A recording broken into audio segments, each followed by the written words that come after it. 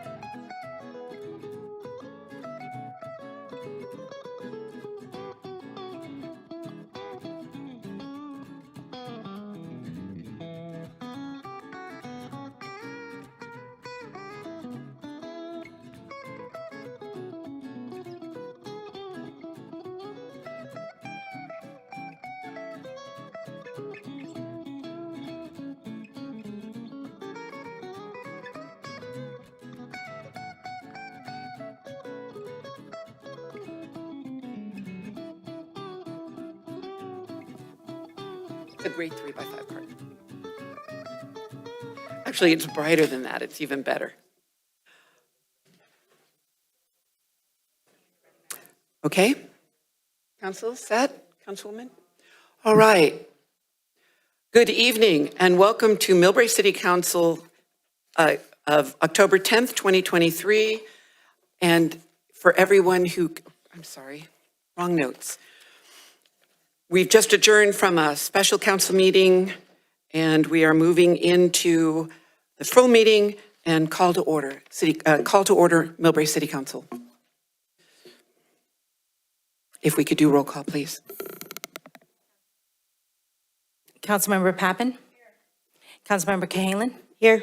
Councilmember Fung? Here. Vice Mayor Goodman? Mayor Snyder? Present. 4 members of City Council are present. Thank you. And if everyone who can rise, please rise and join us in the Pledge of Allegiance. I pledge allegiance to the flag of the United States of America and to the republic for which it stands, one nation, under God, indivisible, with liberty and justice for all.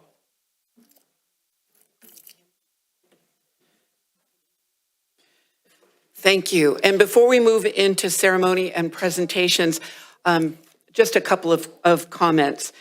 This week, our hearts are broken by the unprecedented massacre of Israeli citizens. As this conflict unfolds, we know there will be more casualties, including innocent civilians in Gaza and in Israel. We are here to support the many members of our community who have family and friends in the region. Please know that our thoughts and prayers are with all of you. With that ceremonial presentation, Chief Barron.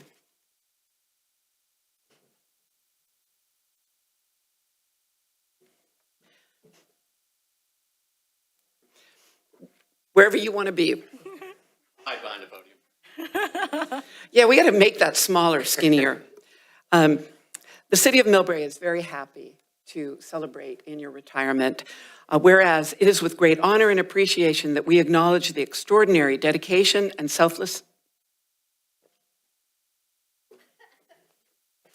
Can I start over? The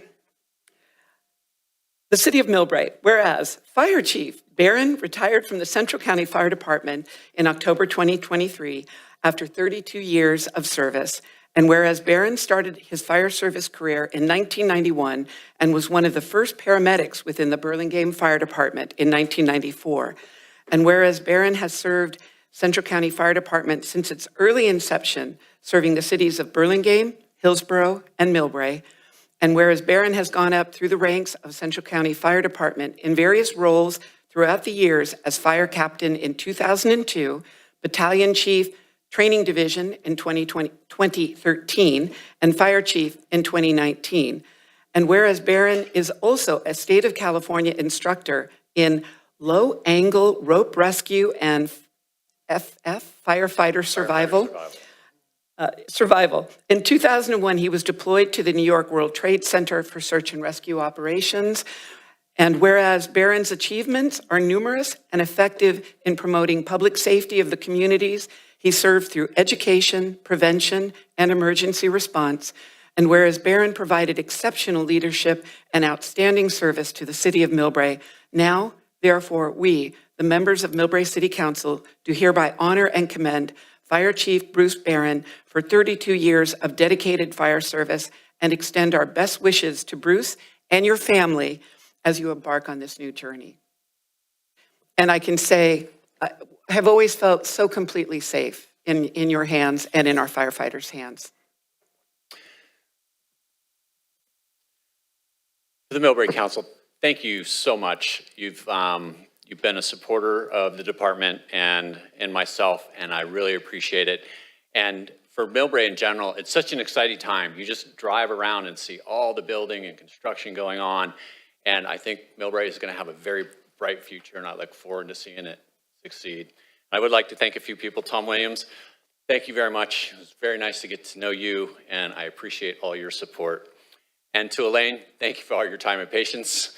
It's been great, thank you. And Eduardo, also you, yourself, thank you for your time and patience, much appreciated. So again, thank you, Council. Really appreciate everything. It's been an honor to serve MILLBRAE.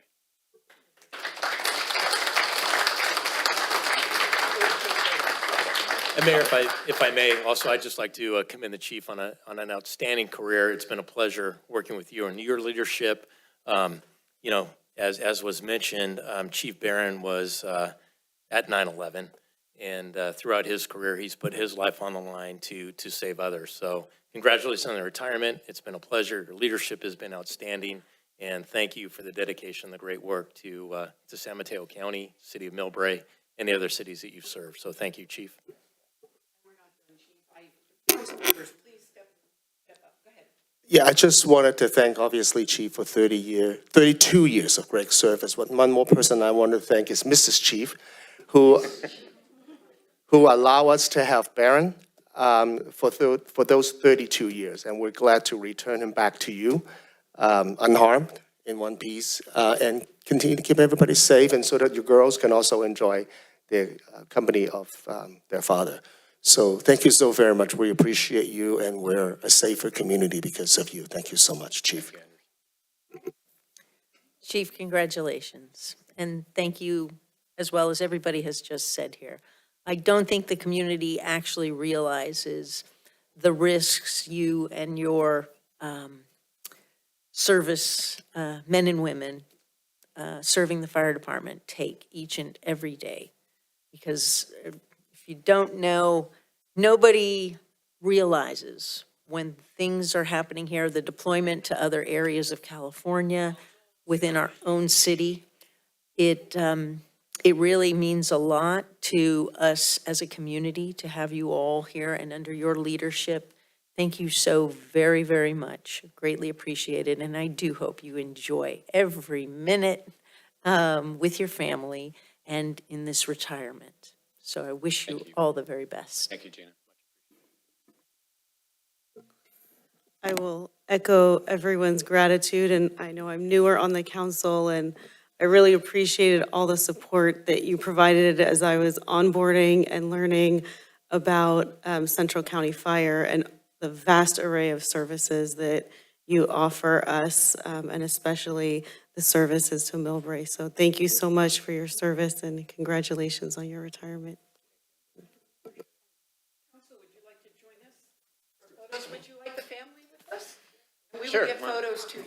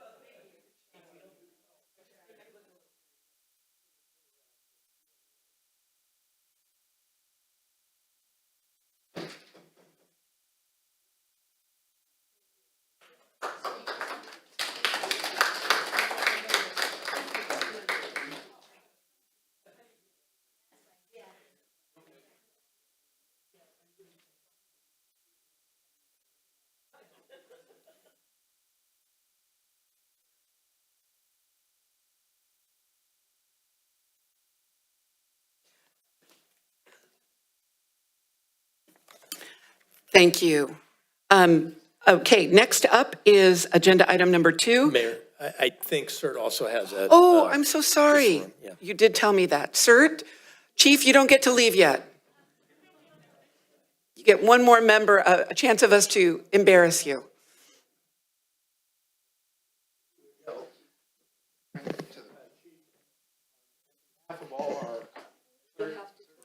Okay, well, I've got a loud voice anyway. I can cover it. Chief, on behalf of all our CERT team members, we want to offer you this little card here for you from our membership. And thank you very much for the years that you sponsored us, had trust in our program, and gave us all of us your support. And we had some interesting times together. Thank you very much. All downhill from here. I think the CERT programs are going to be successful, and the more time we invest in it, it will just be better and better. That's So, right. Thank you, Dina. Thank and you. Thank you, Marge. I really appreciate it. And thank you to the community of MILLBRAE. It's much appreciated.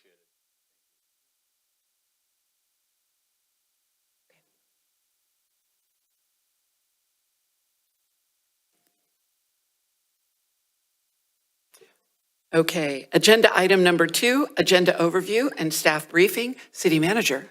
Yes, thank you, Mayor. Turning your attention to the third bullet point under item 2, a report out from September 26, 2023 closed session. There is no reportable action from that meeting. And then moving on, a lot of things happening in MILLBRAE as we move from summertime into autumn. So if anybody is interested in submitting their applications for the Social Equity and Cultural Inclusion Committee, Environmental Justice Solutions is currently recruiting members. They're our consultant. They gave a very detailed presentation at the last meeting. So they are recruiting members with a deadline for applications October 15th. So that's coming up the end of this week. The committee will participate in workshops over the course of 2 years, and the committee members will also receive a stipend of $50 per meeting. So if anyone's interested in being considered for this committee, please visit the city's website. And if you have any questions or would like more information, you can contact EJ Solutions at inbox, so INBOX, at EJ ej.solutions. So again, inbox at ej.solutions, or their project manager, Colin, Colin, at ej.solutions. Colin at ej.solutions if anyone's interested. All right, a recap on our compost giveaway. Last Saturday, MILLBRAE Environmental Programs hosted a compost giveaway. A big thank you to South San Francisco Scavengers for donating over 40 cubic yards of compost. Compost improves soil, and we appreciate our residents for using it in their gardens and their landscaping. Also wanted to commend our Public Works Department, who assisted with our traffic control and the delivery of the compost. So we will host another compost giveaway in the spring, but all 40 cubic yards were given away. And again, thanks everyone for their participation. Also, upcoming events, October 13th, which is this Thursday, is MILLBRAE Goes to the Movies. The movie will start at 6:30 p.m. and it will be indoors at the Great Hall at the Recreation Center. Monsters, Inc. is the movie. And so anybody interested to participate, it's always fun times, especially, we have outdoor, but indoors, we have a popcorn machine and everything going. So great time for everyone. Monsters, Inc., great movie, 6:30 p.m. this Friday at the Rec Center. Also Thursday, October 19th, is our last Beats, Brews, and Vines, featuring a band that we had last year, very popular, Busta Grooves. So join the city of MILLBRAE for our last concert of the year. This takes place at Broadway and Hillcrest, and it's just a great evening event concert series. Sunday, October 29th, from 11 a.m. to 1 p.m. is the MILLBRAE Rotary Kids Carnival. The city writes that off and is part of the sponsorship. So join the MILLBRAE Rotary Club Kids Carnival October 29th from 11 a.m. to 1 p.m. Kids 10 and under are invited to attend. It's a free carnival. The famous Boswick the Clown will be there. Games, 4-H animals, hot dogs, cotton candy, and kids wear your Halloween costume to participate in the costume contest. So for more information, you can contact the city clerk's office, 650-588-5400. And again, this is at MILLBRAE Rotary Park, which is on Ashton, just south of MILLBRAE Avenue. And Mayor, that concludes a quick update of what's happening here in the great city of MILLBRAE. Thank you, City Manager. City Attorney. I thought I should take this opportunity to report out about your closed session that you just had pursuant to a special meeting that started at 6:30. The council met to discuss labor negotiations and no reportable action was taken. Thank you, City Attorney. Ms. Patman. Could the city manager please comment on the power outage at Meadows? Yes, so the question was, can I comment on the power outage yesterday in the Meadows neighborhood? So yesterday at approximately 9 o'clock in the morning, PG&E was doing work on a power pole. Don't know exactly what happened, but that power pole caught on fire. Unfortunately, PG&E did not notify CCFD. They did not notify the city of the situation. After a recap with PG&E, they said, well, they determined it was an emergency and did not have the obligation to contact us, which we're going to check into that a little bit more. They should have contacted us. But it wasn't until about 4 o'clock in the afternoon that it was actually brought to our attention. We mobilized our Public Works Department, then sent out a notification.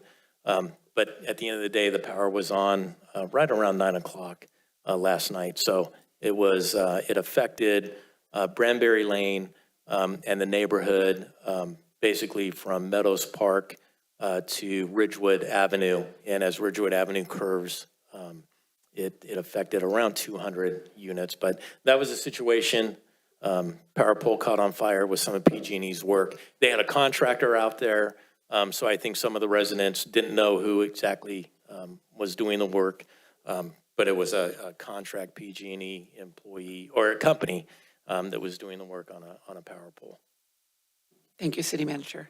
I would only point out, too, thank you to our Public Information Officer, Justine Bleeker, because sometime in that time period, the announcement went out on Nextdoor. And it's a good reminder for everyone watching to go to the new city website and make sure that you check the box to get city updated information. And that way, when these things happen and we push information out through our public information system, that you will get it your home. And feel free to contact the city. I mean, it's unfortunate that we were not communicated with by PG&E. And it wasn't until, actually, I think Councilmember Pappen was receiving phone calls, brought it to our attention. And then that's when we, again, mobilized Public Works to see what was happening and then got the word out. But definitely a deficiency on PG&E's side. We hope to correct that. We've been in contact with them. And hopefully we can see improvement there. Thank you. And Councilwoman, thank you for being accessible. Yes, and we're going to work on city staff's response, making that public sooner rather than later. We have just a little fine tuning to do on our front as well. Thank you. All right. With that, moving on to agenda item number 3, this is a mouthful. We are approving the minutes of the special meeting minutes of May 12th, 2023, action item. Special meeting minutes of May 23rd, 2023, action item. Regular meeting minutes of May 23, 2023, action item. Special meeting minutes of June 13th, 2023, action item. Regular meeting minutes of June 13th, 2023, action item. And special meeting minutes of June 27th, 2023, action item. Council. Move approval. Thank you, Councilman Fung. Second? Thank you, Councilwoman Cahalan. Any discussion? City Clerk, could you call the vote? Councilmember Pappen? Councilmember Cahalan? Aye. Councilmember Fung? Aye. Mayor Snyder? Aye. The 6 sets of meeting minutes passed by a vote of 4-0. Thank you. Next agenda item, oral report from City Committee and Commissioner Chairs. There are none tonight. Moving on to public communication. This is the part of our agenda reserved for persons wishing to comment on any item not appearing on the agenda. We will be calling in-person speakers first and virtual speakers after. If you are there virtually and have language assistance, it's always best if you can let the city clerk know ahead of time so they can pull that language up. But the instructions on using Wordify are on the front of every council agenda at that point. So first up, we have Brian Shields.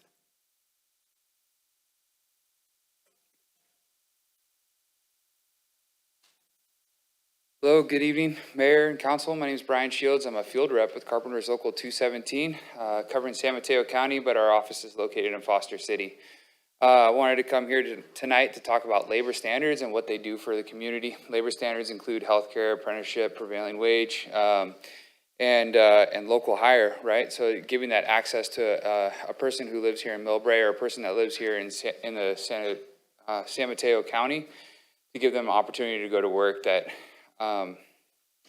they may not be going to college, they might not have found success after college, and they might need something, a industry to fall into, and that industry can be construction, certainly, men and women. This Friday in Morgan Hill, we actually have a Women in Construction event where we bring women down to our apprenticeship, show them what it is that we do, and we have contractors there as well that will interview them, talk to them right there on the spot, and all of the above. I can send you guys a flyer. I'll send it to I imagine there's a council and email or the city clerk, and would love to have somebody come. All of you come.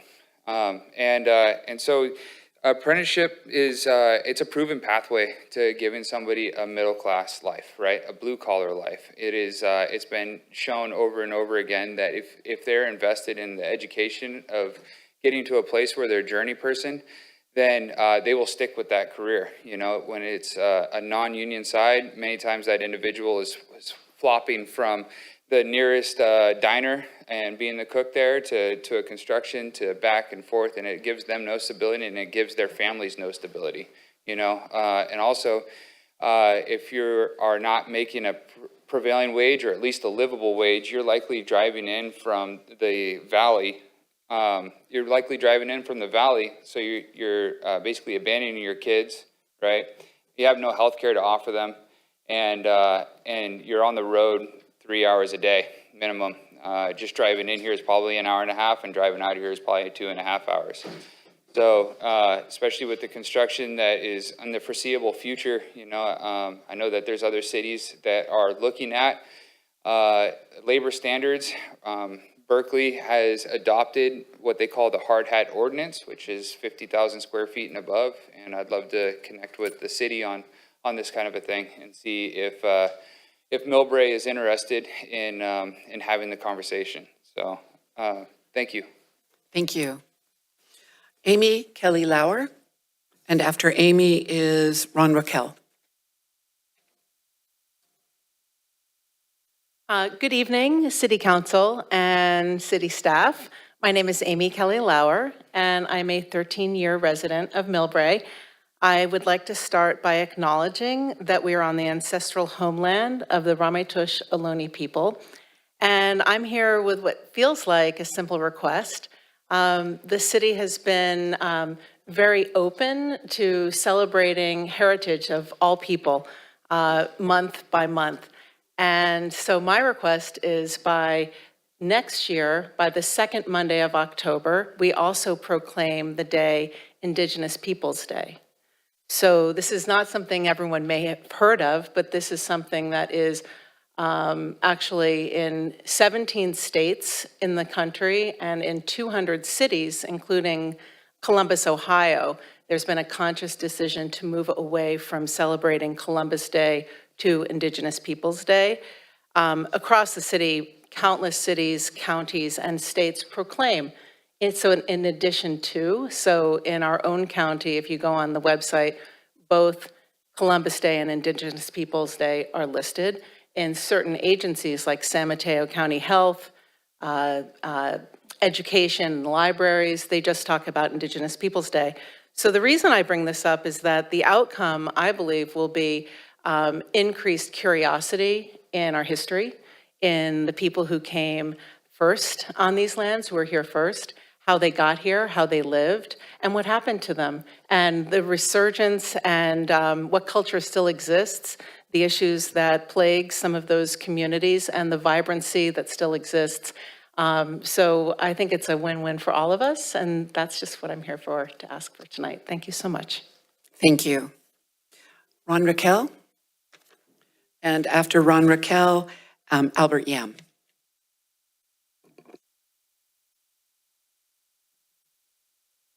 Hi, good evening, City Council. Just an update. The last 2 days, I've crossed MILLBRAE Avenue. Surprise, surprise, I've almost been railroaded again. I don't know what else to say. Eventually, someone's going to run me over or someone else over. I know you are working on it, but this has been 5 years in working, and I'm at a loss of words.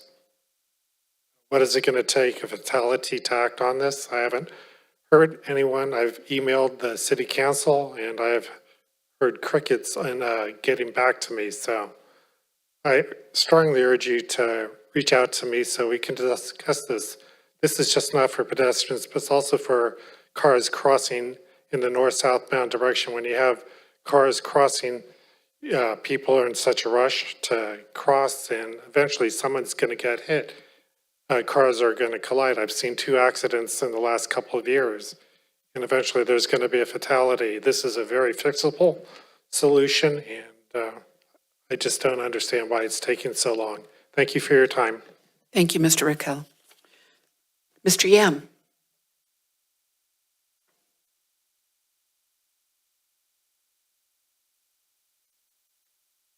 Good evening, council members. Today I would like to ask about the financial state of the city. The last I looked at, we had a net negative position for the last fiscal year published.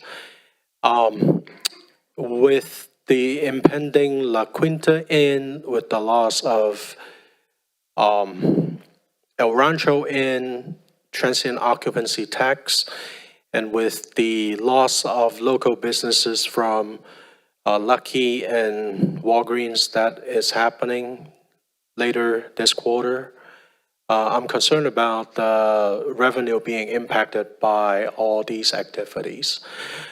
The last I heard is that, we're already under-resourced, underprivileged as a city in terms of revenue. And there are a lot of expenses we don't have the money to pay for. And I'm concerned about certain expenditure that is in the pipeline that we should really consider what is the priority for us to function as a city, to keep the basic needs of the residents, existing residents, not just certain, initiatives that sound great on the paper, but may not have a realistic, immediate impact to everyone. Thank you for your consideration, and thank you. Thank you, Mr. Yam. I have no, I know we're not supposed to, it's not on the agenda, but I just, for the public benefit, the city's not operating at a deficit as of this last budget. So that is a statement that is incorrect. I know it's not on the agenda, but I want to, for the benefit of the public, make that comment. thank you. I have no further paper slips. City Clerk, do we have anyone on Zoom? We have 2 speakers from Zoom. The first speaker is Grace X. Please accept the unmute and speak. Yes. First, I'd like to wish everybody a happy Italian Heritage Month and a belated Columbus Day. During public comments for item 10 on the September 12 council agenda, I attempted to state my reasons for requesting the council vote against sending Maurice Goodman to the League of Cities Summit in Atlanta at the taxpayer's expense. However, I was repeatedly interrupted and muted, and the last time I was muted, I was not given the opportunity to unmute myself. In her September 22nd email to me, Elaine Tran falsely claimed that I failed to unmute myself. Adding insult to injury, Goodman was allowed to misuse his time for council comments at the end of the meeting to attack me. None of you interrupted him while he called me names, lied about me, and intentionally misdirected the council into regards to why I was disappointed in him. Despite some of you reaching out to me and encouraging me to speak at the meeting, that time was meant for updates on the committees he sat on, not to defame me. And for Calhoun to use her time to show her unwavering support for Goodman was frankly sickening. She should not be on the council if she cannot withhold judgment when she does not know the facts. Then at the next council meeting on September 26th, during public comments, I again tried to state my reasons for believing that Goodman should not be sent to Atlanta, but was constantly interrupted and spoken over. When I asked for my time to be reset, the city's attorney claimed to give me 2 more minutes, but that was false. I was cut off exactly at 3 minutes from when I had started. While discussing the La Quinta project on Nextdoor, someone posted comments that I felt were offensive enough to report. Thus, I clicked on the person's name and began the reporting process and noticed the person's bio. I was not trolling nor searching for a gotcha moment, as Goodman claims. Moreover, seeing it did not piss me off despite Goodman's claims. Given some comments Goodman had made about other council members during his Zoom meeting, as well as some online posts he directed at me, including calling me passive-aggressive, implying I'm a liar, etc., I asked if he approved of this person's bio that stated, I'm honestly only on here to piss off the old, uneducated white people on this app. Goodman's responded with what I felt was a deeply racist statement that stated, are you that intimidated by my blackness that you will latch onto anything just to get a gotcha moment? As I said before, if the shoe fits. Seems like her profile must have hit home. I am sure she will appreciate your confirmation that you got the message and are pissed off. I supported and donated Goodman's election campaign, one of only 2 campaigns I have donated to in the last 10 years, because I believed he had integrity, despite not agreeing. Ms. Sarah, your time is up. Thank you. City Clerk, do we have another hand raised?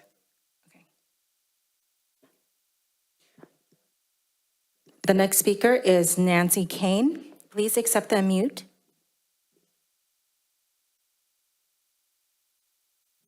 Nancy Kane, please accept the unmute and start speaking for your public comment.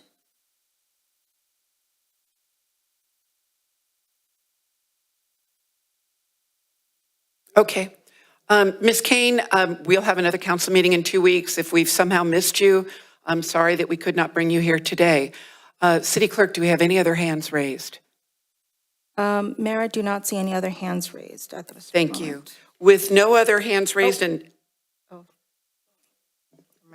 with no other hands raised and no additional paper slips, closing public comments for items not on the agenda and bringing us to consent calendar. And before I read off the items, we have received requests to pull agenda item number 8 and agenda item number 9. Are there any other agenda items, Council, you would want pulled?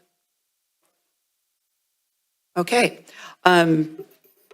And that means that those of you who've given me speakers cards for those agenda items, we will have public comment on those. So for consent calendar, if we could, please, agenda item number 5, approve by motion the quarterly investment schedule for fourth quarter of fiscal year 2022-23. It's an action item. Agenda item number 6, approve by motion a request from the MILLBRAE Lions Clubs for the use of MILLBRAE Recreation Center's fitness room and Great Hall for the Monster Mash and Bash event on Saturday, October 28th, 2023, from 11 to 2 p.m. It's an action item. And agenda item number 7, approved by motion a request from the MILLBRAE Cultural Committee for parking lot and street closures and fee waivers for the Lunar New Year Festival on February 17th, 2024. This is an action item. And just for the record, the MILLBRAE Lions Monster Mash and Bash, I am the chair of that with my Lions hat, and it is a project with the MILLBRAE Leos Club. So just putting that out there. If Council, any comments on agenda items 5, 6, and 7? So move on 5, 6, and 7. Thank you, Councilman and Councilwoman.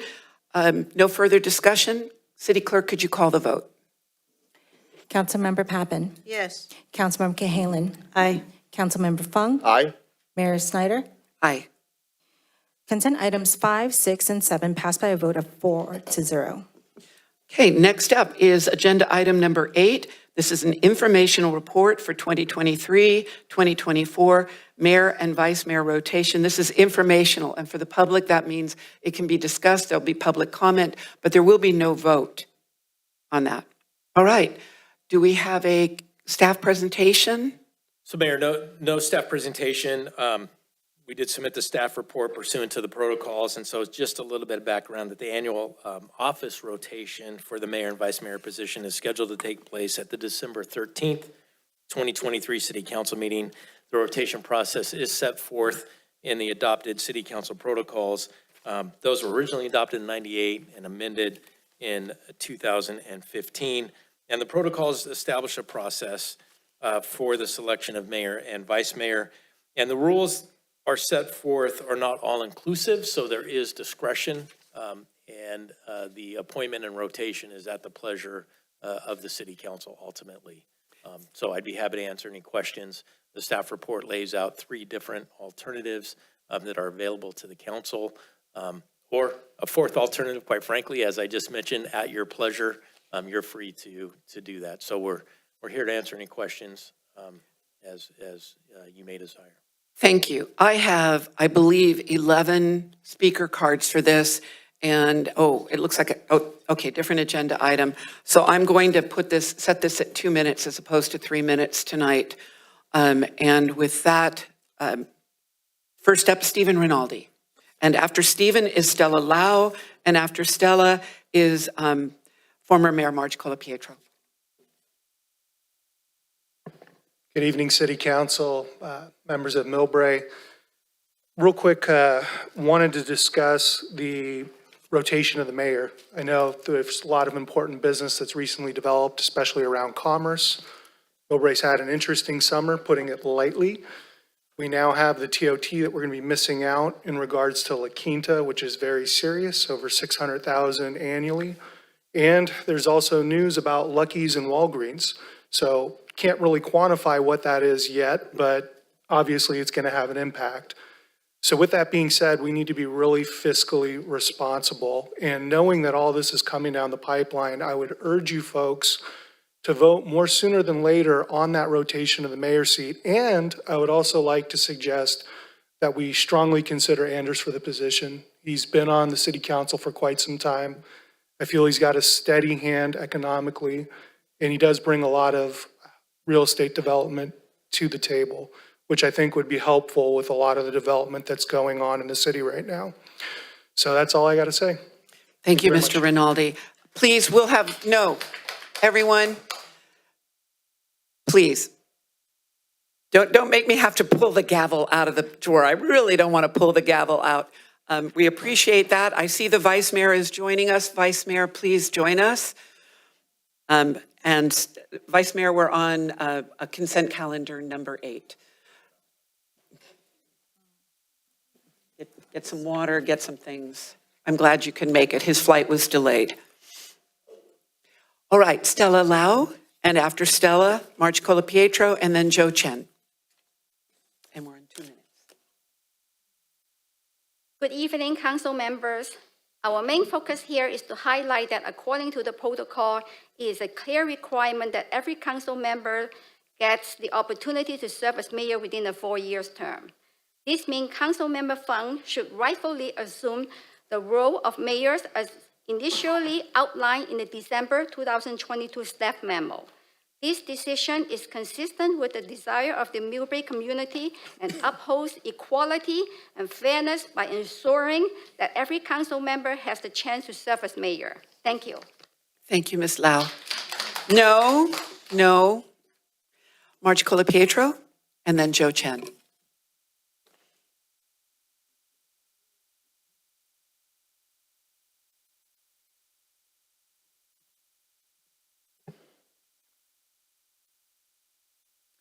The protocols approved on March 15th, 2015 are still in effect although some council members have deviated from them for selfish reasons.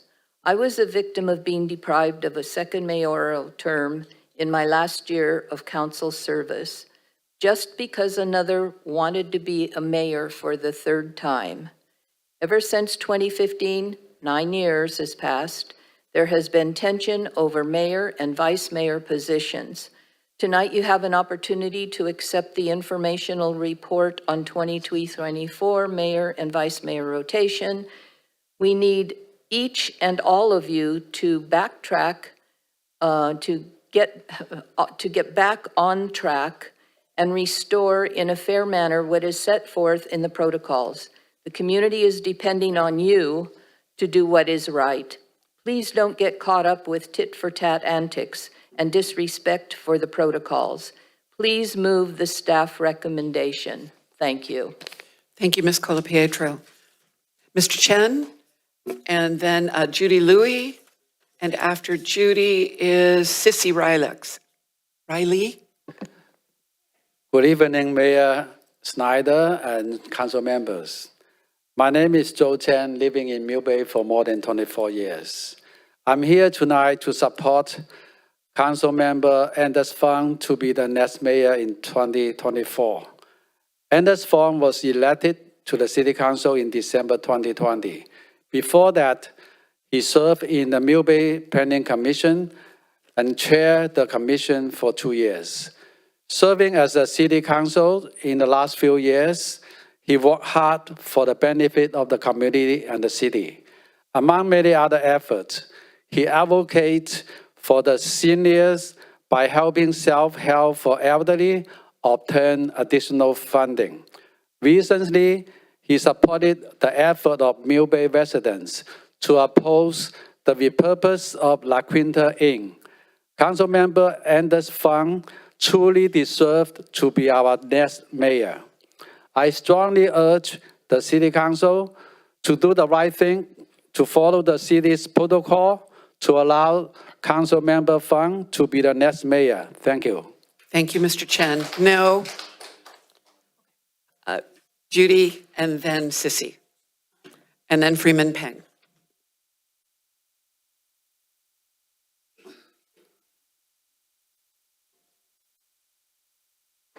Good evening, everybody. My name is Judy. I live in MILLBRAE about 16 years already. And today I'm here, and I just want to representing my family and all of the senior citizens. We need a mayor who will serve the city of Millbrae by working to keep its public streets safe for our senior citizens and its public school safe for our children as priority. In addition to safety as a priority, we also hope to provide the elderly with a pleasant place to entertain in the government building, such as the Millbrae Recreation Center. The City Council and this fund is the best candidate. We all support him to become the next mayor in Millbrae. Thank you. Thank you, Ms. Louie. Sissy Riley, and then Freeman Peng, and then Marian Kong. Hi, good evening. My name is Cici. I live in Millbrae almost 29 years. So I'm here today representing my family, my friends, and my client who bought a house in Millbrae to support the council member Fang to be our next mayor. Because he loves Millbrae, speaks to Millbrae, he protects Millbrae. He represented our voice for the past few months for the La Quinta Inn. We always show he is qualified to be our next mayor. Thank you very much. Thank you, Ms. Riley.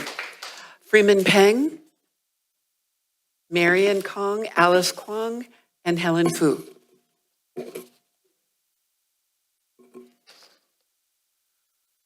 Good evening, ladies and gentlemen of the Millbrae City Council and esteemed community members.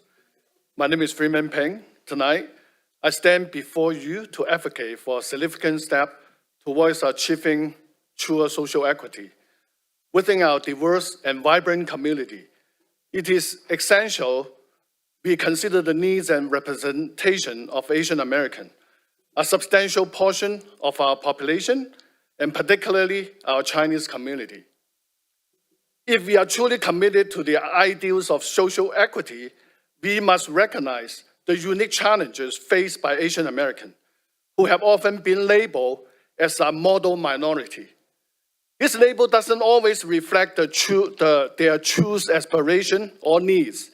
In reality, many Asian Americans are vulnerable because they are not accustomed to active participation in politics and may hesitate to voice their concern even when they face differential treatment. As a community, it is our responsibility to ensure that every voice is heard and that every individual has the opportunity to contribute to build our city a better place. The city of Millbrae can play a vital role in changing the status quo. One significant way to demonstrate our commitment to social equity is to provide Councilman Fang with the opportunity to serve as the mayor of Millbrae. Councilman Fang is the only Asian American member on this council, and his turn to be mayor was taken away. This situation does not align with our understanding of social equity and fair representation. It is time to rectify this imbalance and provide Councilman Fang with the opportunity he rightfully deserves. By electing Councilman Fang as our mayor, we send a powerful message into the Asian American community that their voice... Thank you, Mr. Peng. Thank you. All right. Marian, and then Alice Kwong. And then Alice, I've also got you for agenda item 10. Okay, hi, other Millbrae Council members. I think besides a lot of people talk about what the capability that Anders has, but this is my view. Millbrae Council election has been always the at-large system. Starting in 2022, we had changed to district election. So in 2022, Council member Angelina Kahena and Maurice Goodman were elected for District 2 and District 4. Then we still have 3 council members who are elected through the at-large election. The district election will continue in 2024, and for the District 1, 3, 5. And then by then, we will elect 3 councilmen by the district, right? So that's what I'm asking is to do is let's finish up the rotation from the at-large election.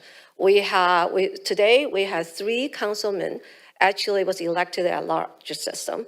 And then that just finished up. And then also, Ender does deserve to be the mayor.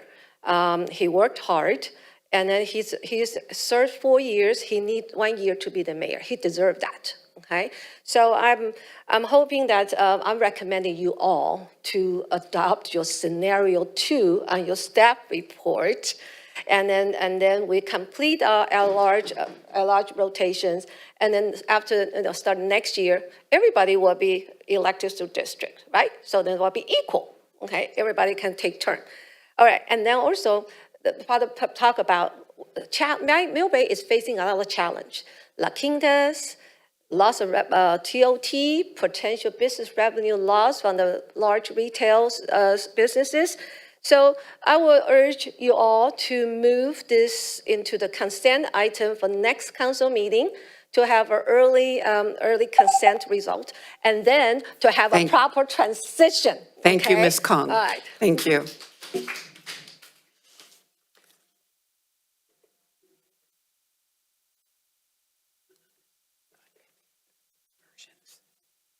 Okay, good evening, all councils and our neighbor.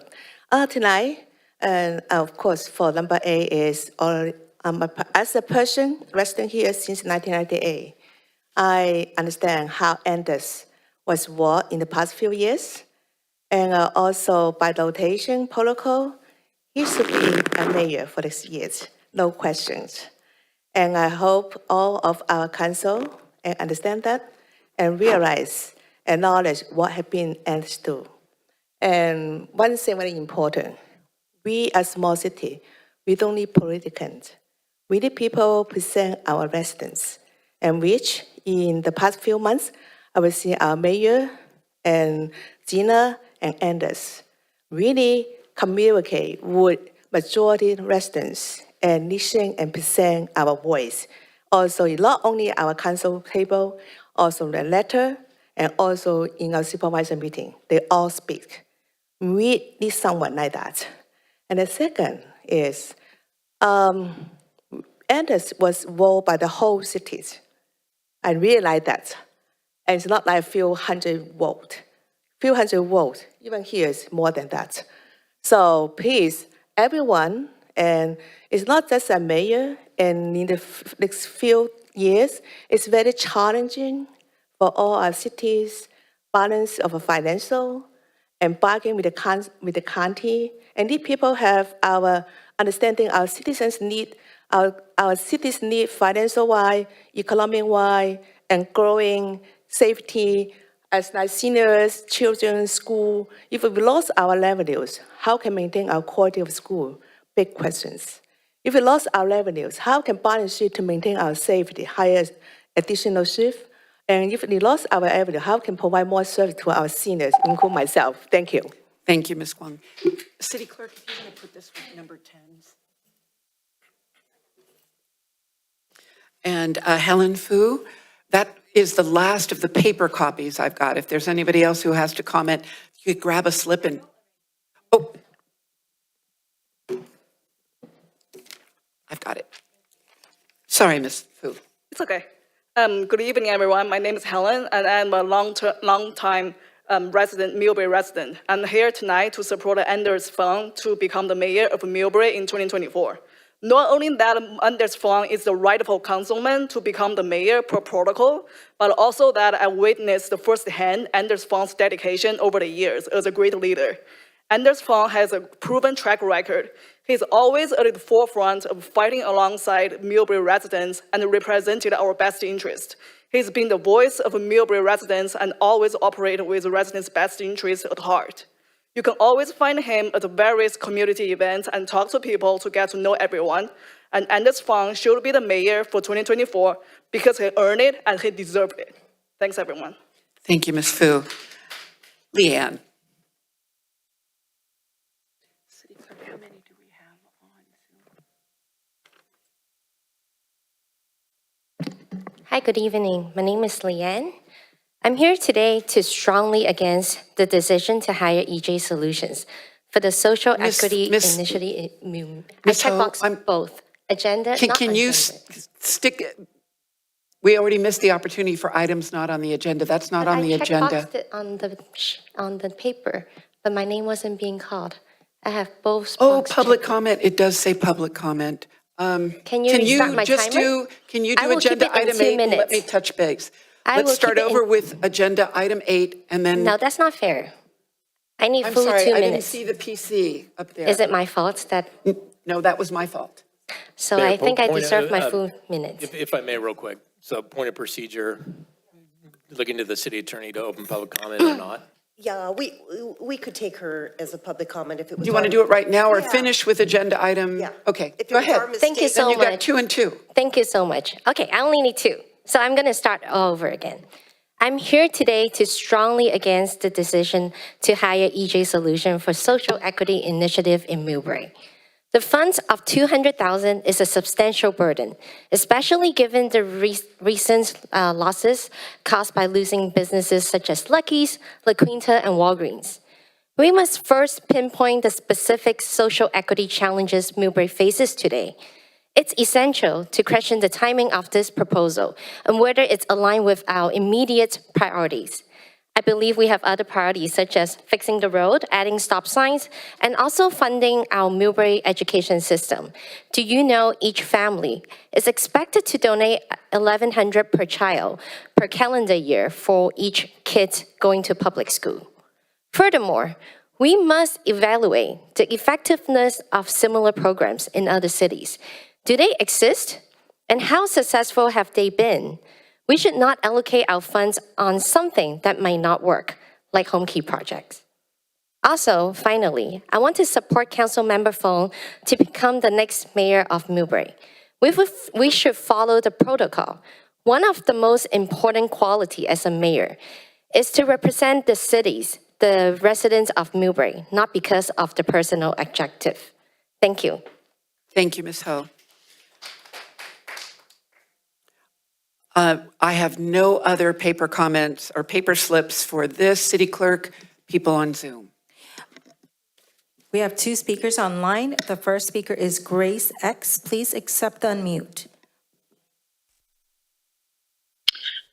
Yes, I really don't care who's mayor because everybody on the council is pretty much beholden to special interests and subject to disappointing all of us. For example, their 5-0 vote to hire EJ Solutions. But what I would like to do is point you to the city bylaws section 7-10 that states the behavior and conduct of a council member who intentionally does not follow proper conduct may be subject to council actions such as reprimand, formal censures, loss of place in rotation, loss of committee assignments, or other actions as deemed appropriate. Thus, I don't like hearing this protocol, fairness. I think the best person should always be elected mayor, regardless of whether they were previously mayor or not. In particular, when a council member, for example, calls a constituent racist names and lies about such constituents at a public meeting, out of turn, and mutes and interrupts people, that council member has lost the trust and respect of the constituents in MILLBRAE and cannot effectively represent the city given his statements and really should be recalled. But given that the small budget and expense of a recall, a lot of people don't want to recall somebody like that, but in no case should somebody like that ever become mayor. So I think we should get rid of the protocol and the rotation completely. Thank you. The next speaker is Nin Hua. And Nin Hua, if you could state your full name for the record. Hi, Mayor Schneider and the council Niwa. member. Can you hear me? You're coming in great. Sorry, Niwa. Okay. My name is Nianhua Chen. I live in MILLBRAE for 24 years. And here today, I want to express my strong support for Councilmember Anders Bond to be our next mayor. He knows what Millbrae needs and always involved in the community. He should have the opportunity to serve as the mayor in his 4-year term. Thank you. Thank you, Ms. Cheng. Any other comments on Zoom? There are no other hands raised, Mayor. Okay, no, I have no other paper slips. Closing, a new comment? Yes, we have one newly raised hand, and it is Ray Chan. Okay, Ray this Chan? is last one then, last Okay, call. Yeah, last call. Ray Chan, please accept the mute. Oh, Ray Chan. Good evening, Council. This is Ray Chen. I'm in favor of seeing Anders Fong as our mayor next year. So I would encourage the council to adopt what's referred to in the agenda as the second scenario. Anders has served the city of MILLBRAE in various capacities for many, many years, beginning with an appointment to the Planning Commission in 2017, chairing the commission from 2019 to 2020, and as a council member since 2020. He deserves a shot at being mayor. I would also agree with former Mayor March Colpietro's earlier pleas to end the game playing and get the city back on track. We've all witnessed the disruption caused by breaks in the long-standing rotation protocol. Ann Schneider was denied the mayoral title, not once, but twice in 2017 and 2018. She understands well what it's like to be subjected to such capricious decisions. The council was again caught off guard last December by a surprise motion that forestalled Anders' rightful ascension to vice mayor. So let's return the city's advancement process to standard protocol, especially in light of the fact that 2024 represents the final opportunity for Anders to hold the position of mayor before his current term expires. I've seen Anders actively engage with MILLBRAE residents on a daily basis. I see him walking the Gemba with downtown business owners. I see him meeting with residents individually and in groups at the library, at City Hall. In many cases, he communicates with our large Chinese population in their own language. He's the first generation Asian American who grew up in the Hong Kong projects, made his way Thank you, Mr. Chen. Thank you. Okay, no further public comment, bringing it back to council. This is an information item. I will say that there were good comments made by all present on there. Council, do you have any comments? Vice Mayor? The right amount. First, I'd just like to say, I keep hearing, and obviously I'm sure it's not the intent, but I keep hearing people say that Anders deserves this. This is not a token position. This is something that Anders has earned, and I want to start there. Anders has earned this opportunity and this chance to serve as our mayor. And with that, I'll just make my statement. Over the past 10 months or so, I have witnessed an individual with the necessary and appropriate skill set to not just lead our city as a procedural rotation necessity, but on his merits and his experience. I not only believe that we as a council should not just adhere to the spirit of our past protocols, but we should ensure that any future rotation is protected from individual politics by approving protocols that will focus on the appointment of vice mayor solely, with a guarantee of ascension to mayor only to be blocked by a supermajority of 4-1. This would provide a level of transparency, decorum, and expectation for all. I ask that we give direction to staff to provide council with the appropriate guidance and procedures to support scenario 2 and give Anders and his family opportunity to serve as mayor of the city of MILLBRAE. Thank you, Vice Mayor. That was lovely. Other comments from council? Staff, do you need direction from council to look at scenario 2? Yeah, I think a point of clarification, I It's think just- the vice mayor's comments about the direction, it would be appreciative if that's an emotion. But this is an informational No, item. I We said can't- direction. I said direction. I Yeah. said give direction. I didn't say emotion. Okay, But if we yeah. give direction, we do need a majority of the body to give that direction. Perhaps we agendize it, or if it's okay with the city attorney, concurrence, and then we'll obviously pursue that. I see you, Councilwoman. Okay, so just to make sure the public knows, on an informational item, we cannot vote on that. Councilwoman Pappen. Yes, this is completely informational. We shouldn't be taking any direction here. It was just informational for the public to hear what the protocols are and just what the staff has listed under the current protocols. And So it's not directing council to do anything. This is informational.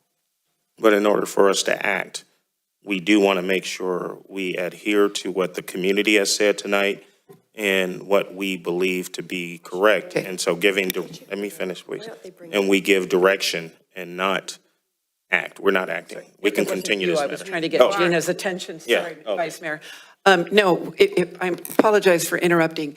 City Attorney, this is an informational, but we can direct staff to bring this to a next council meeting. Yes, you That's- can, and I that's- was just going to suggest that. That would be Okay. the cleanest way. Correct. And we could even designate it as action on your next agenda. Okay. Councilwoman. Yeah, I'm a little unclear here because we've discussed multiple times protocols and various modifications and all of that. So, again, I'm unclear as to what we're directing the staff to do. The report has many aspects of the protocols listed here. If they're going to be changed, we have discussed updating them. We've discussed a whole bunch of different ways to approach this. So, I don't think it's appropriate just to go down one path here.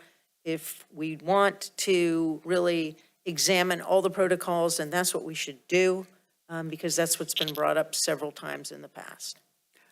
And I very much appreciate that, Councilwoman Pappen. I did have updating all of our protocols on our council goals, but it did not get the votes.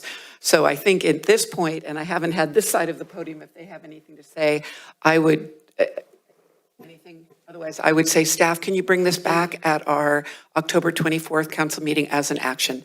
Because as Speaker Chen said, not knowing what's going to happen in December makes your November and December incredibly stressful. And it would be lovely for our next mayor to know what's going to happen.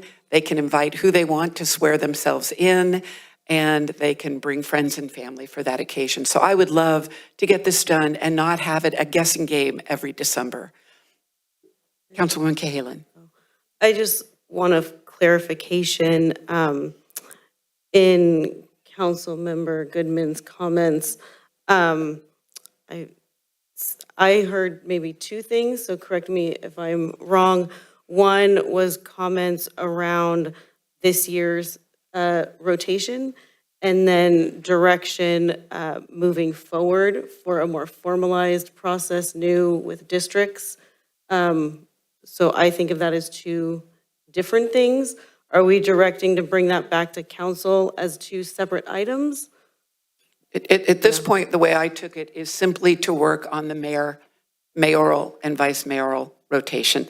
Let's come back and deal with how we're going to do it. Again, I brought that up at goal setting, and it didn't get the points on that, but it will be coming to us, Councilwoman Cahalan. It's an excellent point that we need to clarify that, especially in lieu of districts. So we're discussing bringing the rotation early. Just the rotation. Or bringing the vote early. I'm sorry?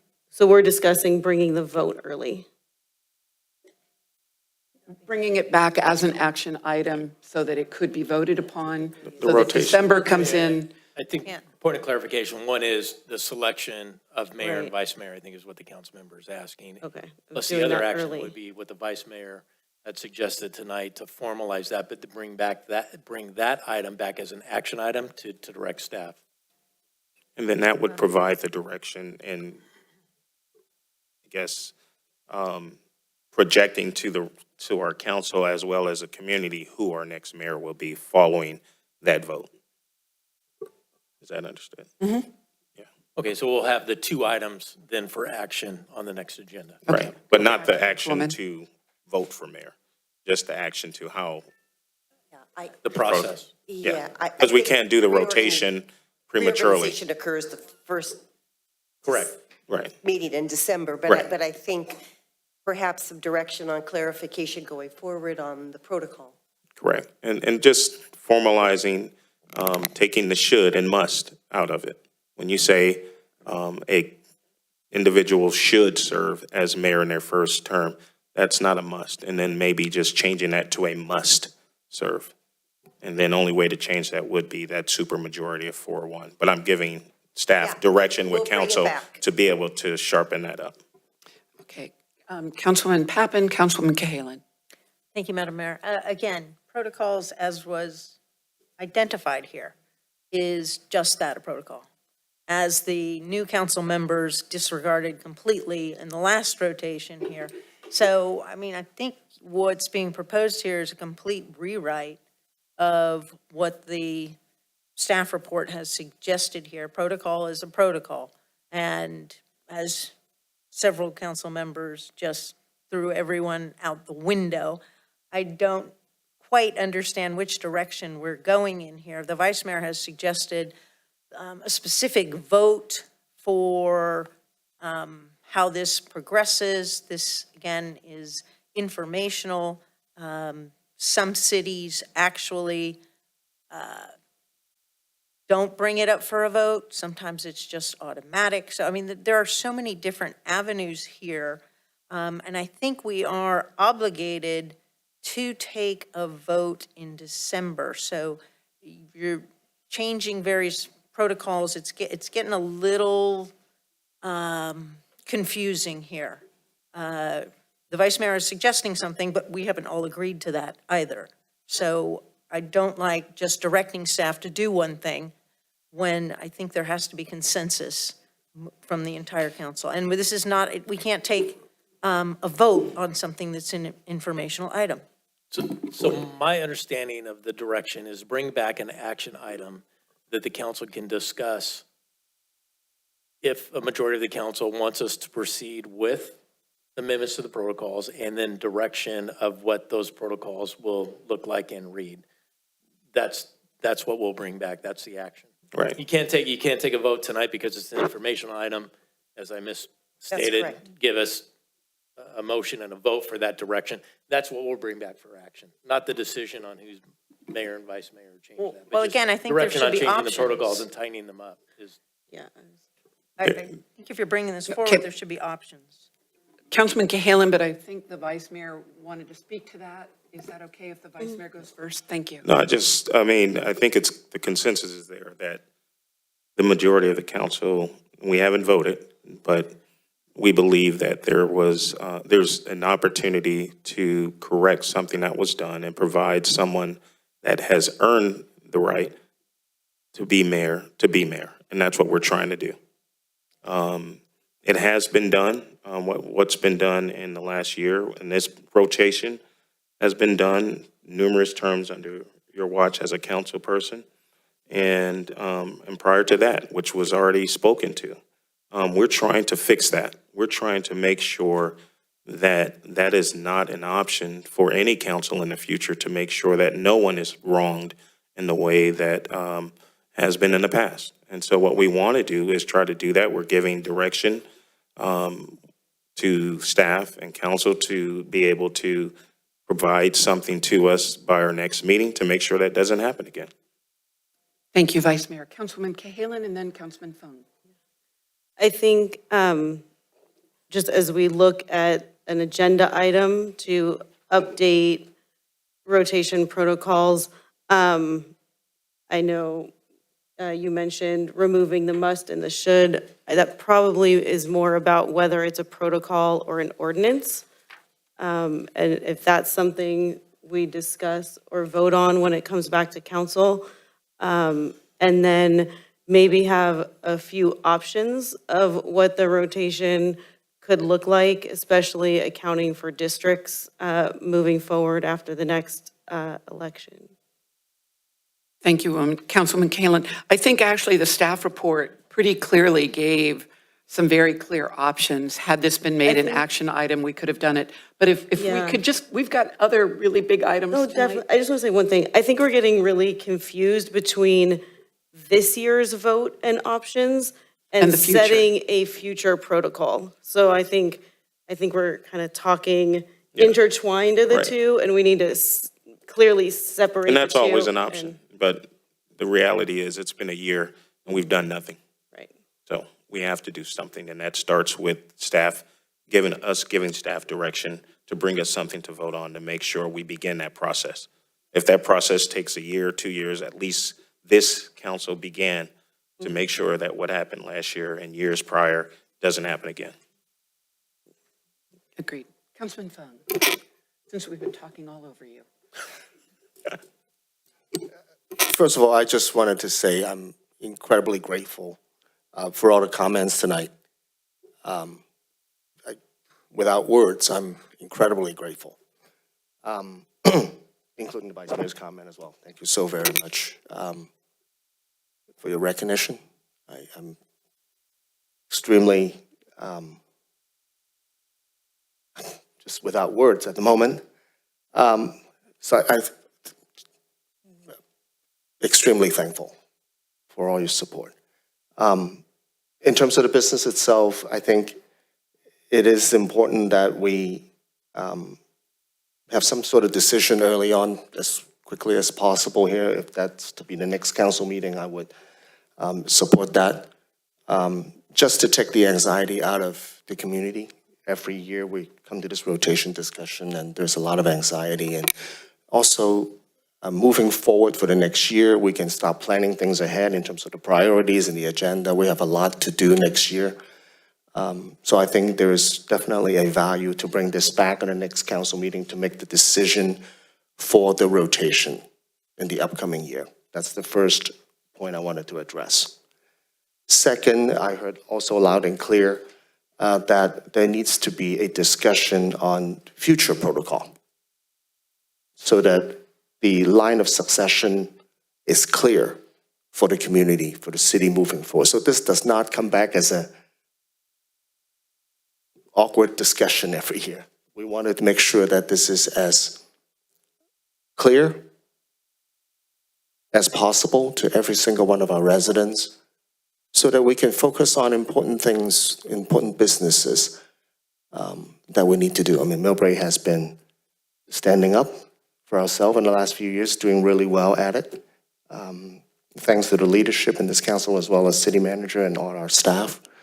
So I think bringing back the rotation protocol as a discussion point and to further make a decision at some point sooner rather than later so that we have a definitive date as to when the update of that protocol, taken into the account of being in district in the future, would be extremely valuable. Now, whether it is going to be the next meeting or the early next year, we need to figure that out. But what I will say is that there is a lot of values to update a protocol to reflect district and so that the line of succession is as clear as it possibly be. And I hope that everybody can agree on this. Thank you, Councilman Fung. So the direction that I'm hearing is come back on our, what is the November date? I can't do it in my head. But I do hear two different things. Next meeting, October. Oh, Second meeting in October. okay. Second meeting in October, the 24th. The 25th. October 24th. October 24th. I can't count. What I am hearing are two different things, and this would be if I could get 3 votes or 3 straw polls, I know we can't vote, that we handle the mayoral, vice mayor rotation as a separate item of the future protocol. So let's just do one and handle it and let everybody go forward, and we have a lovely holiday season together, all of us together. And then let's bring the protocol back as quickly as we can. But there are other items within the protocol and some changes in state law that would have to be addressed at the same, or could be addressed at the same time. So do that as a separate agenda item. Would you be okay with that? Okay, so I'm seeing shaking of heads. With that, I'd love to, if staff understands the direction. We're not sure. Yeah, Mayor. Say that again. I mean, so just to help, we're prepared to bring back, what the Vice Mayor was speaking to at the next meeting. Because that action is not us bringing back recommendations for program. It's just to get the formal direction of the council to go work on it. I don't know if there's three votes or not to do that. And then part of that action will be, here's what we would like to see in that. So Going forward. as a discussion that I heard this evening is, amend the protocols for the selection is only for vice mayor.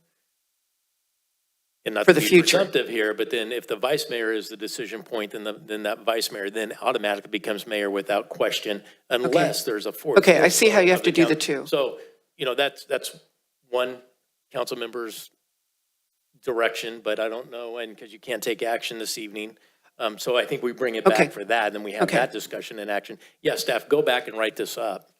And we're prepared to do that at the next meeting for sure. For the public, the reason why it seems like it's a little bit semantics here, years ago, MILLBRAE and many other cities would send out invitations and it would say the reorganization, upcoming mayor so-and-so, vice mayor so-and-so. It would be lovely to get back to that where there's a consistent, constant flow for that. So if that's our goal, is that, let's go forth on that.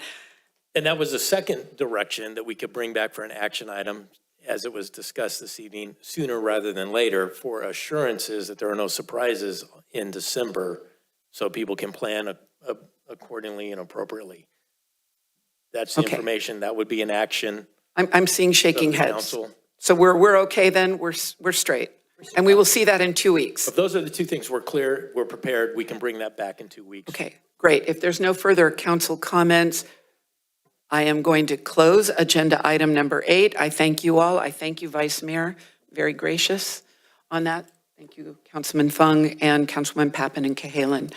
Moving on to agenda item number 9, Bayside Manor Park and Marina Park Upgrades Project, updating regarding playground equipment.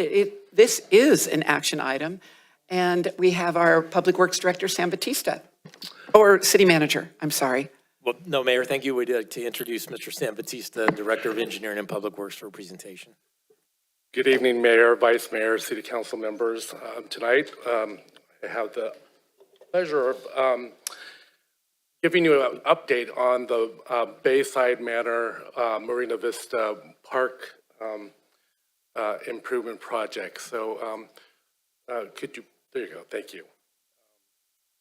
And Eduardo, can I go ahead and control it from here?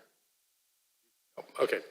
All right, so tonight I'm giving you an update regarding the playground equipment. So next slide, please. So as you know, in March and May of 2023, staff conducted several community engagement feedback events, such as pop-ups at the park, public announcements, community online surveys to focus on the site design,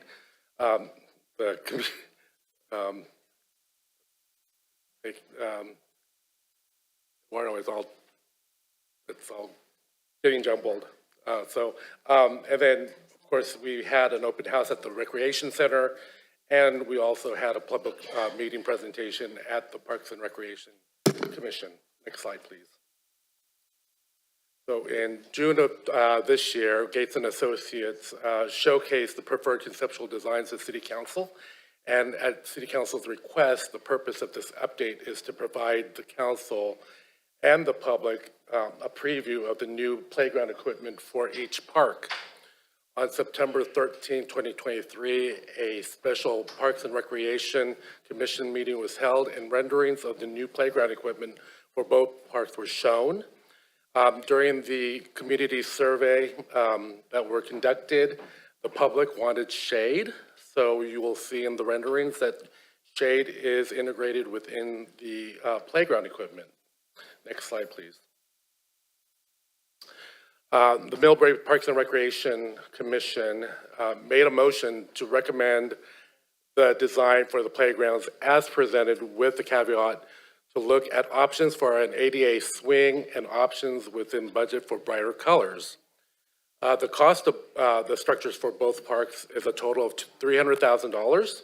The city has received a grant in the amount of $300,000 from the state of California to fund and purchase the playground equipment. And a big check presentation is scheduled for this next Wednesday, October 18th. So we hope that you'll be there to accept this big check. So tonight, staff recommends that the City Council approve the Park and Recreation Commission's recommendation and provide any direction. So with that, let's, next slide.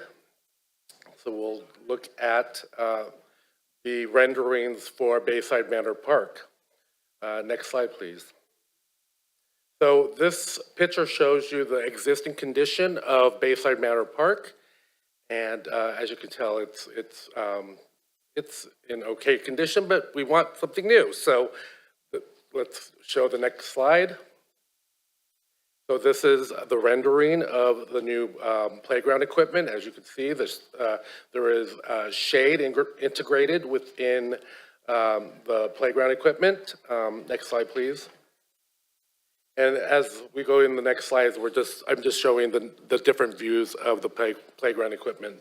So as you can see, there's safety surfacing, there's platforms, rope walls, nature-placed stumps and rocks, ladders, jungle climbers, freedom swings, and the nucleus intensity climber in the middle.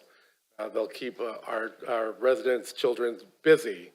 So next slide, please. And in this slide, you can see that there's also an educational component to these playground equipment. So next slide. Actually, Sam, I know this is near and dear to the mayor's heart, but can you go back one slide? Sure. And point out the life of a oak tree, Mayor. Yes. Okay, good. I just saw wanna the make life sure. of the oak tree. I very much Education. appreciate that. So, Okay, great. pretty neat. Yeah. So we intend to have some educational pieces in the playground equipment. Next slide, please. And here is the rendering for Marina Vista. And next slide. So as you see here, this is the existing condition of the park.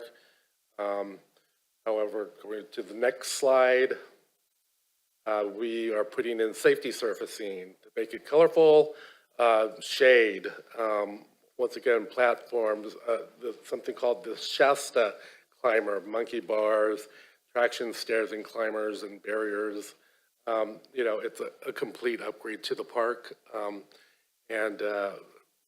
You know, we are still in design. Hopefully we'll be finished with the design by the end of the year, going out to bid in January with an award in February or March, and then construction in April. So we're looking forward to getting these parks renovated for our residents in Bayside Manor and Marina Vista. So that concludes my presentation, and if I can answer any of your questions or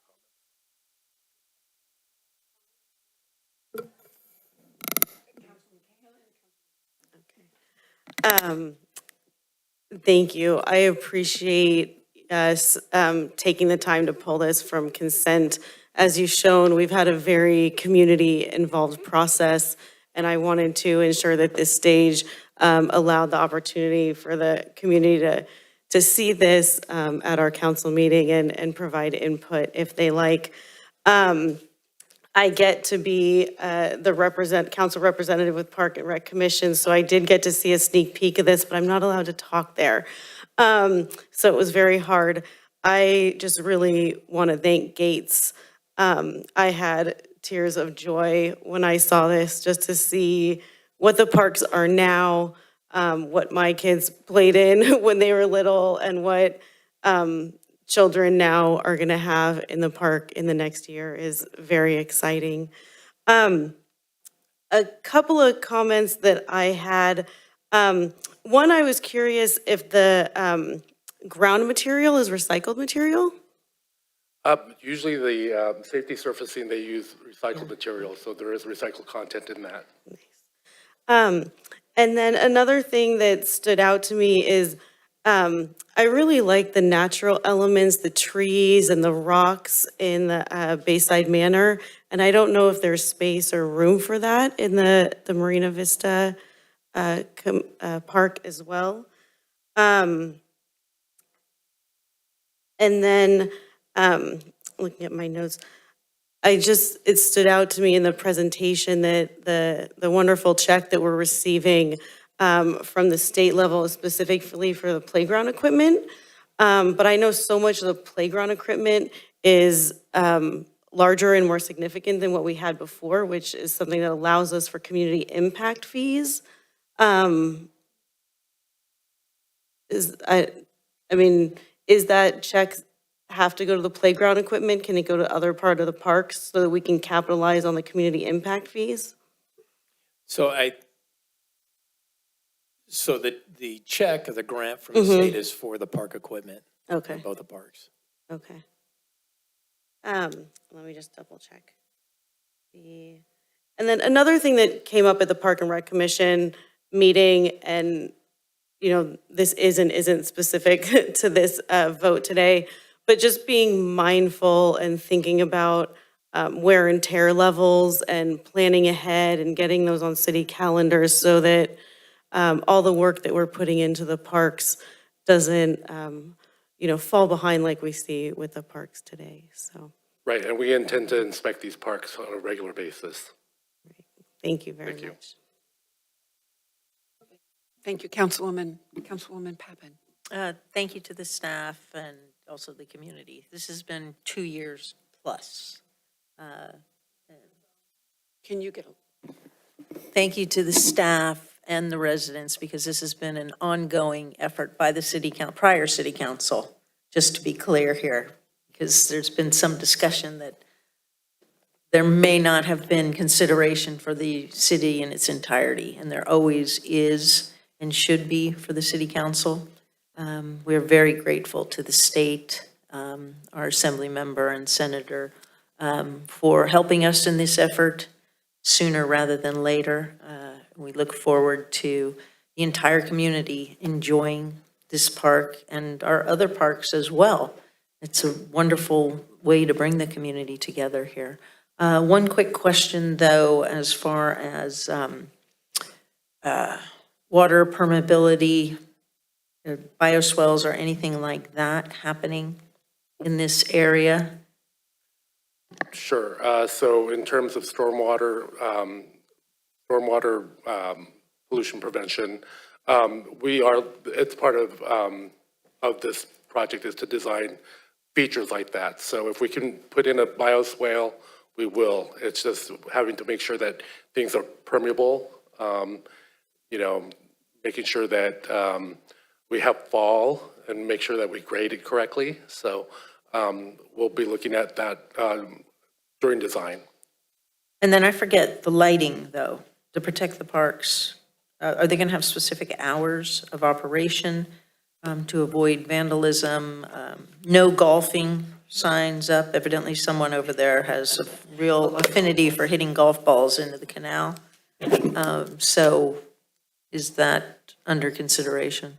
Right. So, we do have hours for lighting. So we'll be looking at, what hours are appropriate and ensure that we're consistent with our other parks. Great. Thank you. Very exciting.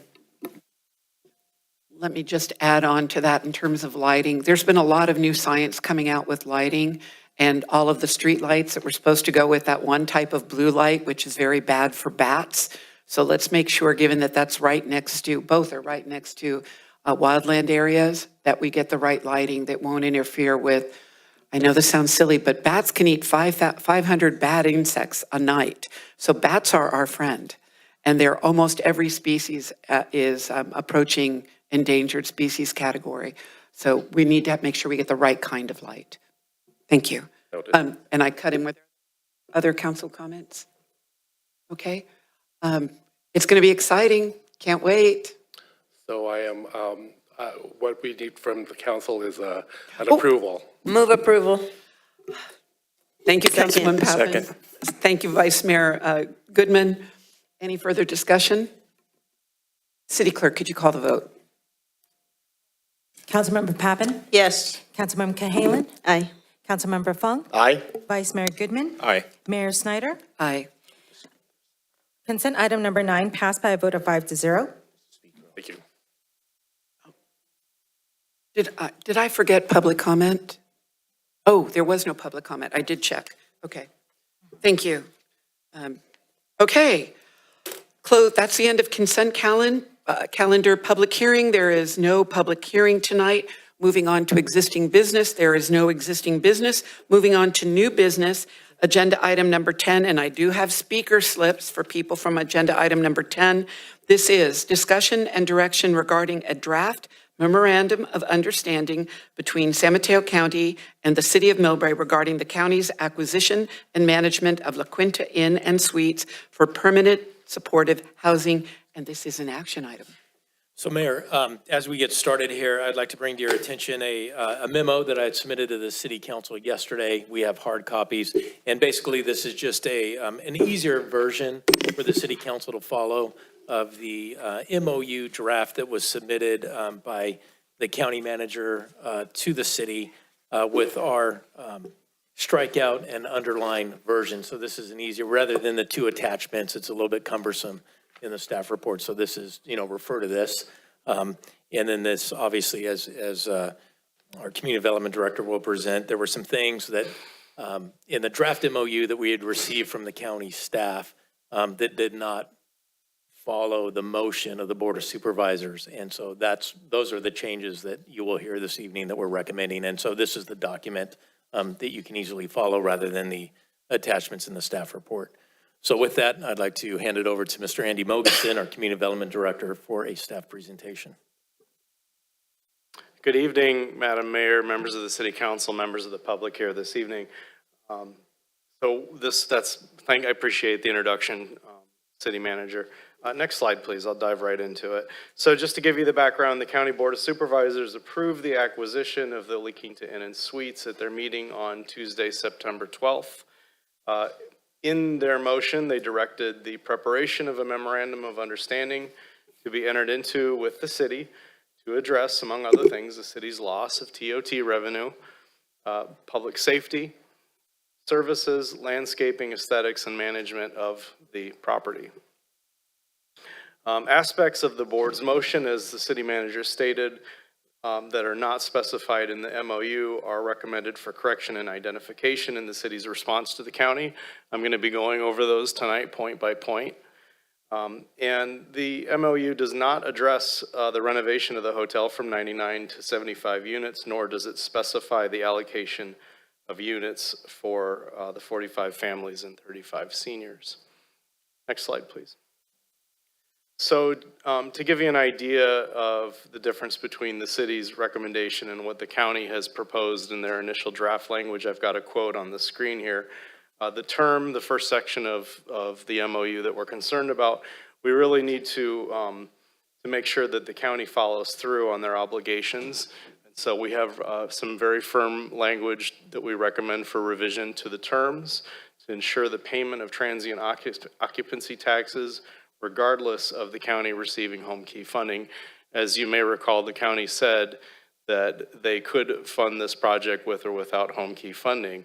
And as this quote shows, it says that if they don't get the home key funding, that they would have no obligation to pay us.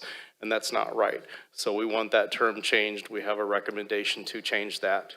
Regardless of the source of funding, the county's impact still remains. We want to make sure that that's in this MOU.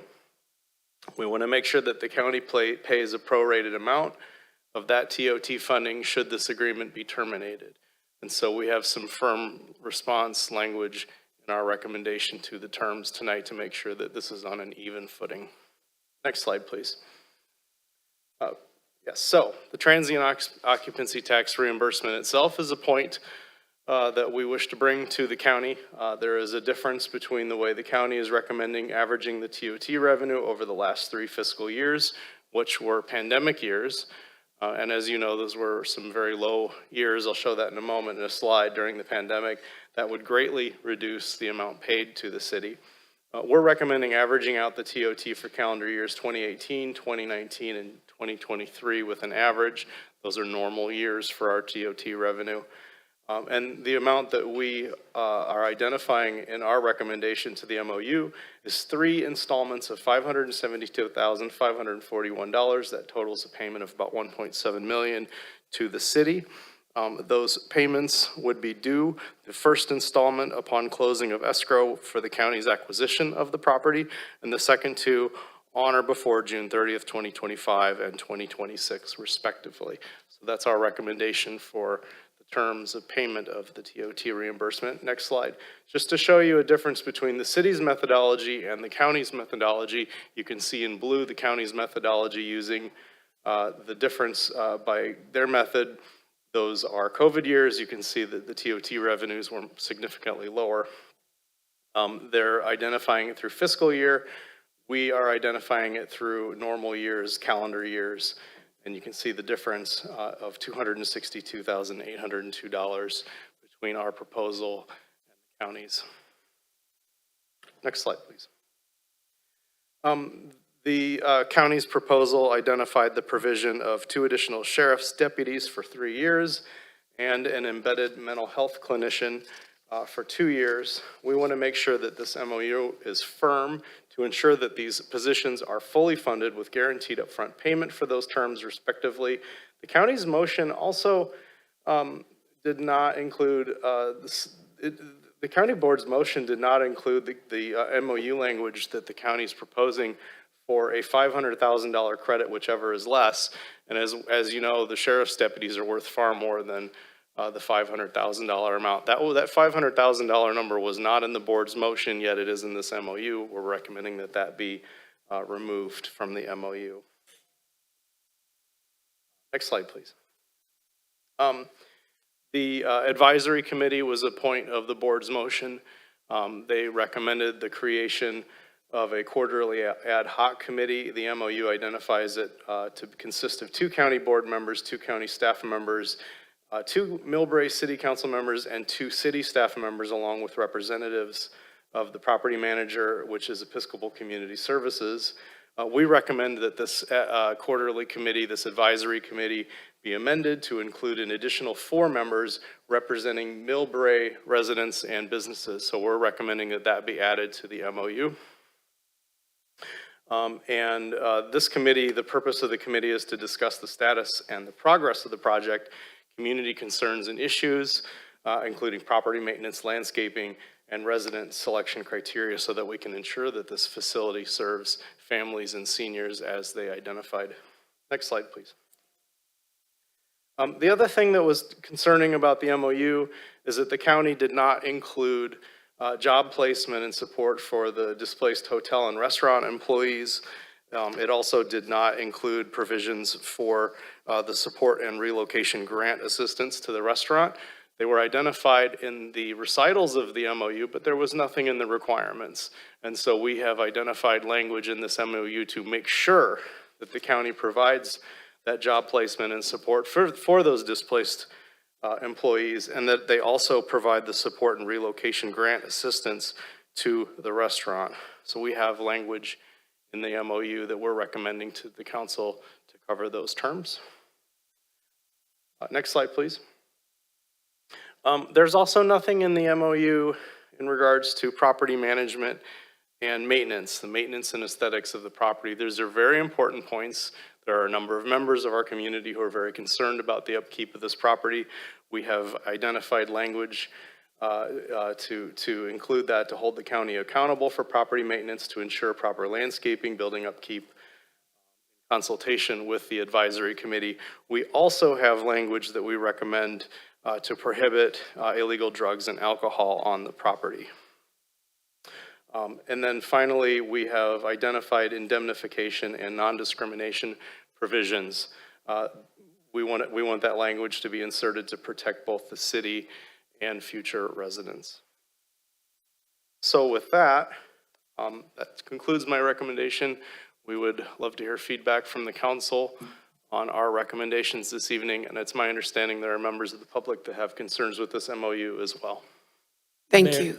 If I may, I apologize. I was remiss in indicating to the city council that Hanson Bridget has a conflict of interest on this item. So we have Mr. Ed Lowe from the firm Jarvis Fay, who's been our legal counsel in assisting us with the preparation of the MOU, and he's via Zoom if you have any questions. Thank you, Mr. Lowe, and thank you for joining us tonight. Council, do you want to go through a round of our questions before bringing it up to the public, or go to the public first? Okay, all right. We'll start with the public. I have three speaker slips, but City Clerk, there were also a number of comments that were emailed in. How do we read those into the record? We don't, Mayor. They're just part of the record that we have. So if anyone wants to research the record, those are available. But we do not read people's comments into the record. If they want to read them in, they need to be present and read it into the record. Or on Zoom? Or on Zoom, Okay, correct. all right. So those people, I know we got 3 of them today, and another set had come in yesterday. If you are listening, you need to raise your hand on Zoom. And Mayor, another point, I mean, that is submitted for information to the council members. So as long as you have it in preparation of the meeting, it's really for your use, but it is in the public record. Okay, thank you. So first is Marian Kong, then Stephen Rinaldi, and then Alice Kwong.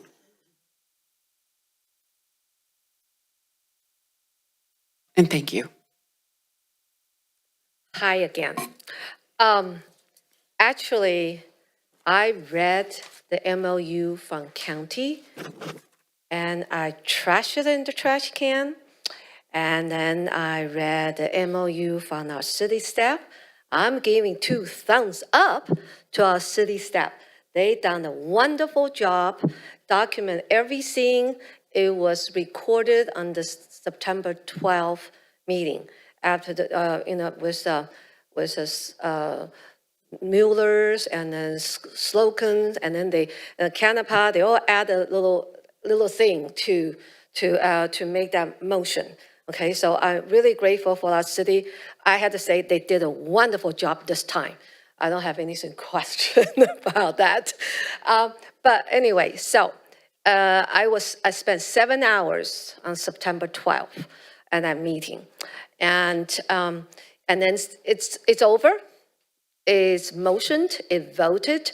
So I am here to plead to my 5 council members as a whole. Let's work together for the benefit of MILLBRAE, okay? And that's what the resident needs you guys to unite it together to get the most out of this. And as you all know, we are losing some businesses. That's not a good news. That's not a good news. So I actually plead you, urge you, please just work together. Put your difference on the side and then work for the people. Thank you. Thank you, Ms. Kong. Mr. Rinaldi.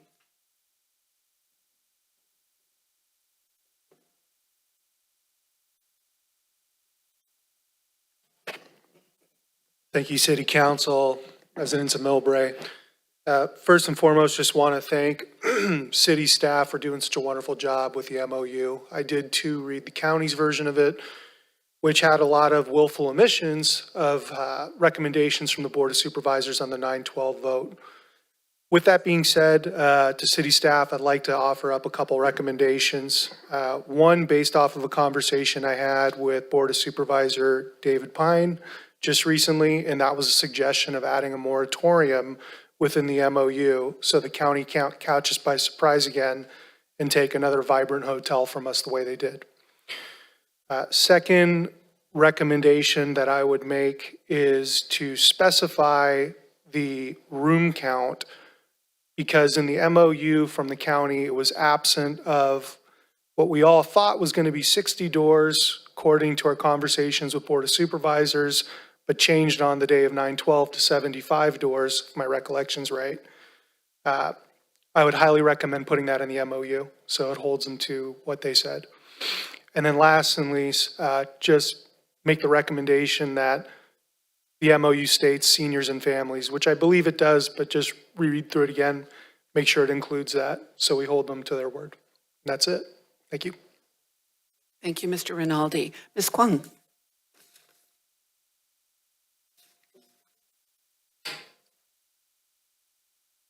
Good evening, everyone.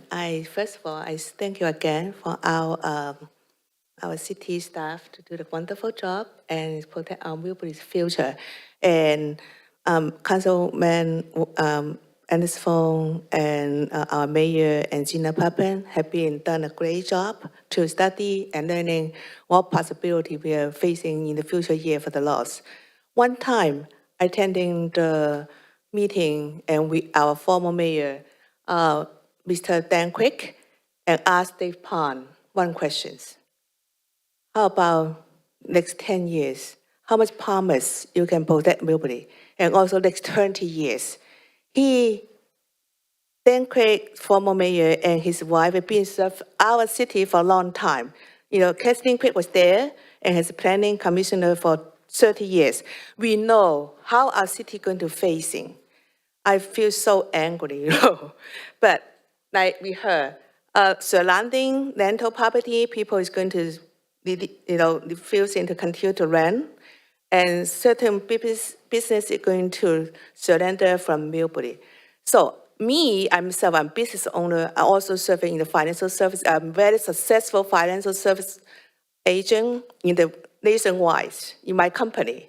So I know what the invisible loss is. It's very important. And it's not fair for the 5 supervisor in a very short period and not doing any study and voting for just the MOU for whatever the condition is not fair. And please, and using any possibility to bargain more. Bargain is, as I also saying last time, we need to bargain with the county and give our county a grant, our city grant, have a community for residents or hire professional people to supervising what their management for the property, because this is 2.5 million for the first year. Even they don't have any single essential statement with the ECS at all. How we can trust those people for monitoring those 41 million property? It's a waste. But still, even though we may not have a voice at this time, but in the future times, ask for the grant. And also ask a grant for the community residents at a yearly basis from the county fund to help us to monitor them and communicate with the county, because we have a right. They remove a lot of money from Millbrae, why we cannot at this time to bargain with them, two funding, one from the city, get a grant every year, and from the residency to monitor them and more. Thank you, Ms. Kwon. I have no other paper slips. City Clerk, do we have anyone in Zoom? Mayor, we have 4 hands raised. Okay. First speaker is Grace. Grace, please accept the unmute.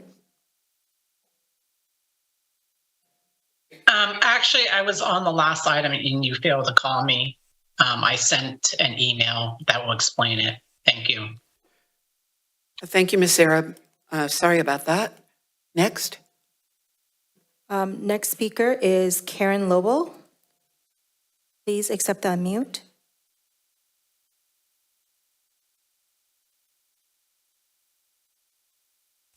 Hello, can you hear me? You're coming in great. Hi, this is Karen Lobo, Clearfield Drive. I'd like to thank the council and the city staff for your work on the MOU. I have a few suggestions. I think it would be helpful to require the county to provide performance metrics on a quarterly basis. A few that I think we should consider are the occupancy rates per unit, including the ages. I think this would be helpful data when it comes to schools and also our senior and community center. Turnover rates for those units and maintenance request logs by the occupants to ECS. And lastly, emergency response calls to the property. Thank you. Thank you, Ms. Lobo. All right, next speaker is Emma Rios. Please accept the unmute.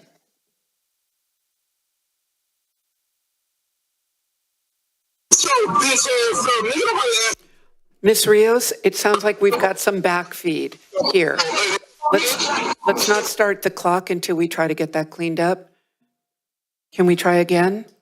Mayor, let's move on to another person. We'll go back to this. Okay, Ms. Rios, you are coming in garbled, so we're going to call the next person, and then we're going to come back to you. We're not forgetting you. Next speaker is Vivian Tam.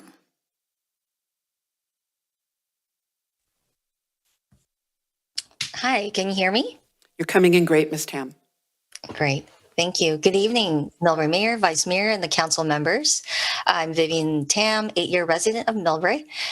Thanks for the opportunity to comment on the MOU. I took a look at the draft of the county's MOU received last Friday and have a couple of suggestions on behalf of the residents. The first item is to include the residents into the subcommittee, and I just want to give a shout out to Tom and the city staff for getting that into that draft and advocating for that point. The second one is to address the safety concerns, and the proposal there is to establish an onboarding process so that we can make sure that the occupants are indeed families and seniors. We did notice that the MOU draft does reemphasize that the occupants should be folks in the family and seniors criteria. And within the onboarding process, we should have some type of process to check that they meet age criteria. We can check that's still an alcohol and drug-free facility, and make sure that there's background checks conducted. Third, I have 6 points, and on number 3 right now. Number 3 is the county is currently approving the applicants, and would love to see that the MILLBRAE city staff or residents be a part of the approval process, given that we're closer to what's relevant to MILLBRAE. The fourth point is that I saw that there was a mental health clinician listed on there, but we want to make sure that there's also access to folks who may need drug and alcohol rehabilitation services. The fifth point is, given that there will be children incoming, we want to make sure that we have proper funding. And so we want to request 2 more points of funding. The first one is for the MILLBRAE schools, because the parents are requested to make donations of $1,100 a year per child. And so we don't expect the incoming children to be able to provide that. So we'd love to have some budget for that. And also an impact cost to account for the new residents coming in. And finally, since this is a new program and on the MOU, there's the TOT funding lasts for 3 years. We recommend a budget review process timeline being established to make sure that the renewal for budget does happen after 3 years. Thank you. Thank you, Ms. Tam.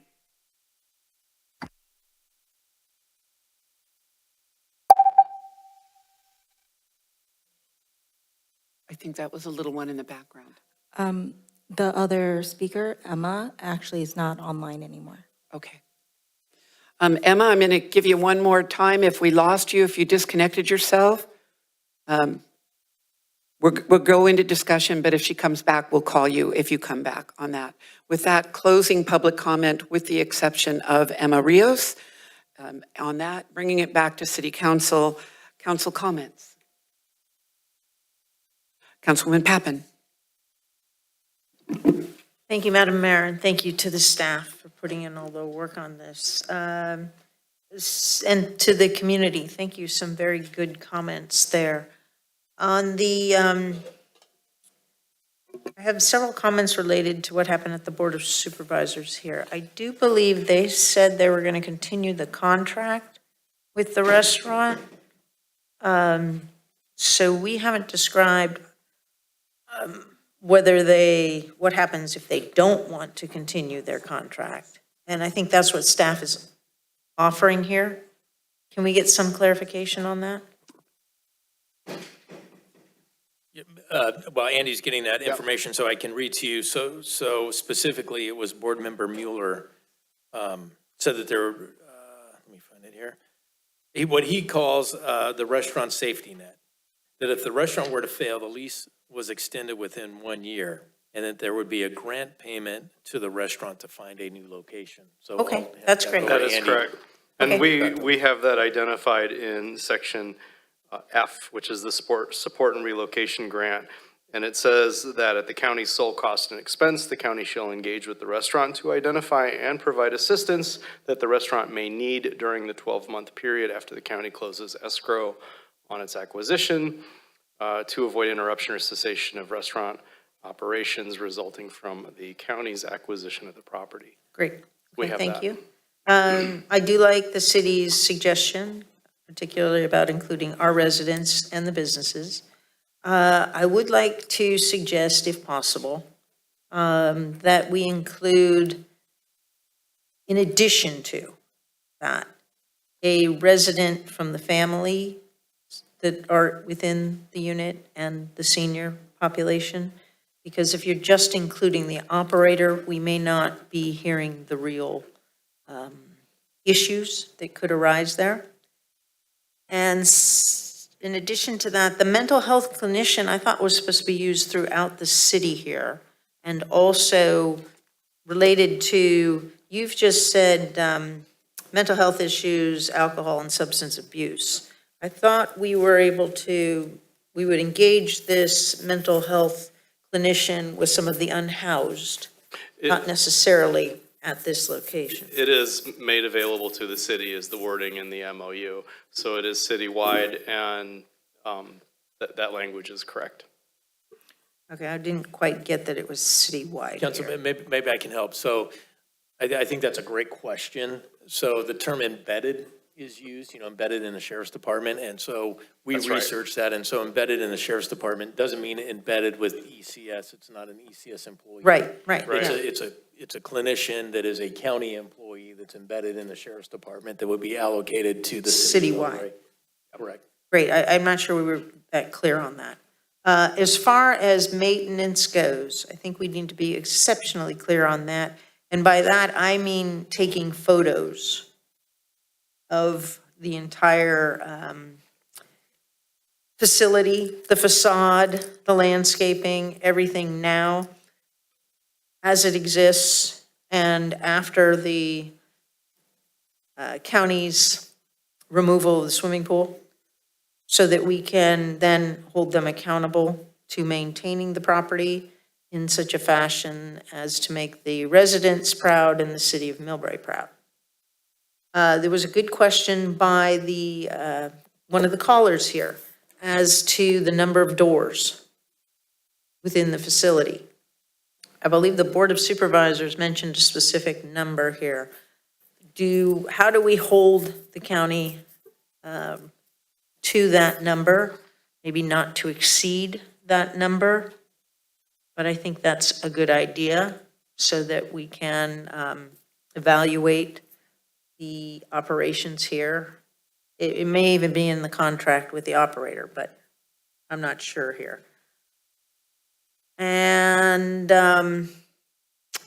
not to be in the MOU, but I do think we as a city need to discuss what was mentioned here as far as turnover at the location. We're not in a position to determine who is placed there, but turnover, I think, is a good idea, and also occupancy rates, if we could get that information so that we can track also the response times or calls to the facility. I do know, and I just heard too, that a property nearby, a sale fell through because of the future of La Quinta here. So it is impacting the surrounding community at this point in time.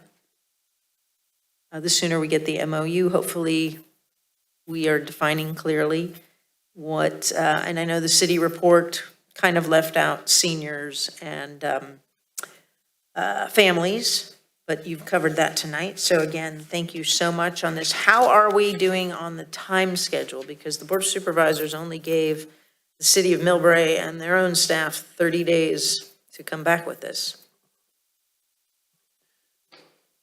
Well, I'll respond to that. I think the Board of Supervisors, how do I say, the City Council is not subordinate to the Board of Supervisors. I think that the direction of 30 days was to the staff to get an MOU. Well, I understand that, and the Board of Supervisors MOU was lacking, so will we be able to respond within the time frame? The actions this evening, we will respond to the county tomorrow with our revised MOU based on the action this evening. So yes, that will be, for the record, within the 30-day time period that was motioned by the board. And again, thank you to the staff for putting in all this hard work and effort to reflect the city and the residents' concerns. Thank you. Thank you, Councilman. Councilman Fung. Thank you, staff. First thing I wanted to clarify, City Manager, you mentioned a moment ago the clinician promised by the county. Does that remain a county employee, or is it somebody that we choose and then take direction from us with our staff under your organization so that we can ensure that the priority of that clinician is being set forth by the city? So my understanding, council member, that it is a county employee that would be under contract but embedded into the sheriff's department, allocated to the MILLBRAE Police Bureau. And so just as we have a relationship with the Sheriff's Bureau here in MILLBRAE, where we work collaboratively with them, I see that being the same. So we're the client, and so our request would be made, through the clinician. We would not, that clinician would report to probably the bureau chief here, which would be Chief Allen, or the sheriff. We can get clarification on that, but they would be an employee, they would be a county employee. Yeah, so I think that's my concern here, is how do we ensure accountability of that person and setting the priorities so that if that person is to be a resource for us citywide, I want to make sure that it is in fact the case, rather than she's taking, or he or she is taking direction from someone else outside the city, if you know what I'm trying to say. So I think that needs to be cleared up here, and there might be some teeth required within the MOU to ensure that we get to direct this clinician in terms of he or she, this priority for this position. Another thing is that I think it was repeated by the county executive that La Quinta is meant for those who has already gone through any successful treatment program on an as-needed basis before they were to be eligible as an occupant within La Quinta. And I want to make sure that this is being explained and clearly documented on this MOU, because there has been a report that some other jurisdiction has started moving folks strictly from the streets into these permanent supportive housing. So we want to be absolutely clear that the onboarding and the admission process follows exactly as being described by the county executive. That's all I got so far. Thank you. It was great work done. Thank you, Councilman. Yes, thank you for working on the MOU. A good MOU obviously is collaborative, and it starts with trust. There's a reason we choose certain entities choose MOUs over contracts. And just starting off, I think adding something to the effect and under the purpose of a commitment to the residents of MILLBRAE in the greater San Mateo County community, just to kind of be a guiding principle, spirit when we do collaborate and work together that we understand what our charge is, and that's to the residents and of both MILLBRAE and San Mateo, the greater San Mateo County, for the purpose of addressing this tremendous issue within our community.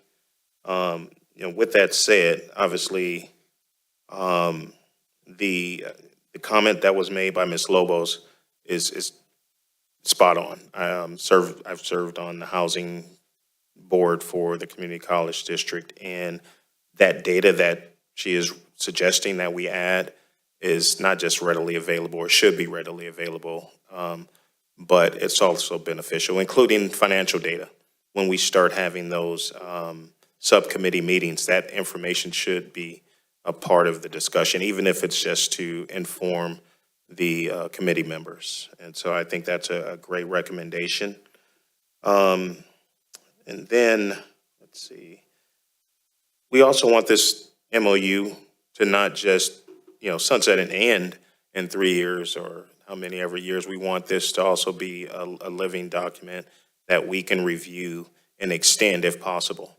And the best way to do that is to make sure that we're collaborative in how we work together, and we're making sure that we're collecting data that we can use to make sure that both the county and the city is exploring additional streams of income to continue programs such as the mental health specialists, such as the additional sheriffs, to make sure that the data that we need to support those things that continue to support not just the residents of this property, but MILLBRAE residents, and like I said, the greater residents of San Mateo County.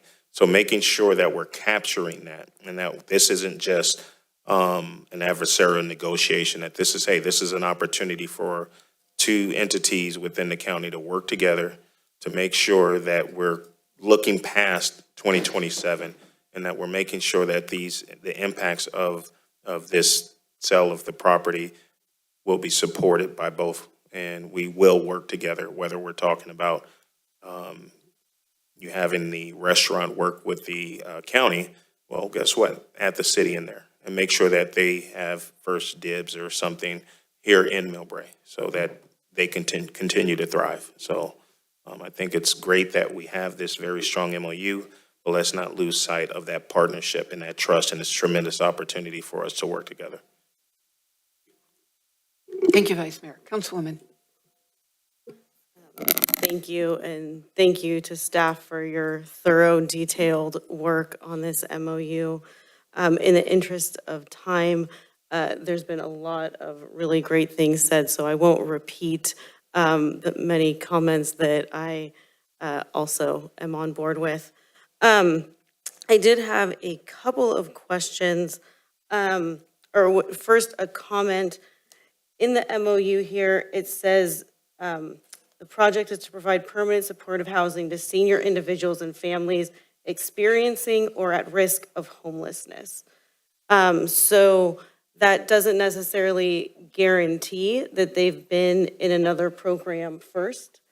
Not everybody needs that. And the case managers and the organizations that do this evaluation are very skilled and experienced. This is their field of deciding if someone is ready for permanent housing and are qualified to put people in there that are going to be successful. And the at risk of homelessness also means there could be people who get placed there before they become homeless to prevent them having to be homeless. So I think that's helpful in understanding the population and the placement process. I want this to be a very thorough MOU, but Councilmember Goodman was talking about trust, and I know through this process that we've been through, there's been a lot that's happened that's created lack of trust. So I hope we can work together to create an MOU that gives us a foundation to build that trust moving forward. Somewhat along those lines, one of the things that stood out to me, was there at any point it said that this was going to be 100% sober living environment? Is that an intention of the county?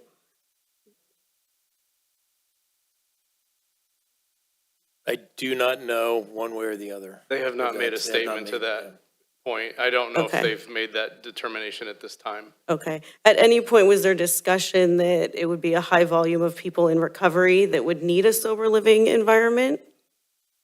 The term that they used was that this was for families and seniors. They didn't get into substance abuse, conditions, mental health. That's the only terminology that we've heard. Okay. Well, I mean, just for background. Yeah. What I recollect hearing is that this is also units for people that are ready to take the next step for independent living. Mm-hmm. And so this was that next phase. Okay. You know, I understand illegal drugs are illegal drugs, but putting the prohibition of alcohol in the property, I'm actually curious if that's even legal to do if it's not a sober living environment, and curious if there's any other buildings in the city of MILLBRAE or in San Mateo County that's not a sober living environment where residents would have that prohibition as part of their living environment. I do have a concern that that's based on our stereotypes and judgments of the folks that would be living there. And we made a point of saying we put in non-discriminatory clauses. And, you know, if this isn't as a way to support people in recovery, then it can come across as discriminatory. Just another question, there was some of the items that you mentioned in the slides that I didn't see in here. Is that because we're going to negotiate that first and then put the language in? Because there's some language that's edited and then some things that are not, like we talked about community members, and I didn't see that, or we The talked about community number of members is units going and to I be didn't added. see that. Yeah. Okay, so And some you of are it just correct is that still that to be wasn't in added. the draft, Okay, I just but wanted to that make sure will I be wasn't added, missing yes. anything. Yes, that Okay. will be added, and we've spoken with Ed, who's on the horn, about adding that, but we want to make sure that that was a recommendation as well. Okay, great. Thank you. You're welcome. Thank you. A couple of questions. I think from what everyone has said, I actually agree with all of those. I think the question Councilwoman Cahalan came up with on sober living, I have an email from Callaghy early in the process saying it would be single men who have gone through a recovery process and are now moving to that next step. So I think clarification of that would be good, understanding that we can't discriminate, but it's my guess that they move to family and seniors because of the outcry of that issue. Some of mine are kind of, this property, once it's purchased, it comes off the tax rolls. Does that also mean it is exempt from other city contracts? For example, I do work in solid waste. I think I've talked to some members of the public about how difficult it is to keep multifamily dwelling, zero waste enclosures clean. And given that most of the county uses a single stream system and we're a dual stream system, would the county say that they're exempt from using South San Francisco scavengers? I don't know, because the school districts are. And what that means is we educate the public on one way and then they're in a different program. Yeah, you don't separate paper from cans at Bureau Mills High School because you're using a different program. So just what are they exempt from in MILLBRAE? And let's just make sure we have it. It's really hard to keep enclosures clean. It's really hard with multifamily usually because there's a high turnover. So you no sooner train someone and then they're moving on, and garbage is very local. The city manager, I'm sure he's going to tell me I can't bring this up, but I'm going to try. The city manager, Mr. Mogensen, and myself met with the Millwood Hotel on September 28th, and with Mr. Callaghy, and they said, well, with the loss of La Quinta, they are losing their shuttle system. And the Fairfield Inn is losing its shuttle system because it took the quantity of all three hotels. So without that shuttle system, the Millwood is going to lose business and have now come back and asked us for help with amenities. But just to let council know that we have a meeting, and I mentioned to Callaghy that we applied for a grant. At any rate, we are meeting with Mr. Callaghy and a broad range of transportation people Thursday morning to talk about a shuttle system. But if it has to happen year by year, it's just not sustainable. That needs to be written in there too. And I'm worried, I think the city manager had to leave, but Millwood went on to say that with the loss of their tenants or their clients, then the local restaurants are going to lose business. And then the local businesses are also going to lose business. So there is this additional trickle-down impact from the closure of La Quinta as a hotel. And I would like to see something along that line in there that there's recognition. I think the moratorium that Mr. Rinaldi mentioned is a really good idea because we're well aware that the Dillon Hotel actually also wanted to sell to them. And if we lose that, and our two hotels are going to be less competitive to Burlingame and San Bruno that will have shuttle systems, we're going to continue to feel this economic hurt on that.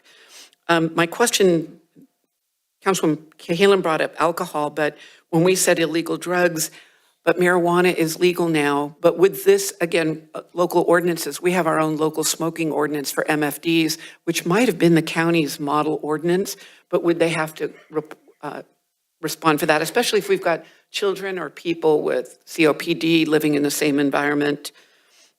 I did meet with a number of public residents, and I think that the 6 items that Ms. Lamb brought up, I am complete agreement with if we can do that. I'm just not sure what we can actually get. And after 2 council members asked this, I'm still very confused. This clinician, are they going to be in the room that they're building at La Quinta for staff, or are they going to be at our police department? And I would feel more comfortable if the sheriff was evaluating them, but I would imagine it's county health that's going to evaluate that staff person's performance. Can we get clarification on that? Yeah, my understanding, and we can, as I've taken a lot of notes for a motion, that they would not be at La Quinta, that they would be in the sheriff's office.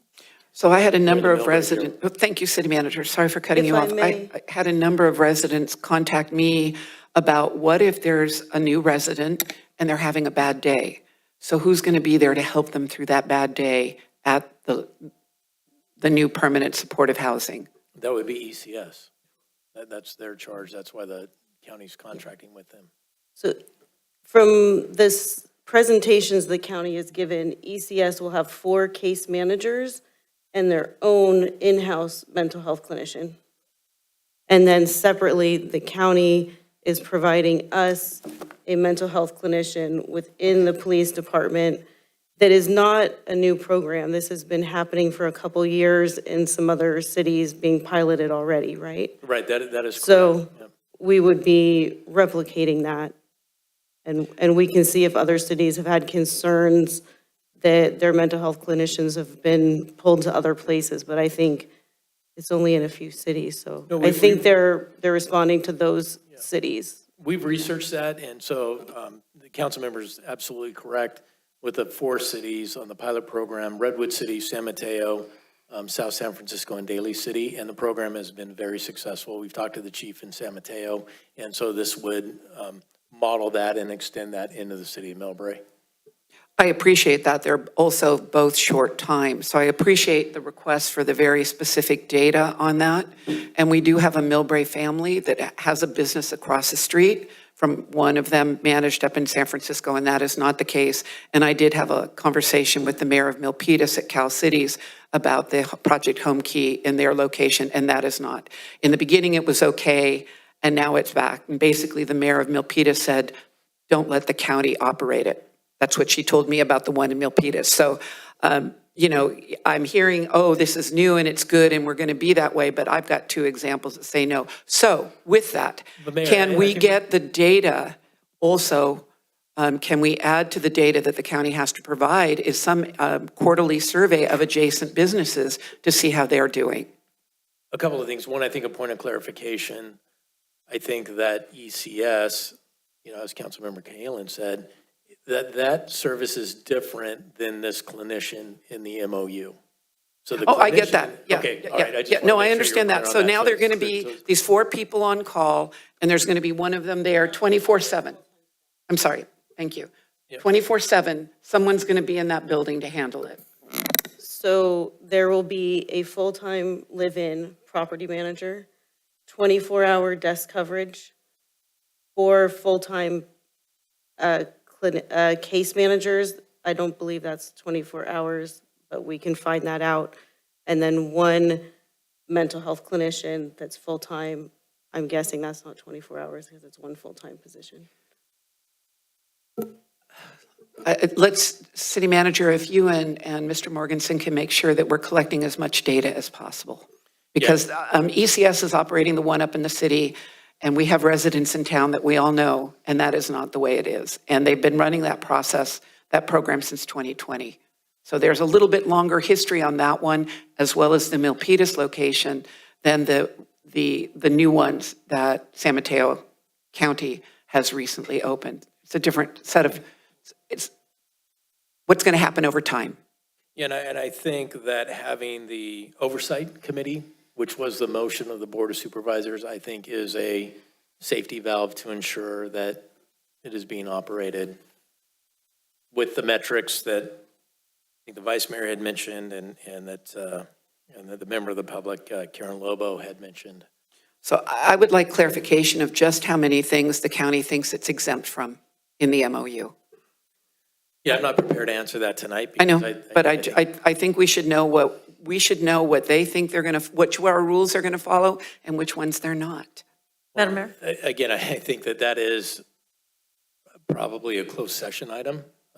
Because I think that there's already disagreement on what the county manager has said that they have governmental immunity on versus, I just think that we need to probably have a different discussion on that. Well, I think I'm thinking more in terms of long-term management as opposed to developer fees or something like that. Well, to answer your question, so are they exempt from garbage contracts? Are they exempt from our smoking ordinance? Are they exempt from? I believe they're not, but Ed Lowe, our counsel on this, Ed, if you'd like to address the county's operation as a residential unit, if they're subject to local ordinances such as our smoking ordinance, payment of water, sewer, solid waste. We know they're exempt from property tax. That's what we do know that. So I just wanted to clarify one thing. In terms of payment of those utility services and compliance to city ordinances, I mean, these are day-to-day, regular MILLBRAE residents once they move in. And they're subject to our laws. Correct. I don't think government has an exemption. It doesn't matter who the landlord is. Obfuscate the law. We don't as a Yeah, it doesn't matter who the landlord, the landowner is on the property. Just because the property is owned by a governmental agency doesn't change the fact that the occupants needs to abide by our law. Except I'll give you the Mills High School example on that one. Mills High School does not have to comply with certain of our rules. A different element of the law. True, it's a school. Different I know, element. I understand, but I just want clarification on that. May I make Councilwoman, and then I'm going to come back to me. Sure, yes, please. So may I make a suggestion? That we notify the county as to these specific regulations that we have and notify the operator as well, hoping that they will comply no matter what excuse they come up with in order to be good neighbors. So I would suggest that we do that, notify them of our written ordinances as the mayor has suggested. And then I had a real quick question as to these, like the oversight. How often do they meet? So in the MOU, were we clear on that? A quarterly meeting. Quarterly, okay, thank you. That's it, thank you. So in final, SFO roundtable met the last Wednesday, and we know that our hotels, something the county has not understood, so I'm looking at TOT. Our TOT, our hotel occupancy, closely mirrors the passenger level at SFO. So last week, Ivar Satiro recognized that we're now at 89% of pre-COVID numbers, so they're still rising. So on your chart that I was really pleased to know we actually made over 600,000 in 2019. So definitely have to go on that. But also, have you accounted for the fact that that's using a 12%, not a 14%? Indeed, we did, yes. Okay, on that, and we make sure that that is noticed, but we're still recovering. And make sure that the county, since they so clearly did not understand the city of MILLBRAE in the 7 hours that many of us were down there, that they understand that we have a very unique relationship with Pacific Rim Travel. So China is still opening some airports. They're still not opening some. Taiwan is just bringing one back on, and that is a lot of our customer base here. So push those numbers as hard as you can. I guess I should be happy at 575. I'd be happy with, they're going to have to reflect what it would have been if it was a hotel in perpetuity on that. I guess it's hard to say for now because yes, with the 30 days, you'll get back to them tomorrow. We've got the shuttle discussion on Thursday. A lot of moving parts on that. But I think they also need to understand that this is causing a ripple down effect to many of our businesses. And make sure that that's clear. And you were at the same meeting, Mr. Mogensen, with the Millwood on there. And just how much business we're going to lose to Burlingame and San Bruno because of that, which then is also the restaurants and the Walgreens and the, on that. Okay, I think that's what I've got. I'm sorry, Councilman Fung. Thank you for the time. On the discussion of drug and alcohol usages, I think house rules are meant for safety of our occupants. It is also meant to ensure the success of this program as a whole. I mean, let's look at it this way. We're here to make sure all this MOU, all the things that we're discussing, is to ensure the success of this implementation of this La Quinta so that the folks who we are intended and trying to help, in fact, can be successful in this facility. And that's what these house rules to ensure. And I think it would be fair to say that some of these substance abuse problems has certainly contributed to our statewide problem in terms of homelessness. So having these rules in place, it's not meant to be discriminatory in any way, but rather it's meant to ensure the success of this facility so that we can help those who are in need. That's the reason why they're there. Now, at some point, if they're so successful that they can re-enter the society in a productive way just like everybody else, then they're certainly free to move to wherever they want to move to, and then they can continue to have the same privilege, just like anybody else. Every single property that I've ever lived in the past have house rules, and this one is no different. So, and then also another thing is, we'll get to that. And then in terms of selection and the onboarding criteria, here's what I will say. Throughout our experience with the county, trust is earned. And I think it would be fair to say that we look forward to them earning our trust in this entire process so that we can all be successful together. Now, just wanted to make sure, also ensuring the success of the occupant that will be in there, living in that La Quinta facility, so that as they onboard new residents, that these residents has gone through, as Mr. Callaghan had promised, that they have gone through all those necessary, on an as-needed basis, those successful treatment program, so that they can come in, so that this facility does not become a sort of a street-to-home type facility. And I want to make sure that these rules are there for the success of the occupant there and the protection of the residents there as well. So just want to be clear on those points. In terms of, this is a permanent housing.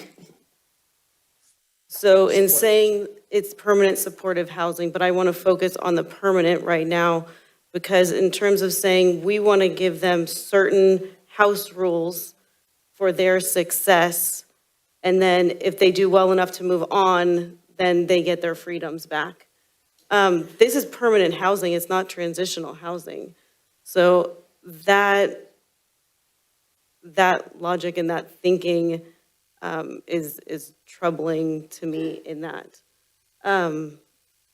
I think we have to be careful as outsiders deciding what rights people living in that residence have or don't have, and if they're truly about their success or about our fears and concerns of who they are and what they might do, and not trusting their individual human choices. So here's what I would look at. They are one of us. We're not outsiders. They're not outsiders either. We're all together. Right? We're all MILLBRAE residents. First of all, I want to be clear. If I were to live in one of those units, I want to make sure that everybody else follow the same house rule, just as I would, just to ensure my own safety. Right? And I'm sure you would as well. So these rules are not to be discriminatory, not to take away anybody's freedom per se, but rather to ensure the success of my journey here in that facility, if I were to live there, or anyone else's journey within that facility, if they chose to live there, And I want to make sure that this is a choice. When there was deliberations over the Rollins building, was this a discussion or consideration for those residents? What building? Whether the Rollins? With the Rollins is another 100% affordable right, the building. Rollins is an affordable housing Right. facility, affordable housing program. It's a rental, it's an affordable housing program. It's not permanent supportive housing. It's a very different program we're talking about. So they're not, this is apples and oranges here. Not with all due respect. necessarily, because there's a very good chance that any of those residents living in the Rollins have experienced homelessness at some point in their life, that they went through a transitional program before they got to the Rollins. So again, I think we're making judgments about the population that will be living there. So I'll leave it at that, but yes. Before I let the Vice Mayor go, I have a house, my house in Mountain View that I rent, and I have house rules. And if they smoke, they're gone.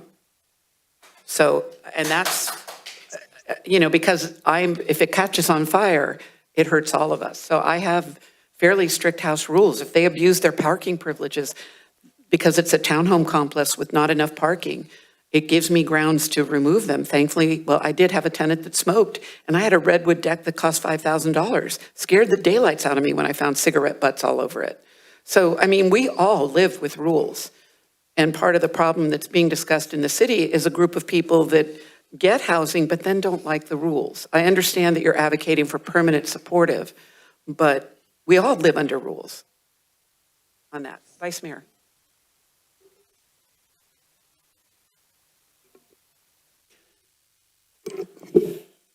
I want to give everyone a little bit of grace here, because I know it's not the intent to be discriminatory or coming across as not understanding. I just think it's our level of understanding, and we all have different levels of understanding, different levels of lived experience.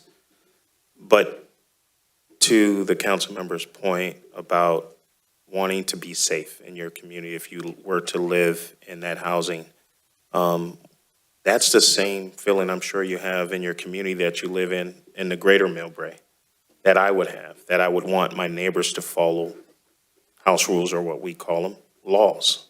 We have a social compact that we're going to follow laws or we get arrested. And so I get that there's a level of gatekeeping that has to happen for the success of this property. But for us to go overboard, I think we just have to kind of come back a little bit and make sure that we're not doing it in a way that we wouldn't want imposed on ourselves in our current living situation. Just like you mentioned, the Rollins is a permanent housing. This is permanent housing. You add the word supportive. Supportive is there for the residents. Yes, it's a benefit. But if I had a mental health issue, or if I had a substance abuse issue and I was living at home with my parents, that's supportive housing as well, because I'm sure they want to make sure that that individual is supported. But we just have to be careful to not exclude or to impose rules on people that is unreasonable. People are unhoused for many reasons, and many have nothing to do with substance abuse, drugs, or mental health. A lot have to do with discrimination, lack of inventory of housing, lack of a livable wage within our county, and the cost of the housing. And so let's not just jump to this scapegoating that, everyone in this property will in fact have some type of drug abuse or substance abuse issues or mental health issues. They may, but if they don't, it's just a slippery slope. And we just have to make sure that we as council members try to understand that and keep that at the forefront. And if you don't know, let's go out and talk to people. There's numerous opportunities to find out who our residents are, and many of these residents will be at this property. Many residents that you talk to that have some of these same experiences may be your neighbor. Take that into account and just try to look at this through the lens of someone that's charged with trying to do what's best for the entire community and trying to do the least amount of harm to our residents.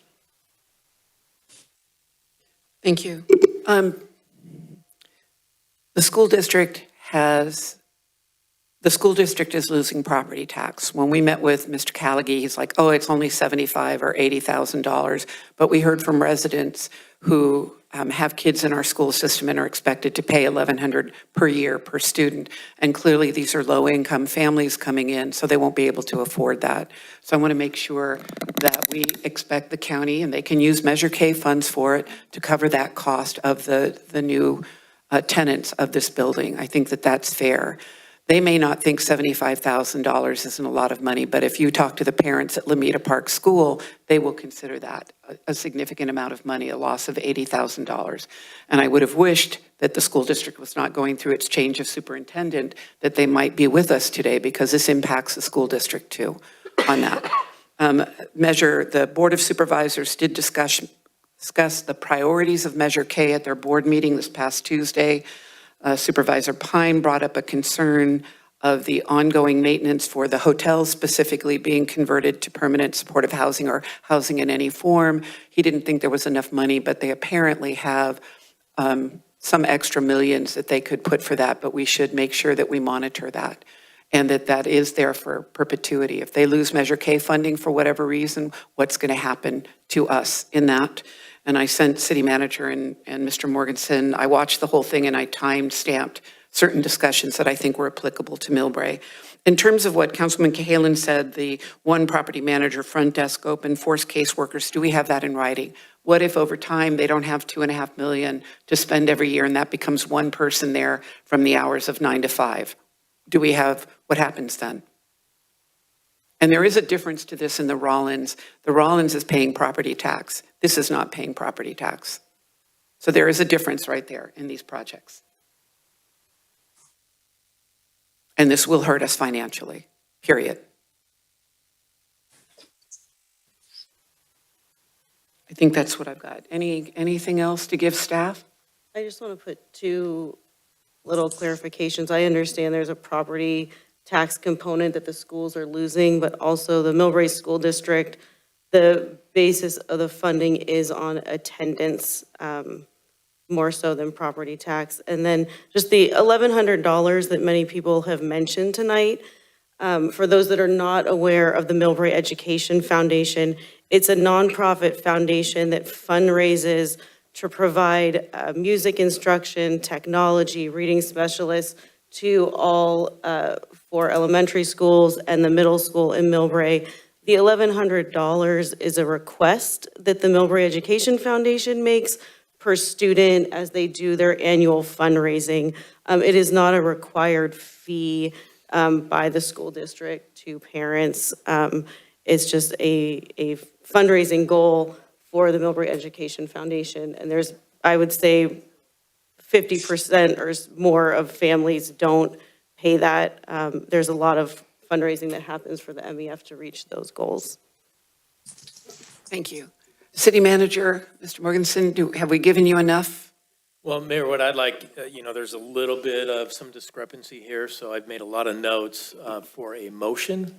I'd be happy to read back to the city council everything that you've said, see if there's an agreement on a motion. I think there's one or two points that there may be some more debate or disagreement, but again, a motion and a majority of the council rules, obviously. So I'll start with, first and foremost, the makeup of the committee. It was recommended this evening that we add 4 additional people to that committee. Those 4 are residents and business owners. Then there was an addition to add a representative of a family and representative of a senior that actually reside. And so that would be added into our MOU if the council is agreement with that. Next, ensure the clinician reports to the city and make sure that that clinician is as I view that, they are embedded within the Sheriff's Department. They're part of the Sheriff's Bureau here in the city of MILLBRAE. Their office is full-time in the Bureau, and they report to the chief and the sheriff and to the city, just as we have the relationship with the Sheriff's Department. Next is to qualify and quantify the actual number of units in the MOU.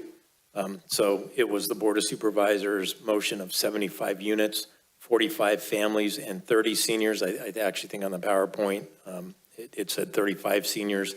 That would be 80, but it's 45 families and 30 seniors is what the direction has been. So we can qualify and quantify that. Next is to add in metrics. Specifically, in those include the occupancy rates per unit, turnover rates, maintenance requests by residents, emergency response calls that we already have a metric on, and then financial data.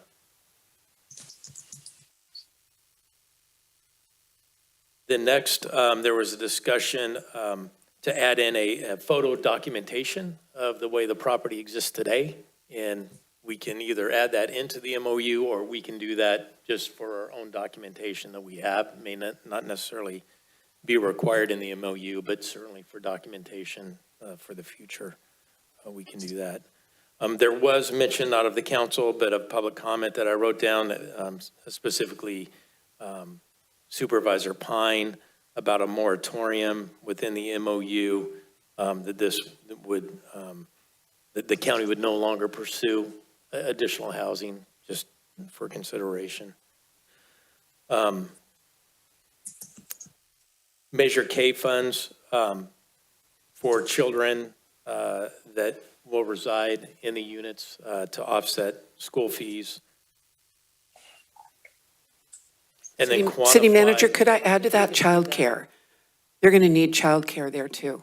Okay, and then quantify the actual number of staff that ECS will supply, so we can quantify to ensure that, there are 4 staff people. There's always a full-time ECS employee at the front desk, and then the additional clinician. So that is what I have written. There is some discussion. If I turn the council's attention to the memo I sent yesterday, page number 5, it would be item number G. It sounds like there's some question whether we should include that or not include that.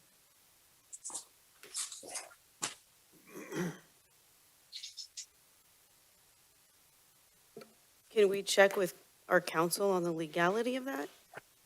Yes, I think Mr. Lowe, if you can hear us, there's a question on item G of the city's MOU on page 5. I'll read it to you. So G says, drugs and alcohol prohibited. Illegal drugs and alcohol are not permitted on the property in the MILLBRAE Supportive Housing Project. Right, then I'd have to look into that and bring that back to council to see if that is discriminatory under any protected class or group. Can we add that as consistent with other like projects throughout the county? Yeah. I would say throughout the region. I mean, our control is the county, so that's why I said. Counties are all in their alpha state. Oh, yeah. I mean, let's be honest. On that line, city attorney or acting attorney, the public said providing access to drug and alcohol rehabilitation services, which I don't know goes along if you're trying to keep a dry clinic, but will there be a place where people, if they fall back, can get help? Right. So, Mayor Schneider, there is on your red line attached to the memo from the city manager on page 4, item C, we've defined mental health services as to include but not limited to support services and counseling for mental health and or illness and alcohol and substance abuse. I don't know if that addresses your concern, but we can expand that if it's council's direction. I think that gets that. Sorry, I read the earlier versions over the weekend, and today's version, I had other meetings today. There was a request on the onboarding to have a city staff person as part of the onboarding. Is that something we can do? I think that's far exceeding. Okay. I'm just going through the list. And then the establishment of an annual budget review and request for funding for changing budgetary needs.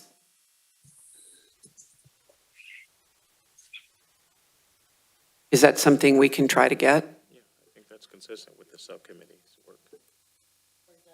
Yeah, I was going to mention the same thing. I think that is consistent with. You have more trust. I have zero trust. Well, there's So still. we're at two different places Yeah. on that. I have zero trust. But I do think. Mayor, that- are you asking more for an annual review of the MOU versus what the oversight committee would be doing? I think the cost to the city of MILLBRAE and to the community of the operations at this particular location. And I think that would be up for review at the end of this MOU. I don't think that would be something where it would be a living document where they would come back and adjust the numbers. This goes back to your point that this MOU should go beyond 2027. Right.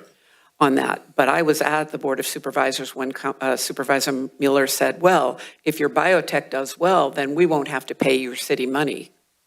And if our biotech does well and it brings in new revenue, that's to make up the holes that we've had in our budget for decades. Not holes, excuse me, City Manager, but to allow us to provide the level of service our residents do not currently get that other cities have. Yeah, I mean, I don't want to get into the whole fiscal impact and philosophical discussions because as our population grows, our cost grows, and I just don't think it's appropriate. I do think, though, that with the subcommittee or committee that's being formed, I will tell you, I feel comfortable enough because if there are any issues, then we take it to the board. We take it to that elected body. And so, staff, whether city staff, county staff may have their opinion and direction. Ultimately, it rests with the elected representatives and officials. So I feel comfortable in relying on the elected board members that if anything does go sideways or if the committee identifies things, I think it's a great idea to have residents as part of the committee. I have faith that the elected board members will right the ship. I trust you, City Manager, if that's the way you feel, believe but I mean, the process does not leave one to trust. So you can't fix a process that they did not want to acknowledge had problems. So, okay. Madam Mayor, Yes, ma'am. if I may? Yeah, I don't think the we don't have any control over Measure K funding. I just don't think that, the Measure K funding, I don't think that can be a part of this. I think that's overreaching, and we will lose credibility at this point in time. Yeah, I agree. I think we got Measure K funding for Life Moves, and it's not up to us. And I think we need, as the mayor noted, there's not a lot of trust here. Let's try to stick to what we can actually do here and maintain our credibility throughout. So I would suggest that we do not dabble into the Measure K aspect of what the city manager noted. Please, thank you. I agree with you in this context, except they're setting their priorities of Measure K funding next Tuesday. And we should go for whatever we can get there. So yes, I mean, whether it's, I think we should actually separate that out. Well, that's not the grant. This is just their categories that they want to fund. Right. Next Tuesday, the grants would come out in November with money coming through in March, or they do an annual review in March. And I think we have a lot to ask for in that realm, whether it's life moves, childcare, a whole bunch of stuff outside of this MOU, please. Thank you. Thank you, Councilwoman. Anything else? City Manager, we'll be asked to approve this MOU, and I still don't have an answer of what they think they are exempt from. So if you could please find out and say, yes, and they will follow South City Scavenger, they will follow the local rules, I'll be happy. Just let's get it in writing, because the stories have changed so much with Mr. Callaghy. I just need it in writing. Thank you. All right. So I think with that, we had a number of items that have been read to us, some things that were discussed. City Manager, I didn't hear what Vice Mayor brought up right at the beginning, which is this is an MOU that they're looking at for 3 years, and then are they hands washed? Or is this in perpetuity, or how to do that? Yeah, I think that's a good point of discussion. The funding for the 2 deputies and the clinician is, that's qualified, right? That's a 3-year for the 2 deputies and 2 years for the clinician. The other operating aspects of this, I think, could live in perpetuity. Maintenance of the building, the committee that's being formed. Those are things that I think we could add in the MOU and say, okay, some of these things terminate, but the MOU continues to live in perpetuity. I think that's a very good response or position to have, actually. And I appreciate that, but the loss of property tax is one way that we fund police, fire, et cetera. So that's a forever loss to be picked up by everybody else in the city. Well, that doesn't matter, right? Because even if the MOU is terminated or the MOU goes away, the county still doesn't pay property tax. Right, so there should be another mechanism that they basically pay the cost of the population by removing a property off property tax. That is my bugaboo, that is how this is different than Rollins Apartments or any other affordable housing we build here in MILLBRAE. And I agree, but the motion that we have in front of us is an MOU based on the motion of the Board of Supervisors. And so the fiscal impact. Can I say nothing ventured, nothing gained? Well, I think the fiscal impact of this it was recognized by the Board of Supervisors for this term, right? The 3 years of TOT, 3 years of 2 additional deputies, and 2 years of a clinician. Yes. And none of them live there, and I doubt any of them have been here until they came to the Sheriff Activity League. So they have no idea what condition MILLBRAE is currently in. Another part of the problem of the process.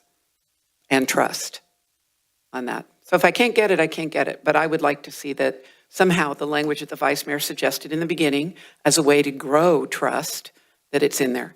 And then if you can add that clause for the things that are reasonable, the maintenance, long-term maintenance, et cetera, et cetera. And the staffing. My understanding in Milpitas is they started with people on site and then it got less and less and less. And then a good percentage of the time is no staffing on site at all.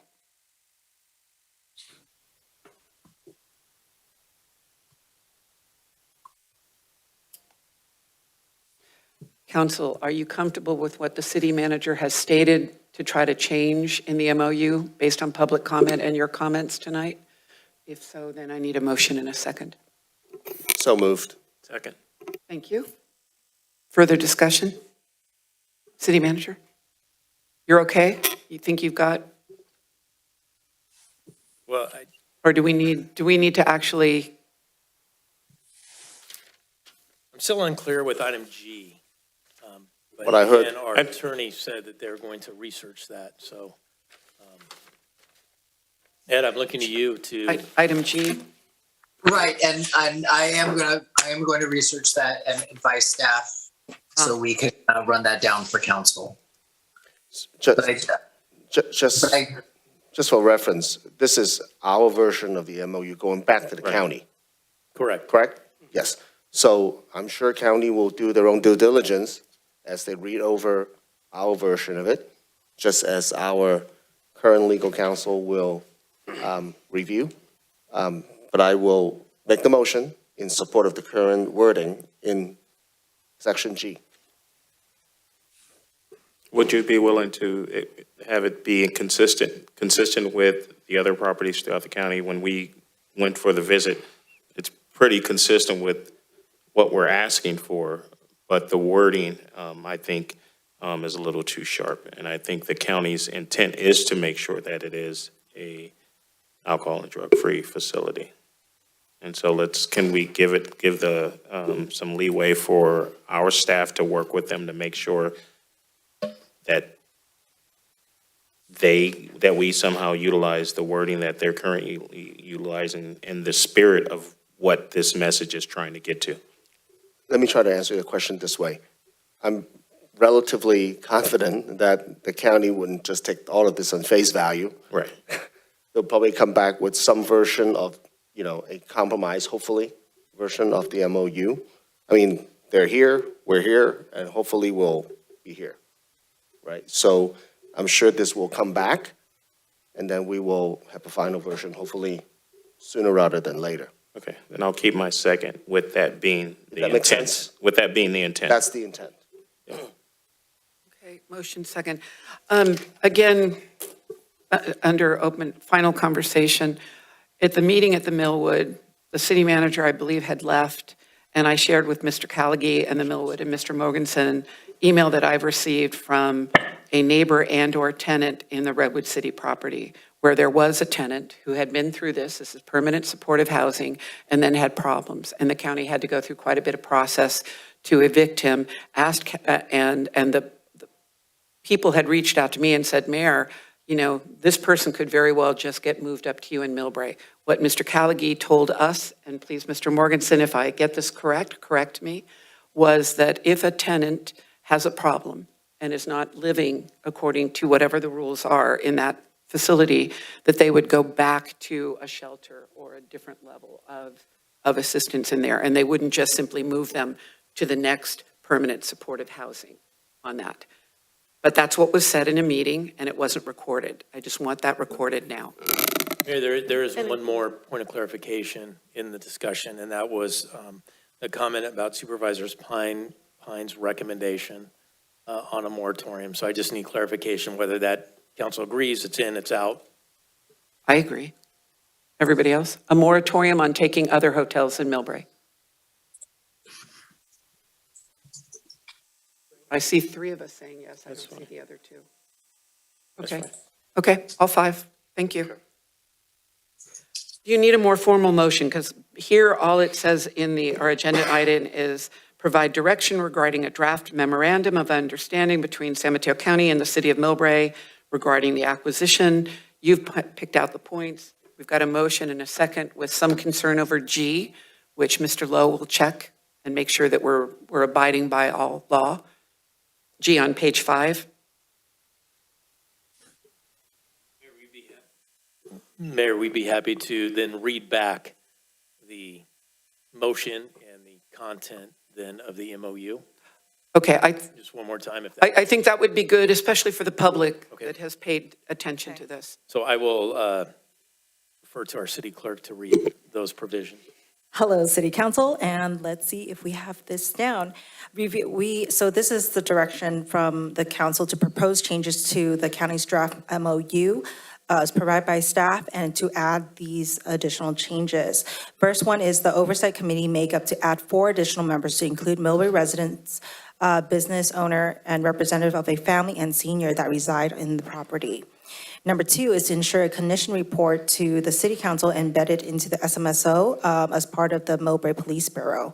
Number 3 is to quantify the actual number of units in the MOU. Number 4 is add metrics reporting specifically on occupancy rate, turnover rates, maintenance requests, emergency response, and financial data. Number 5, add photo documentation of the property as it exists today. Number 6, quantify ECS staffing, ensure that there's always full-time ECS staff at the front desk.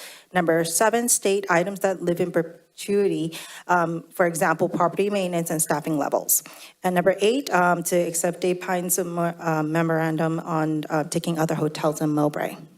Moratorium. Excuse me.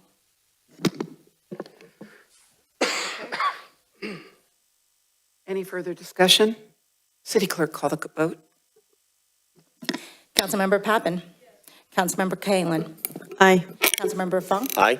Vice Mayor Goodman. Aye. Mayor Snyder. Aye. New business item 10 passed by a vote of 5-0 with the motion as read. Excellent, thank you. 5-0. Okay, agenda item 11, update of the El Camino Real MILLBRAE Avenue Landscape Medium Improvements Project and Design Charrette. This is an action item. Mr. Williams. Yes, thank you. I will hand it over to our Director of Engineering and Public Works, Mr. Sam Batista, to then introduce our team of design consultants that we've been working with.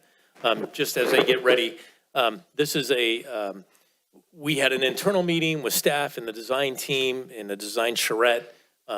Wanted to bring this to the city council so you could start to, we could start to get your vision, your ideas, and your thoughts and direction as we start more design. So this is just really the first time. It's new. We wanted to get to the city council very early to get your direction and again, vision for the re-landscaping of our medians on El Camino and MILLBRAE Avenue. Yeah. So, Mr. Batista. Thank you. Good evening, Mayor, Vice Mayor, City Council members.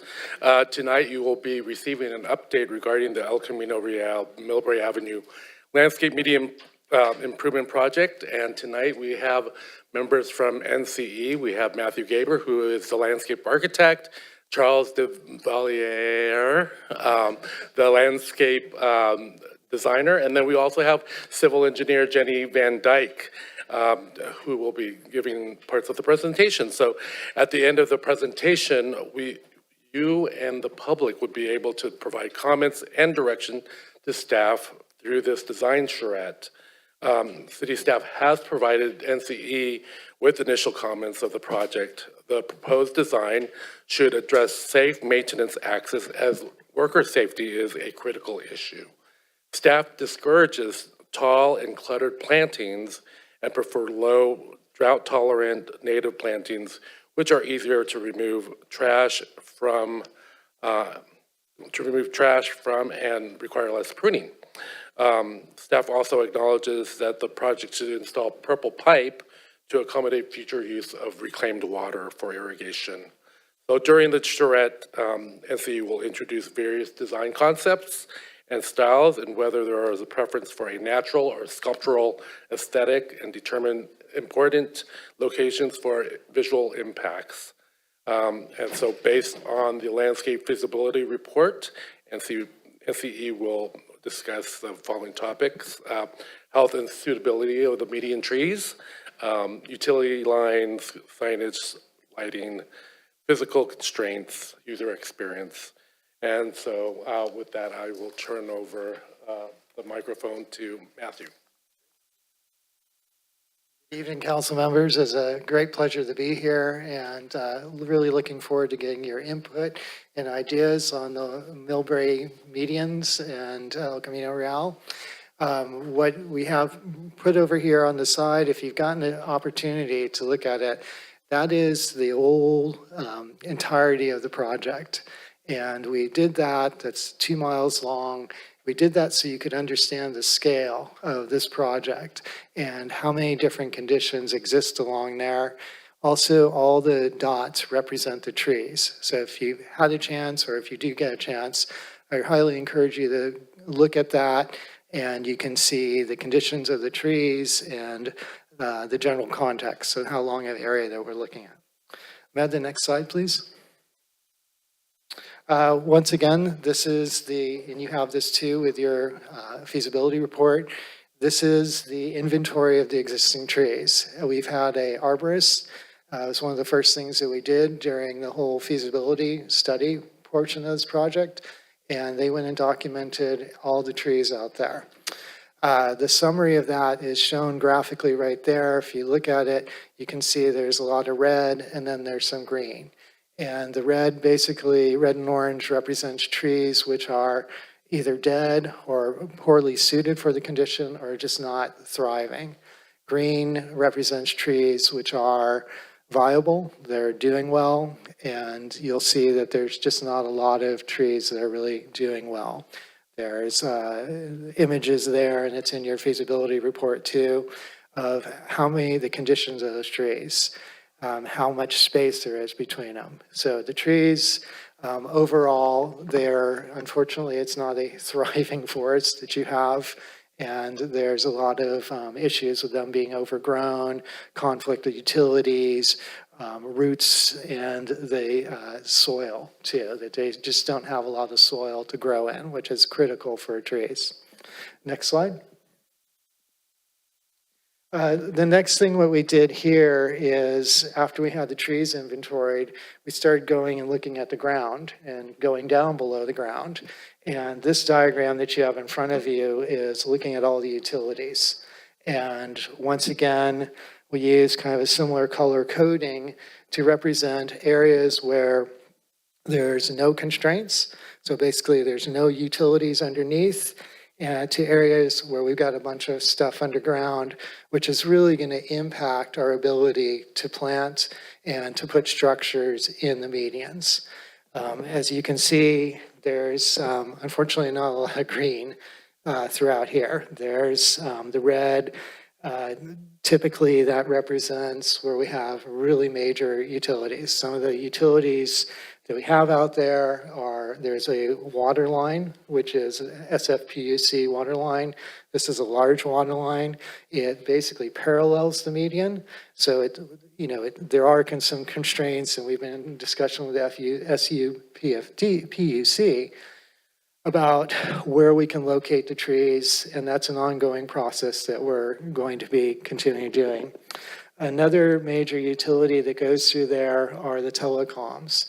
And so that's Comcast, that's AT&T, level 3. And those utilities are in a joint trench, so that means they're all bundled together.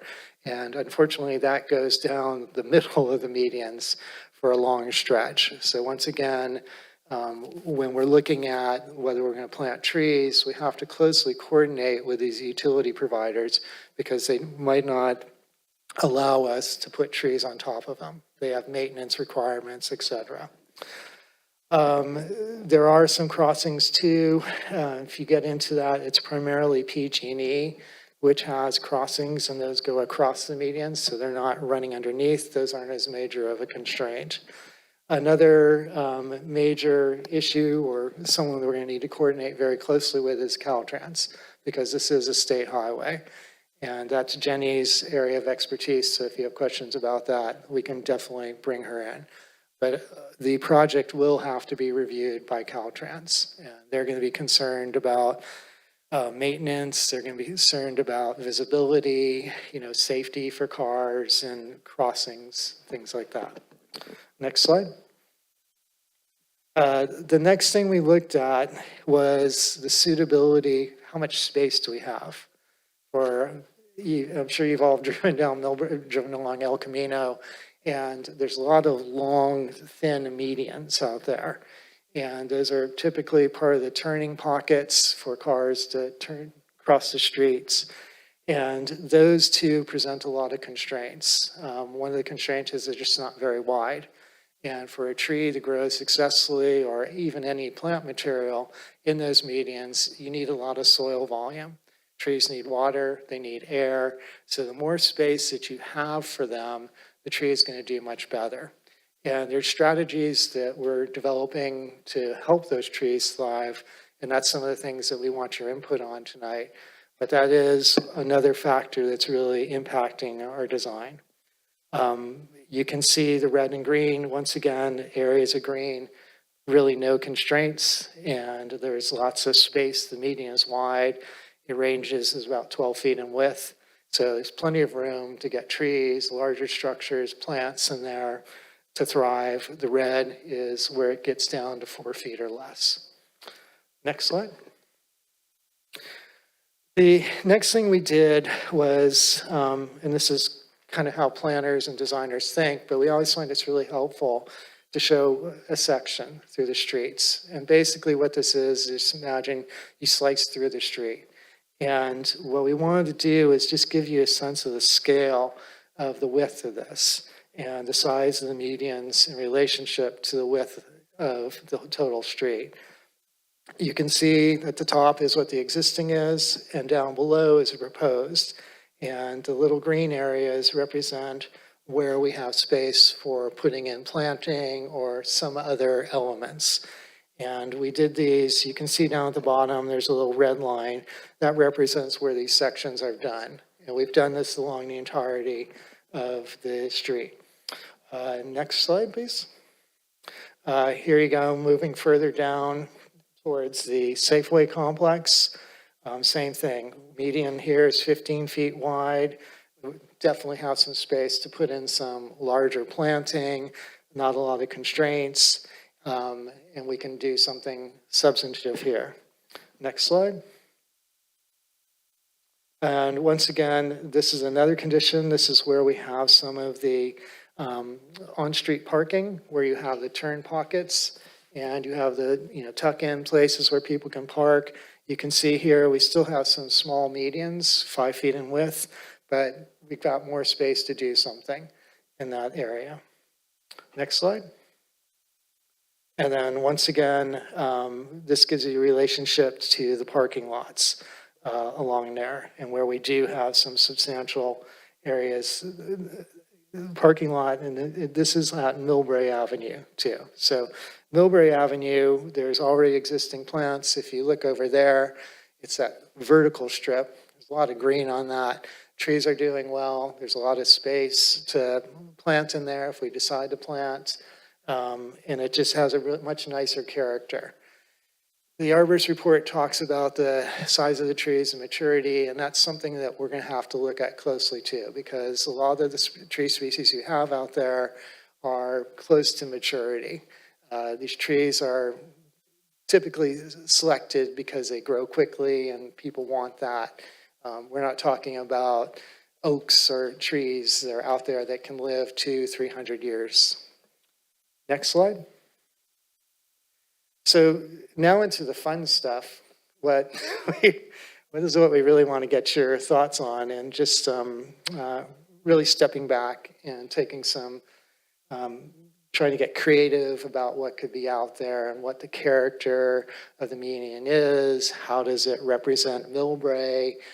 How do we address creatively some of these issues that we don't have a really broad median in a lot of places, and so we're probably going to have to get creative with what we do in there.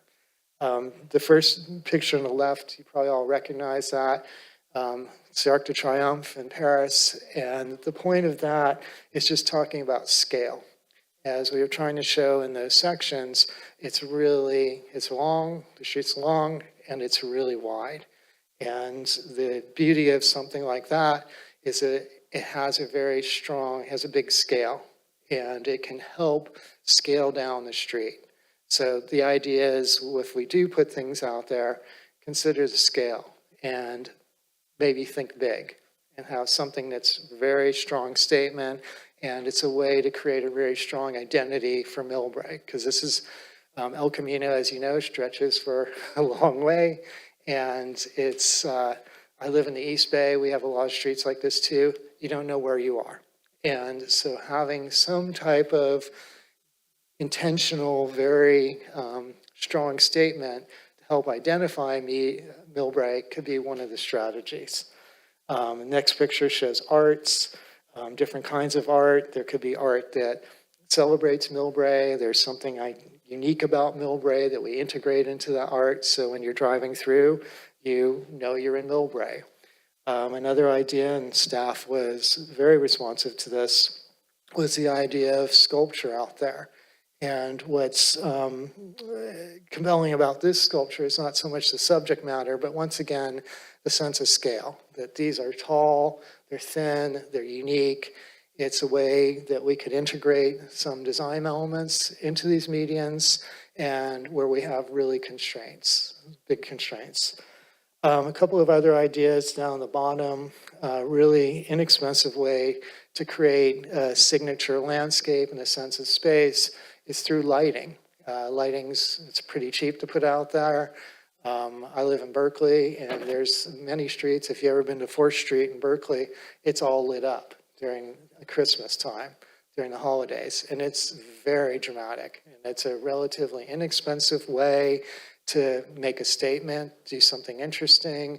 It could also be seasonal. It doesn't need to be just at traditional holidays. So lighting is a really strong way, and it's also kind of 24 hours. You know, if the tree is there, you see it during the day, but at night, if you have something else that's interactive, that's a really great, simple way, and staff was very supportive of that. The other images just talk about the character of the plant material, the scale of them. Plant material can be really dynamic, and the whole character can be defined just by the plant material. So if that's the way we head, whether we use drought-tolerant, very drought-tolerant plants, whether we use native plants that have a different kind of character to them, or we have planting that appears more lush. So the character of the planting is another really powerful design tool that we have.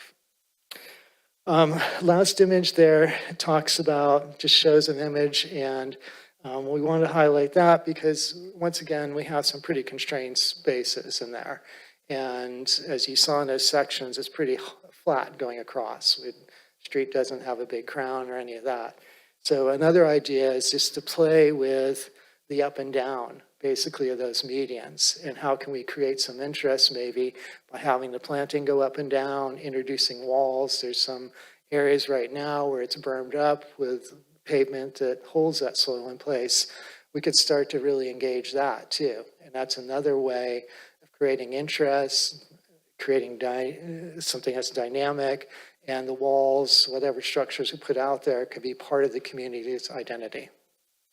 Next slide. And so this is where we really want to get, love to get your feedback and direction and input. We've basically broken it down to 3 concepts, 3 approaches. And of those approaches, there's a couple of variants. So the first one is linear, something that's very straight, organized, predictable, and uniform. And that could be manifested in terms of your plantings. It could also be in terms of what elements that you put in there. So if we integrate sculpture into there, if we integrate walls to berm it up and get more space, that all has a very linear character to it. And it's very clear and concise. The next one is more naturalistic. And this could be, imagine like an oak woodland in this area, that we choose trees which are not, classic lollipops. They have an overarching canopy. They're multi-trunked. And then within that, we start to introduce more natural materials, like the use of stone. And the stone could be used, once again, to build up the edges. It could become an identifying element for the city of MILLBRAE. And then also the planting character would follow that too, something more natural, flowy to it. The last one is a combination. And this one is called fluid.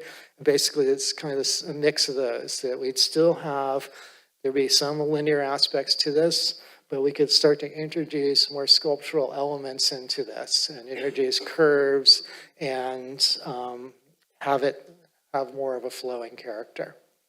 So those are the big ideas, and what we'd love, once again, love to do is get your input on this, what you see as the priorities, what you would like to see as the character of the landscape and the approach.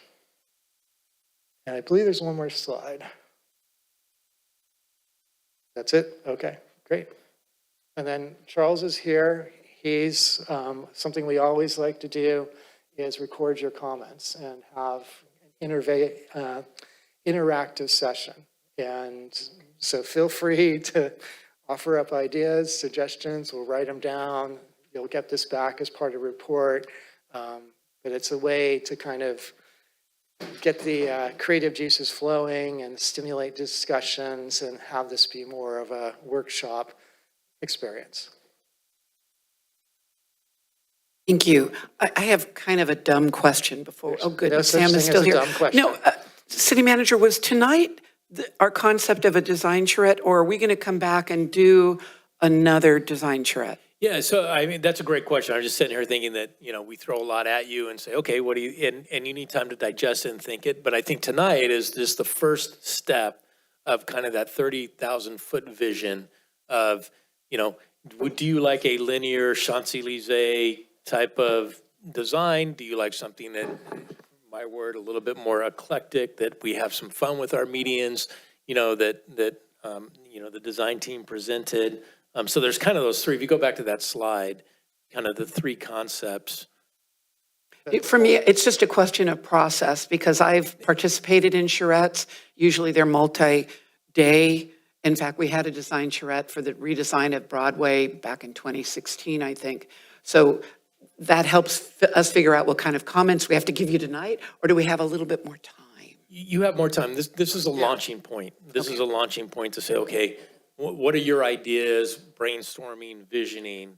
And it's a launching point that then we can come back and say, okay, based on that, then the design team can go to work on, you know, one of the three options or a combination of those options, you know, the linear, naturalistic, fluid. If you have any questions on exactly what that means and how that is, tonight's the time, you know, to ask that and just get information and then just kind of get some guidance on. I just didn't know how to what run. your general thoughts are. Yeah.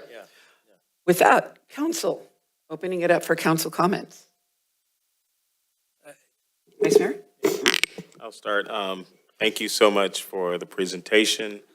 I really like all of the designs, and I think it's because the lack of any true connection of what we have now versus where we want to be. We've heard some talks tonight about businesses and driving traffic and making sure that, you know, we're a viable city for years to come. And so I think this is really important and very timely. As I look at this, my concern is just how do we leverage your vision, your creativity, and the city's willingness to do something and think outside of the box and make sure that we have the funding to be able to do this. Are there any opportunities there? I guess that's what my original question is. And then secondly, you know, I just want something. I mean, because what you've presented here tonight, from the lights to the linear to the naturalistic, the trees, having a method to the madness, I think it really tells a tremendous story. And, you know, MILLBRAE is called the city of festivals. And so I'm just wondering if there's a way to just create that in your storytelling of how this stretch of land can be created in a sense of saying, hey, this is who we are. So that when you drive through this, you know that you're in MILLBRAE, the city of festivals. So something to that effect. I love that, and that's just what we were hoping to get from you tonight. It's the city of festivals and that type of input. Thank you. So, Thank you. Oh. Yeah.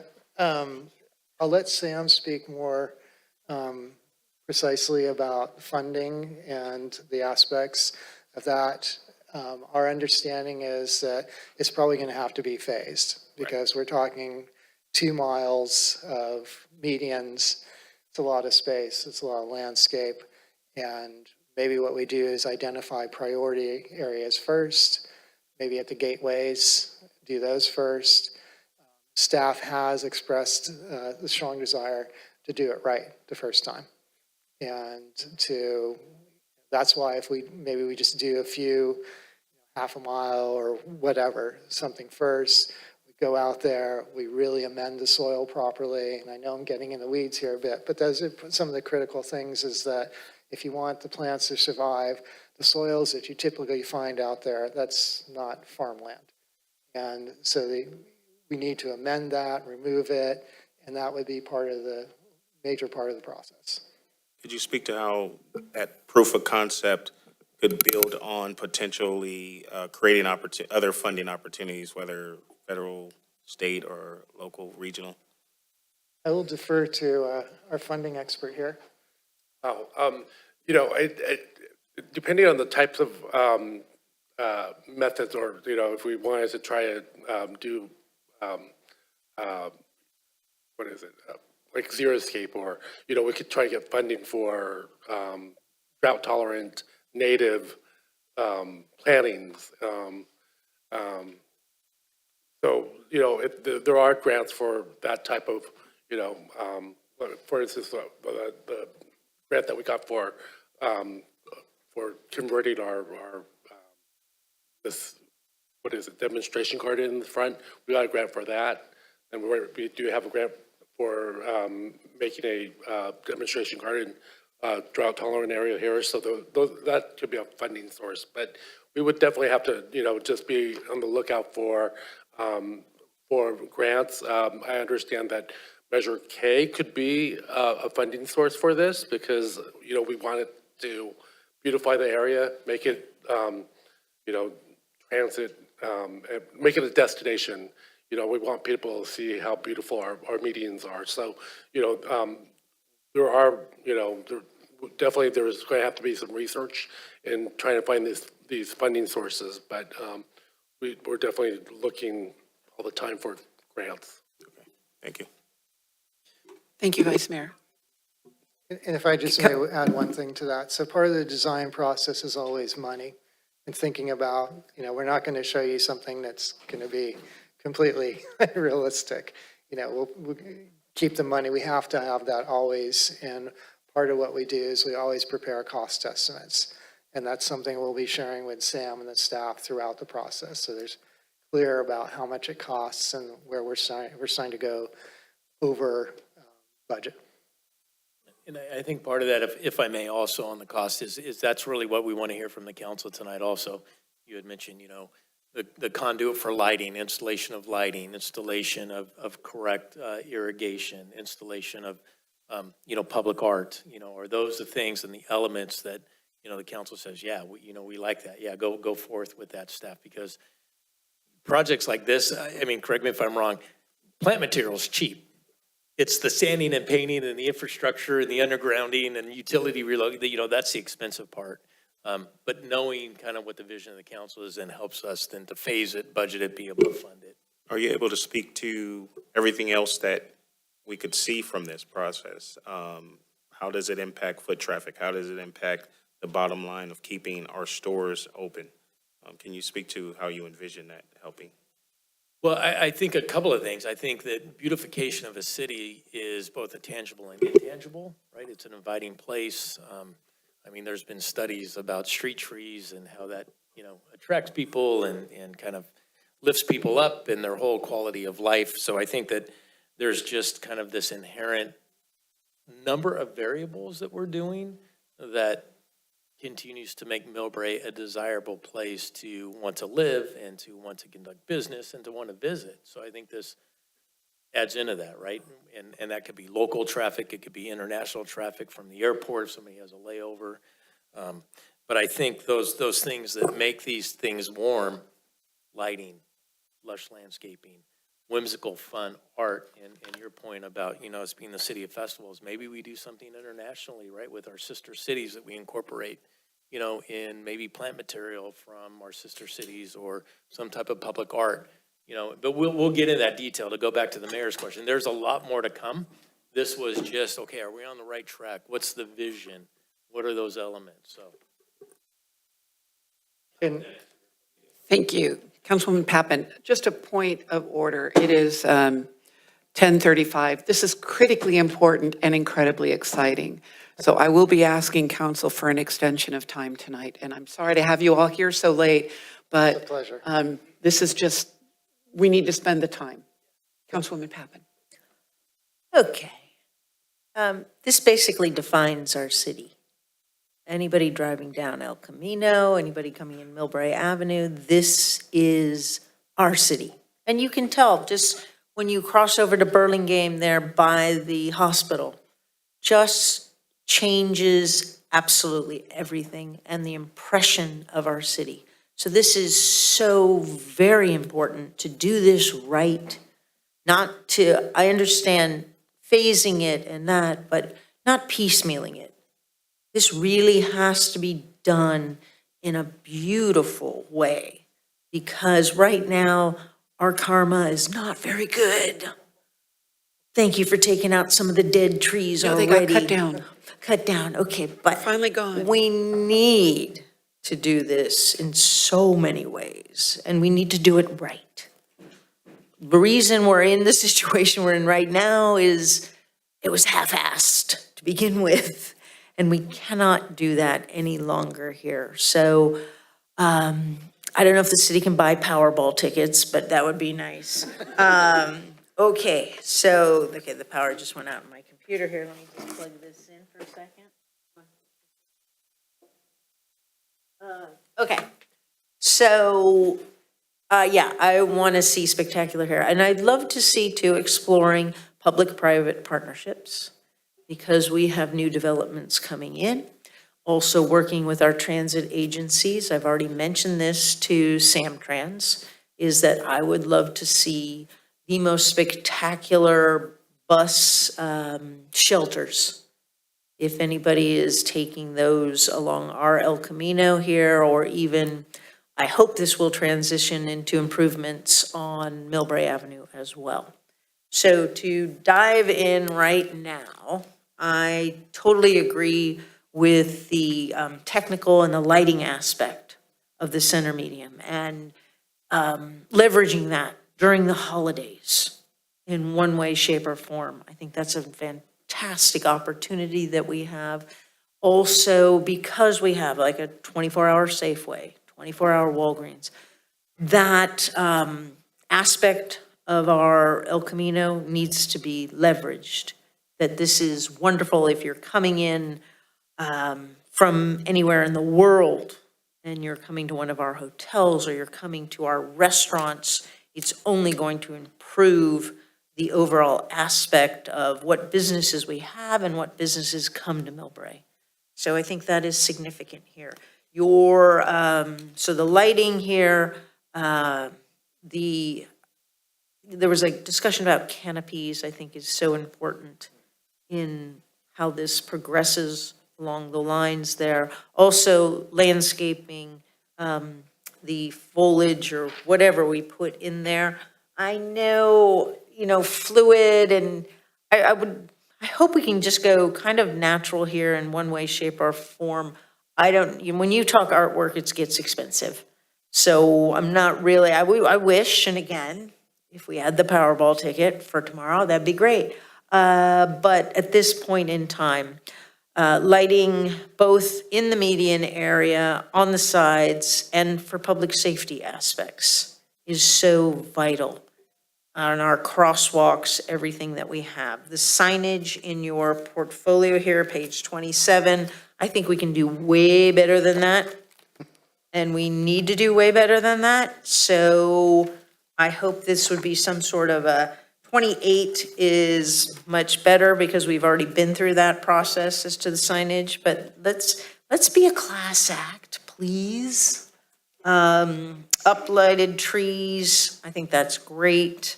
And the physical constraints bother me greatly here because of the way we can't, I would love to see us anticipate the runoff. You're saying we discussed bioswales, but then couldn't use them.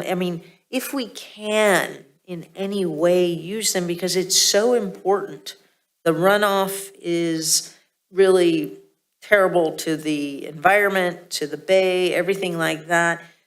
I hope we can expand on that. There must be some sort of technology that is better than we currently have here. As far as, I think you have to take out all the soil that you possibly can, and I think you mentioned that at one point, and transition it into something that will really allow things to thrive and reflect our community here. Some of the parts that are paved over, I didn't see a discussion on that.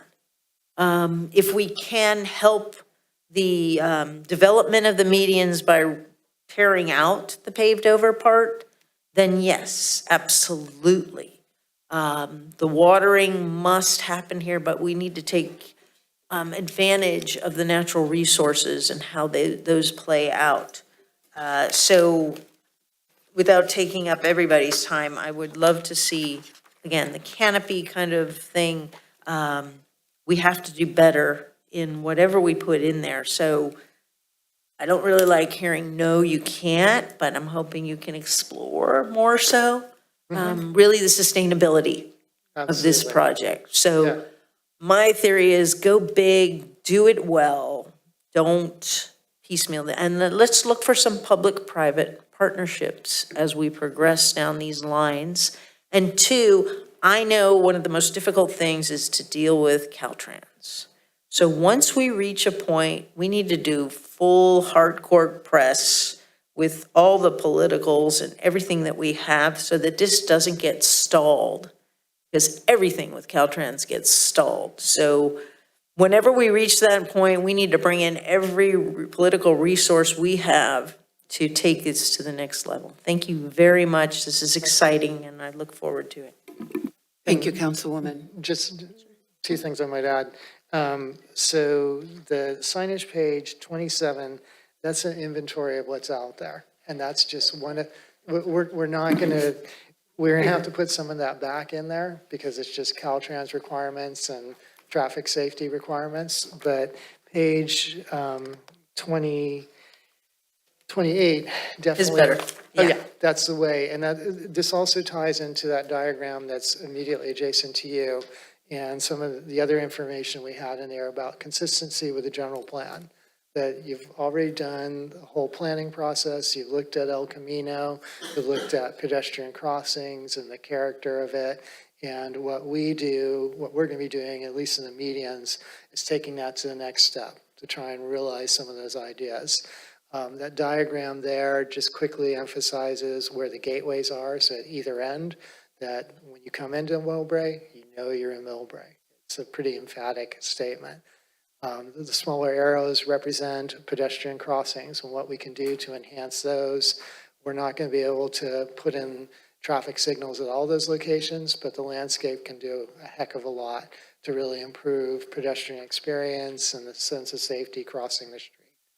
And then overall, with those crossings, is just making these connections to both sides of El Camino, so that there's connectivity and it's not, one side isn't isolated from the other. I wanted to mention really quick, we may be able to find some grant money as far as water resources. Also, there's some new technology on crosswalks that I would love to be a pilot program on, where you, because we are so wide, you push the button and then you cross, but it keeps you, it doesn't stop blinking until you cross a barrier on the other side, which would be helpful to people of all ages and moving across there. So it's a new technology, but it's really, it helps because it's so difficult crossing there. And then two, I don't think you mentioned any, like extending some of the curbs, which is so annoying to us drivers, but sometimes public safety, I think we need to look at that because it's vitally important that whatever we do here, in order to enjoy the pleasure of what we provide, it must be safe. Thank you. Yeah, and unfortunately, those, Sam has a vision for addressing those as part of another project.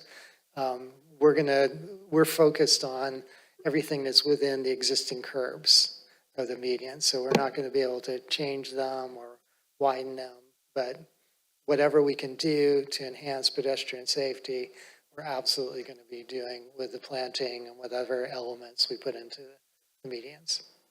Yeah, Mayor, if I may, so on that note, as the council may recall, with the adoption of the specific plan, downtown specific plan, El Camino Real specific plan, we're working with Caltrans on a parallel path to eliminate a lane in each direction, widen the sidewalks, have dedicated bike lanes and that type of thing. So that's a component part of this. The nice thing about the center medians is that's fixed, right? So the investment that we make today and get a head start on all this, it will not move. So if that kind of helps. Or doesn't? Well, no, I think Wait it till does. my comments. I think as we progress, right, success begets success. And I think that working with Caltrans, and I agree with the council member, actually, I think PG&E is more difficult than Caltrans. But Caltrans has been, they've been really good. I mean, they've been excellent with the staff. But we need to implement, right? We need to take that next step, and we need to take that action. So anyway, just hopefully that helps, and keep that in mind. Okay, thank you. Councilwoman Cahalan. Thank you. Thank you so much for your presentation and helping us understand all the different options and language and components so that we can think about this well. A couple of things that come to mind for me, you talked about us having a lot of trees that are not in good shape and not having proper soil. So I don't know if maybe through the process, there's some support and training as we implement new medians, new plants, new soils, that we have the proper information to maintain those over the long term. I agree. I love that idea of thinking about when you drive through MILLBRAE, or when you're driving down the Long El Camino, you know you're in MILLBRAE, and that it's beautiful, that it has a theme, that it flows. Yeah, I really like naturalistic and fluid components. I know, and you're probably on top of this already because it's your field, but just to put it out there, there are several spots on El Camino where there's, left or U-turns from either direction or from east-west, where there is no light or no stop sign. And even right now, it's not the greatest plants, but some of the plants that are there are high enough that it impedes visibility on those turns. So I think on the last slide in the lower right, there was that example of, it was kind of a design in the median, but low planting, but it still had, yeah. Like, that kind of stood out to me when I thought of those areas where it's low, so you have that visibility, but it's still a creative design. That stood out to me. I know art is expensive, but maybe with grants or public-private partnerships, maybe at the gateways, it would be exciting to see something, and to think about our themes of festivals or MILLBRAE history, what those design elements could be. I also really like lighting. I think that makes it very vibrant. I think those were and agreeing with the sustainability, both from an environmental component and a budget and staffing ability to maintain for the long term, so, thank you. Great. Just to kind of comment on the art can be, we can have a dedicated piece, or you have an artist program. A lot of communities have that, a 1% for art, and they get pieces through that. There's other ways, like this median you talked about, that's kind of artful, and that's actually in Mexico City. So there's, I guess I want to kind of reframe, there's like art, big, huge, monumental structure, and then there's kind of an artful way of looking at just regular landscape elements that you need to put in, looking at them creatively. That's something we're doing on some other projects where very tight budgets. So we're trying to find ways to be creative with mundane elements, even if it's fencing. How do we take that fencing and tweak it a little bit so it's much more interesting and rich than just the mundane chain link fence. So, I would only add our community development director left us, but we still have on our goal setting for 2023-24 is a developer fee with something like a 0.01% on art and climate change on those. So there are ways on that. And since Anders walked off, I'll take the floor. Okay. I loved everything in this. I read the 3 feet versus 5 feet. We know that the soil out there is terrible and we need to do the job right. And if that means taking it down to wherever we hit utilities, then let's do it. I have a cousin who wrote his PhD on mycorrhizae. Each plant has its own mycorrhizae community. So if you don't build that community, you're not going to have healthy plants. So let's do it the right way on that. Here's the problem I have, and maybe I'm going to speak a little bit of my family here. Depression era parents, always felt working class, never went for what was right, went for what was just okay. And I think that's how MILLBRAE has behaved. And I think that's how the community, the greater community, has treated us.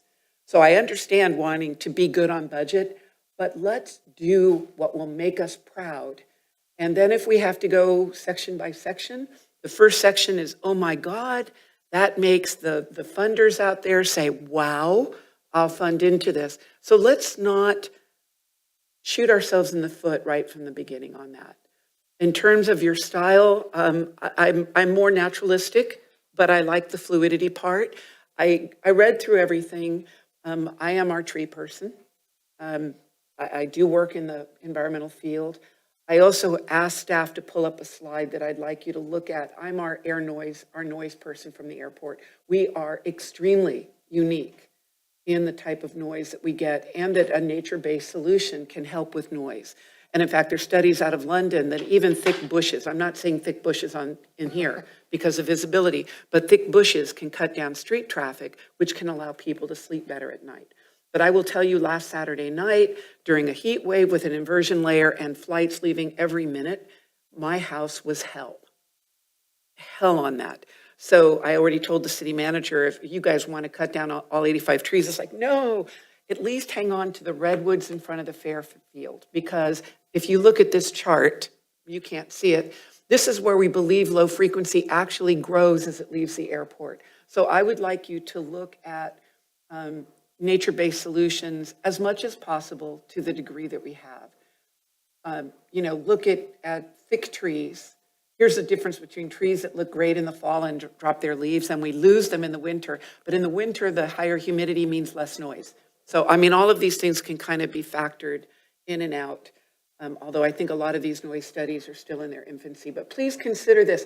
Now, those gray areas doesn't mean there's not noise, but the green areas mean this is where the FAA currently doesn't realize that there's a lot of noise in back of jets. They, in fact, don't even measure ours. So we're hoping with the new FAA authorization and the noise metrics, they will be adding the type of noise that we are almost unique in the world, in that most of the flights take off along towards the bay, leaving us, MILLBRAE, with our hills, concentrating low frequency noise. And plants can break up the waves. Usually it's got to be a pretty thick set of plants, but they can help break up the waves. So I would like you to consider noise, as well as noise. If Caltrans comes in and rubberized asphalts, I know there's rubber problems in storm drains, but it does make it a lot quieter on that. Here's the other problem I have with this. Our El Camino looks horrible. So I'd love to see this happen quickly, but I'd love to see it, and I'm glad you said that, City Manager, that we're working with Caltrans, and we shrink our El Camino now, and we try to widen those median strips. If we're going to try to create pedestrian, I always forget the word, safety areas, havens, I just can't, what is it? Refuge or Refugees. I always forget that. We're going to have to do that. And the other thing that the plans are going to have to do, and the city manager and I saw this with our new landscaping at the rec center, the kids going to middle school, people using the park, they just walk all over our low-lying plants. So there's going to have to be some plant to at least let them get big enough. But I watch people cross El Camino Real mid-block all the time. And we have lost a number of people just in my 8 years on council. And if Councilman MILLBRAE was here, there was an agreement between existing developers to build that low green fence, if you've seen on the frontage road. I still see them hop over that too. but maybe in your plans, you think of something, and a fence can be artistic. And in fact, with the new laser cuts, they're getting gorgeous out there.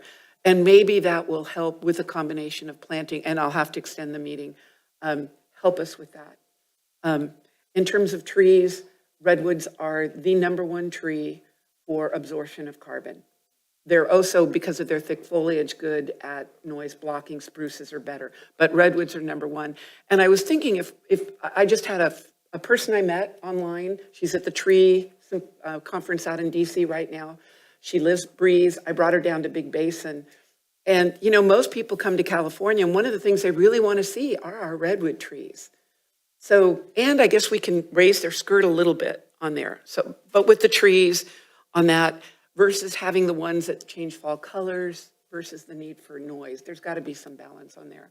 But I love what you did. I will tell you, I hate these cement things. What I see when I'm next to them are cigarette butts and their heat islands. And now all of MILLBRAE from 2 blocks on this side of El Camino Real are considered extreme heat danger.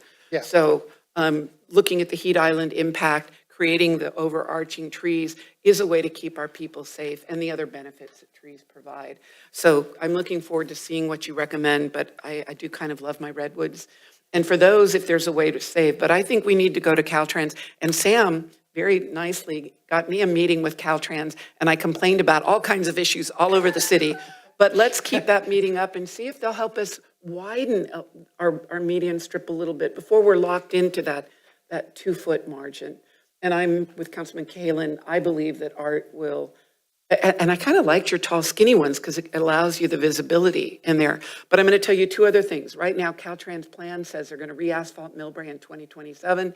And then our then Assemblyman, now Congressman, got a little under $800,000 to CCAG to do bike lanes on our El Camino Real, telling me that they were working with staff. But we've got all these other groups out doing things in MILLBRAE. Let's make sure they're doing things we want, not, and I'm going to be blunt, not what they think they want. It's what's best for MILLBRAE. So give us really good designs. Sam said xerophytic. Again, in my field, we understand xerophytic, but xerophytic has so much decomposed granite that it gets full of cigarette butts. I mean, that's how I see it, because that's what happens with it. You know, 19th Avenue has the cactus, and it looks good sometimes, but it also is awful full of garbage in there. So I get that, but I don't want us to be so water conscious because we're going to have a tertiary treatment plant and we're going to have our own water. And the purple pipe is going to get up there and we can water everything with purple pipe. So let's think a little bit lush. You know, the cities that have got their rose gardens, you actually go, wow, I feel good. Mm-hmm. And that's really weird to say that, but, and the city manager's comments about our sister cities, my thought on that is we have a number of parks that are our sister cities. And we're working on a Japanese garden, contemplation garden, that we can do some work like that. We have lots of MILLBRAE to replant on there. So I think I couldn't be more excited with this. Let's not do it cheap. Let's at least set that up. And there are climate change goals right now. If the Social Equity Commission can get us into the EJ list, that opens up a whole huge new gateway of funding for us. Exactly. So there's a lot of strategies going on right now for that. Yeah. So I think I said everything, and thank you for pulling up the slide. Just know that we have this noise problem, and it is unique. Yeah. Oh, yeah. Yeah. And I'd love to bore you with it, if we ever have some offline time. No. And Mayor, just a point of business, so if you want to continue the meeting. All right, can I have a motion to continue? 30 minutes, because we have one other agenda item. It should be quick, but 30 minutes. And we actually have some good news to share tonight. We have one public speaker too, sorry to interrupt. Oh, okay. So you know. Okay, Councilman Fung, you were we need this motion first. I need a motion, I've only heard 20. Second. Can we get 30? Move for 20-minute extension. Second. Okay, we'll go for 20 if we have to extend. There's some stuff we have to talk about after. I think this is where the council gets loose. So there's a motion for 20. Is there a second or not a second? If there's not a second, it dies. Oh, there's a second? Okay, so there's a second on the floor. Okay, call the vote, please. Councilmember Pavitt? Yes. Councilmember Kalin? Aye. Councilmember Fung? Aye. Vice Mayor Goodman? Yes. Aye. Mayor Snyder? Thank you. The meeting Okay. is extended to 11:20 p.m. So, I Councilman vote Fung, you were the 5-0. only one with comments, without comments. A lot has been said. Good to go. Thank you. And we have a public comment, and I did have the slip. Nathan Chan.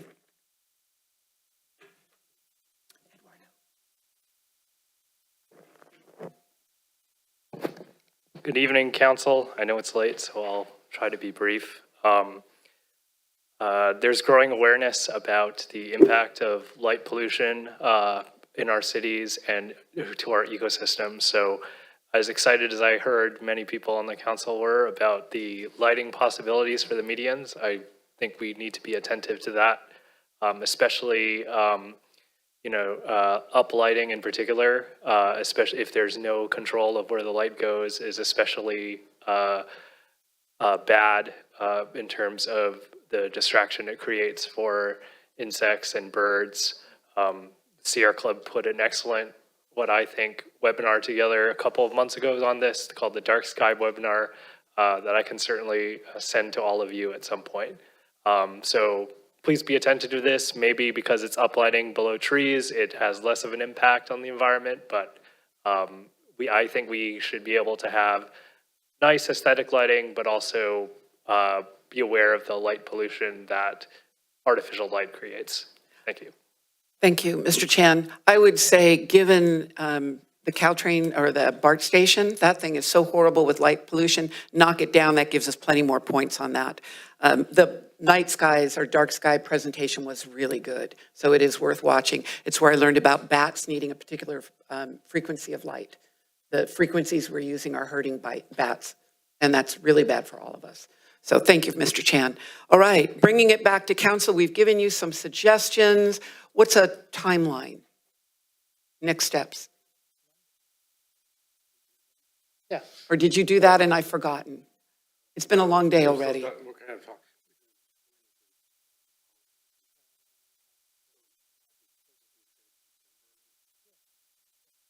On the mic?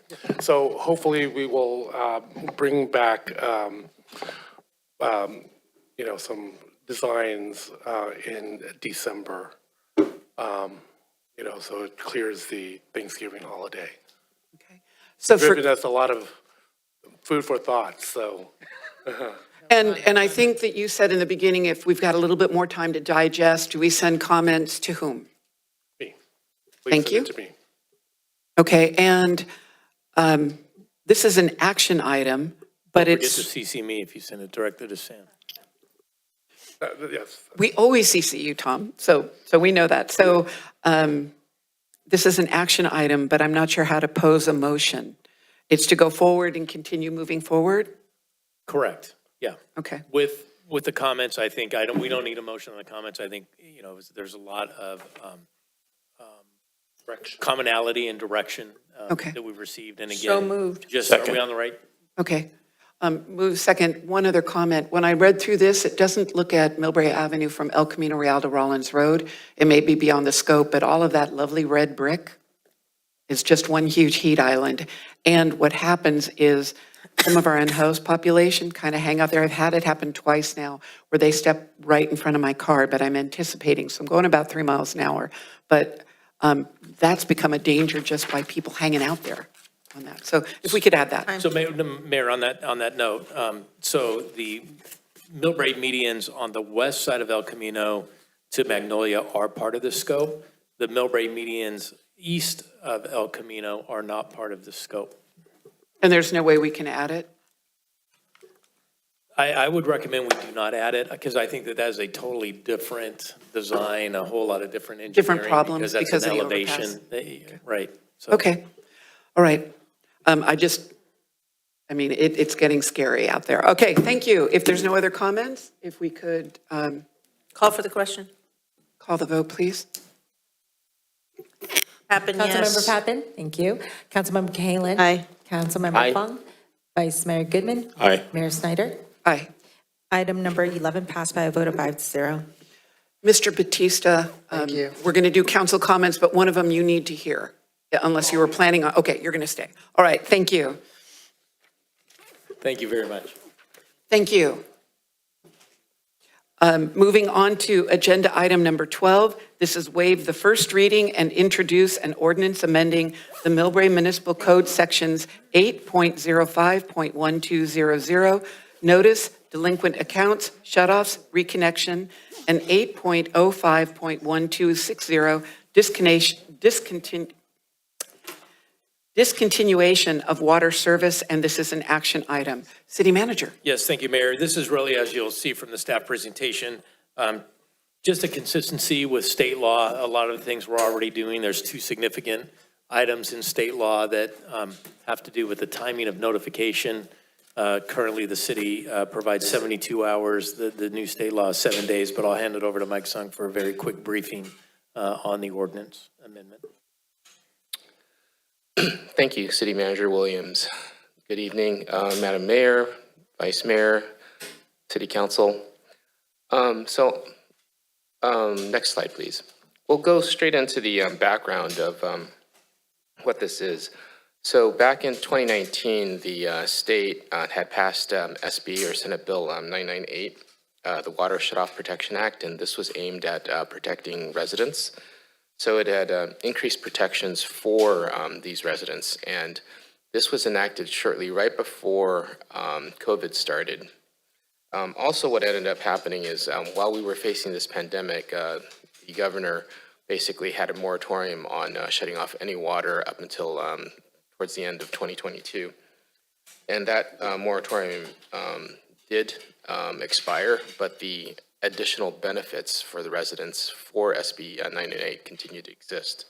Next slide, please. So what's state law? State law now is 60 days instead of 30 days. Our community code, our current practice is 30 days, and now it's 60 days. It's basically a discontinuation for non-payment, and if that were to actually happen in the future, information would be provided on how to restore the residential service. We continue to do that now. And also residents that do meet certain health and financial requirements, they'd actually wouldn't be subject to the shutoff itself. I'd like to also stress that the city has not shut off any residential water in the last 3 years for delinquent payment ever since COVID started. Next slide, please. So in the revised written policy, 4 of the 5 elements already exist. There's a plan for deferred or reduced payments, and we actually already have that. We have an alternative payment schedules. We work with people if they're having problems paying us back. We have a formal mechanism for contesting or appealing. That's already in the Muni Code. We also have a telephone number for customers to discuss options to avoid discontinuation. That's also something that currently exists. What's new is the policy is now going to be available in English, Spanish, Chinese, Tagalog, Vietnamese, and Korean. Next slide, please.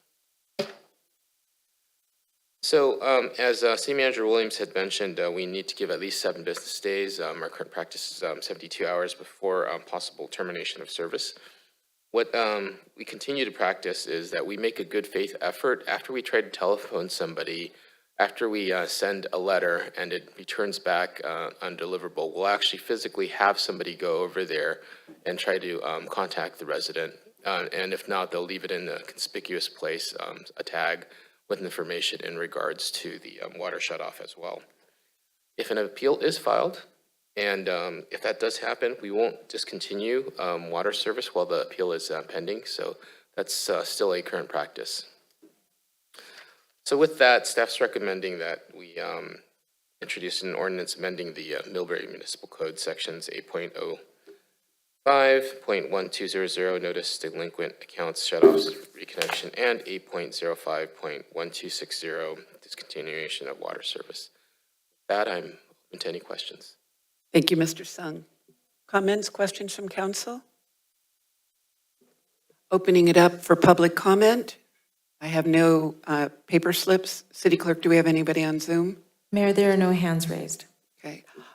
Absolutely in support of this. I talked to the city manager earlier when we were debriefing the Board of Supervisors setting their priorities for Measure K funds. I know that we can help cover low-income people, but I think that the county use of the half-cent sales tax that all of us here in MILLBRAE pay for, this would be a good use. So I'll be sending a letter to Supervisor Pine, asking that that be added to their use of Measure K funds, because it would allow people to stay in their homes. Under that, that's one of their their criteria on that. But I'm all in favor. Any other discussion? If not, motion and a second. So moved. Second. Thank you, Mr. Fung. Thank you, Ms. Cahalan. Any further discussion? City Clerk? Just to be sure that the motion is to waive the first reading and introduce. I'm sorry. Yeah, okay. And there's such nice short ones instead of what community development brings. Yes. Do you need, does MCTV need me to reread these? No, I could read it for you Okay. if you like. So would you like me to go ahead and roll call? Okay. Councilmember Pappen? Yes. Councilmember Cahalan? Aye. Councilmember Fung? Aye. Vice Mayor Goodman? Aye. Mayor Snyder? Aye. The City Council waive the first reading and introduce their ordinance amending a Millbrae Municipal Code Section 8.05.1200 delinquent accounts shutoffs reconnection and Section 8.05.1260 discontinuation of water service, and the motion passed by a vote of 5-0. Thank you. All right. If some council members don't want to do council comments, I do have some that I want to get out there and a request of a subcommittee. Who would like to go?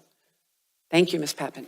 I'll go fast. Thank you very much. FYI, and very exciting, the tennis courts at the Recreation Center are now open. Yay. I don't know how many years it's been, but that's exciting. Lions Club Golf Tournament this Monday was a great event. Thank you to everyone who participated and volunteered. Japanese Cultural Festival was also another wonderful event. I think it was our 18th, right? Something like that. And the new Consul General of Japan was there. So it was a great way to welcome him to the Bay Area. Also attended the CORA fundraiser, which is Communities Overcoming Relationship Abuse, so domestic violence. The Attorney General for the state of California, Attorney General Bonta, was there, introduced by our own District Attorney Steve Wagstaff.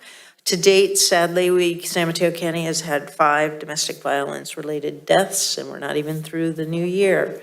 So please, if anybody needs assistance, there is assistance out there.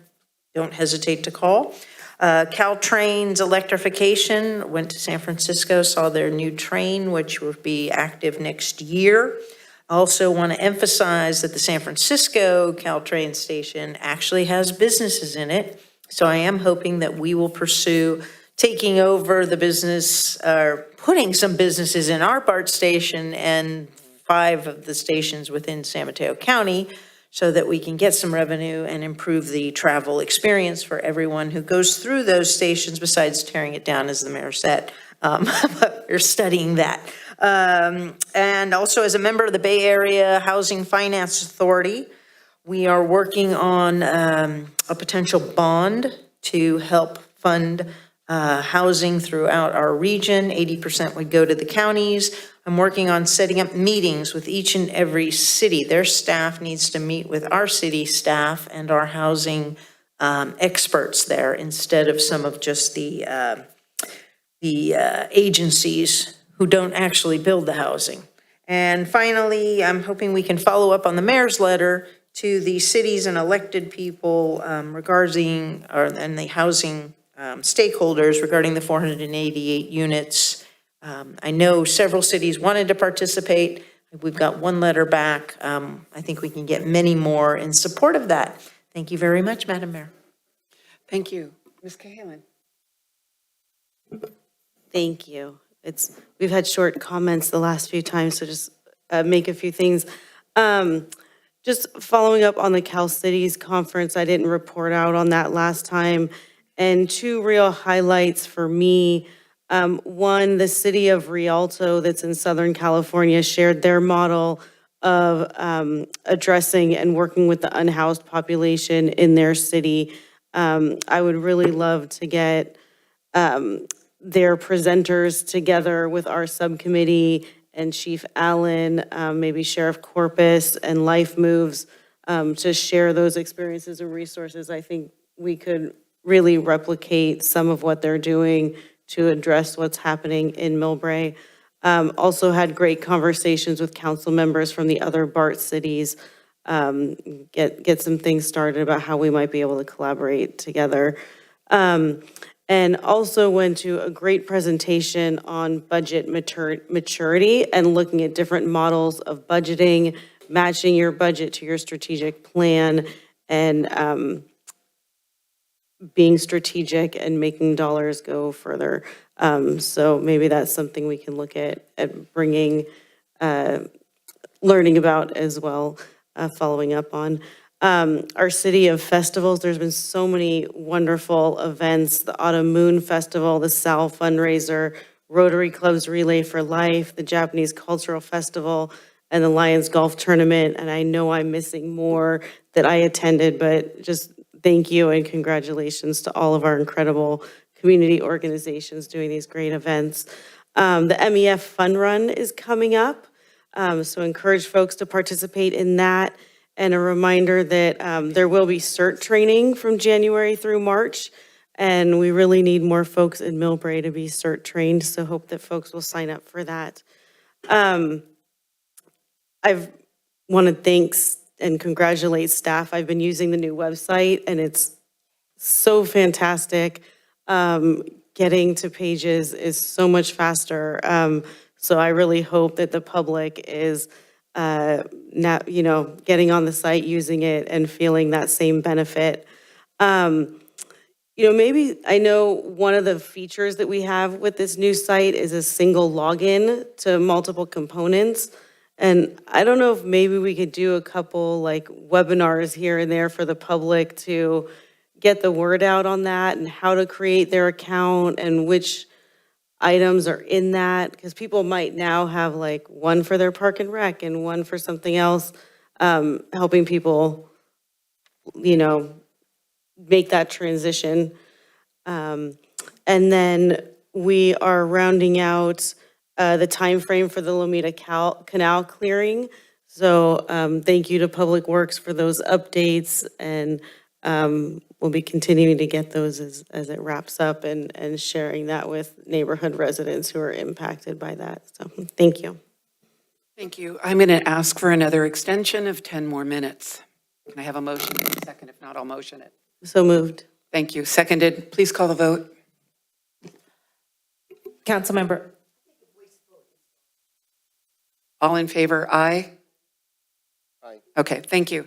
All right, so we'll go, Councilman Fung, please go and not have to do it speed talking. Yeah, I'll be real quick. Between the Japanese festival, cultural festival, and the Sal, Foot Wine and Hero is great. We raised quite a bit of money at the Sal fundraiser. Great for the kids. I'm glad we get it done, and it's getting it done in MILLBRAE. So I'm extremely proud of that. Just want to talk a little bit about the hard board meeting that we had. The last board meeting, we have approved a 100% affordable housing unit. The hard board is going to give a loan at $3 million. Part of that is also a Measure K loan as well.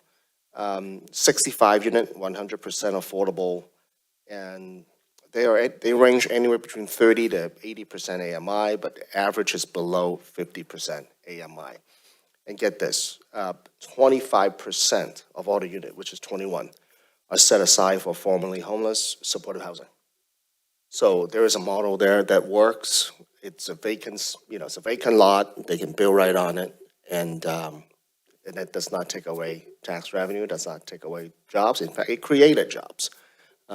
And so there are some models that we can follow throughout the county in order to be able to build these affordable housing and permanent supportive housing unit the right way. So just want to get that reported out. Thank you. Thank you, Councilman. Vice Mayor? Okay. First, I'd like to congratulate MILLBRAE Community Enhancement Advisory Committee member Claire Beltrami.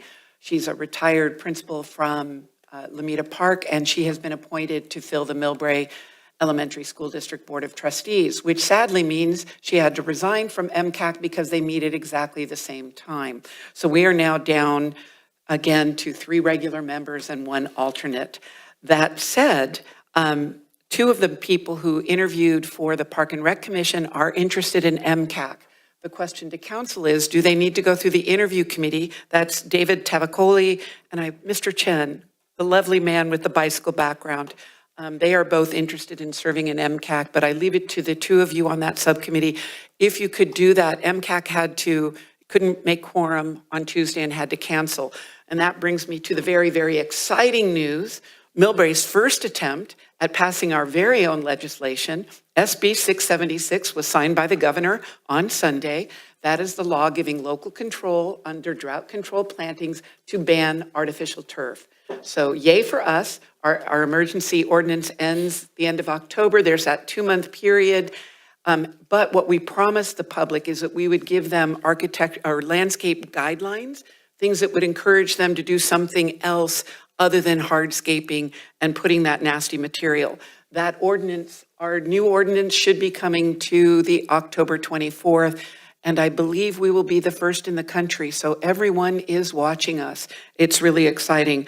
It brings me back to bike pedestrian. I spoke to Mr. Chen, I emailed with him, spoke to Mr. Tavicoli. The county bike CCAG BPAC meeting was the same as the Sheriff's Activity League, so I skipped that one, and I'm not chair, so I can do that now. But they're going to be opening or have opened the grant period for what's called TDA Article 3. We have been absolutely unlucky. We've gotten one TDA Article 3, 8 years, maybe my first year, 2016. We haven't gotten a grant since. But I would love to call a meeting together so that we can try to see what's competitive. The next meeting is October 26th. But I think if we're going to apply, it's one of those, it takes up so much staff time, but if we don't apply, then we'll never get it. But just to know that. And so that's bike pedestrian. I already reported out on Airport Noise Roundtable. One Shoreline met. They had SFO come and talk about their sea level rise. And because we are not truly represented on that JPA, I got 2 minutes. Basically, SFO came in and talked about how they're going to extend 20 feet off the end of runway 1 and not anything about the 5 acres of mud flats they're filling at MILLBRAE. So we're not getting very good representation from One Shoreline. And the final thing is, I had put this on goal setting. I probably shouldn't have put it on goal setting. It didn't get the goals. But we really do need a functioning bike pedestrian committee. And I would like, if we're going to be looking at protocols, for staff and council to consider the 2 park and rec people and maybe some public members, because we've got public members with good bike pedestrian. To me, a good bike pedestrian committee also has someone who is visually impaired, because they experience sidewalks differently than the rest of us do. And they cross the street differently on that. But we really do need a functioning bike pedestrian. When social equity is created and we become the social justice community, I think we are, it'll just be another part of getting our ducks in the row to be able to be competitive in funding on that. Yes, great events everywhere. And with that, I will end. Oh, we've got a little bit of time. Vice Mayor, you sure nothing? Okay, I would like to close in memory of Senator Feinstein. Most of you probably saw everything. I actually was in Washington, D.C. lobbying for the University of California when she was passing the assault rifle, and then got invited to her breakfast that she held there at no cost of the constituents. She was an amazing, amazing human being that opened the door for most of us female politicians in here. So closing in memory of Senator Feinstein. And then it is sad if you have not heard, Les Morse, the husband of former Mayor Doris Morse, passed away a few days ago. I attended the service today. My mom remembers him when Doris was running for office, that he would come into Mom's precinct and check to see who had voted.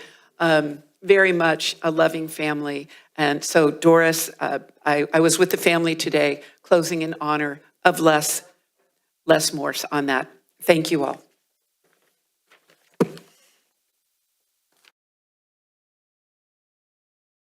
Adjourn at 11:24.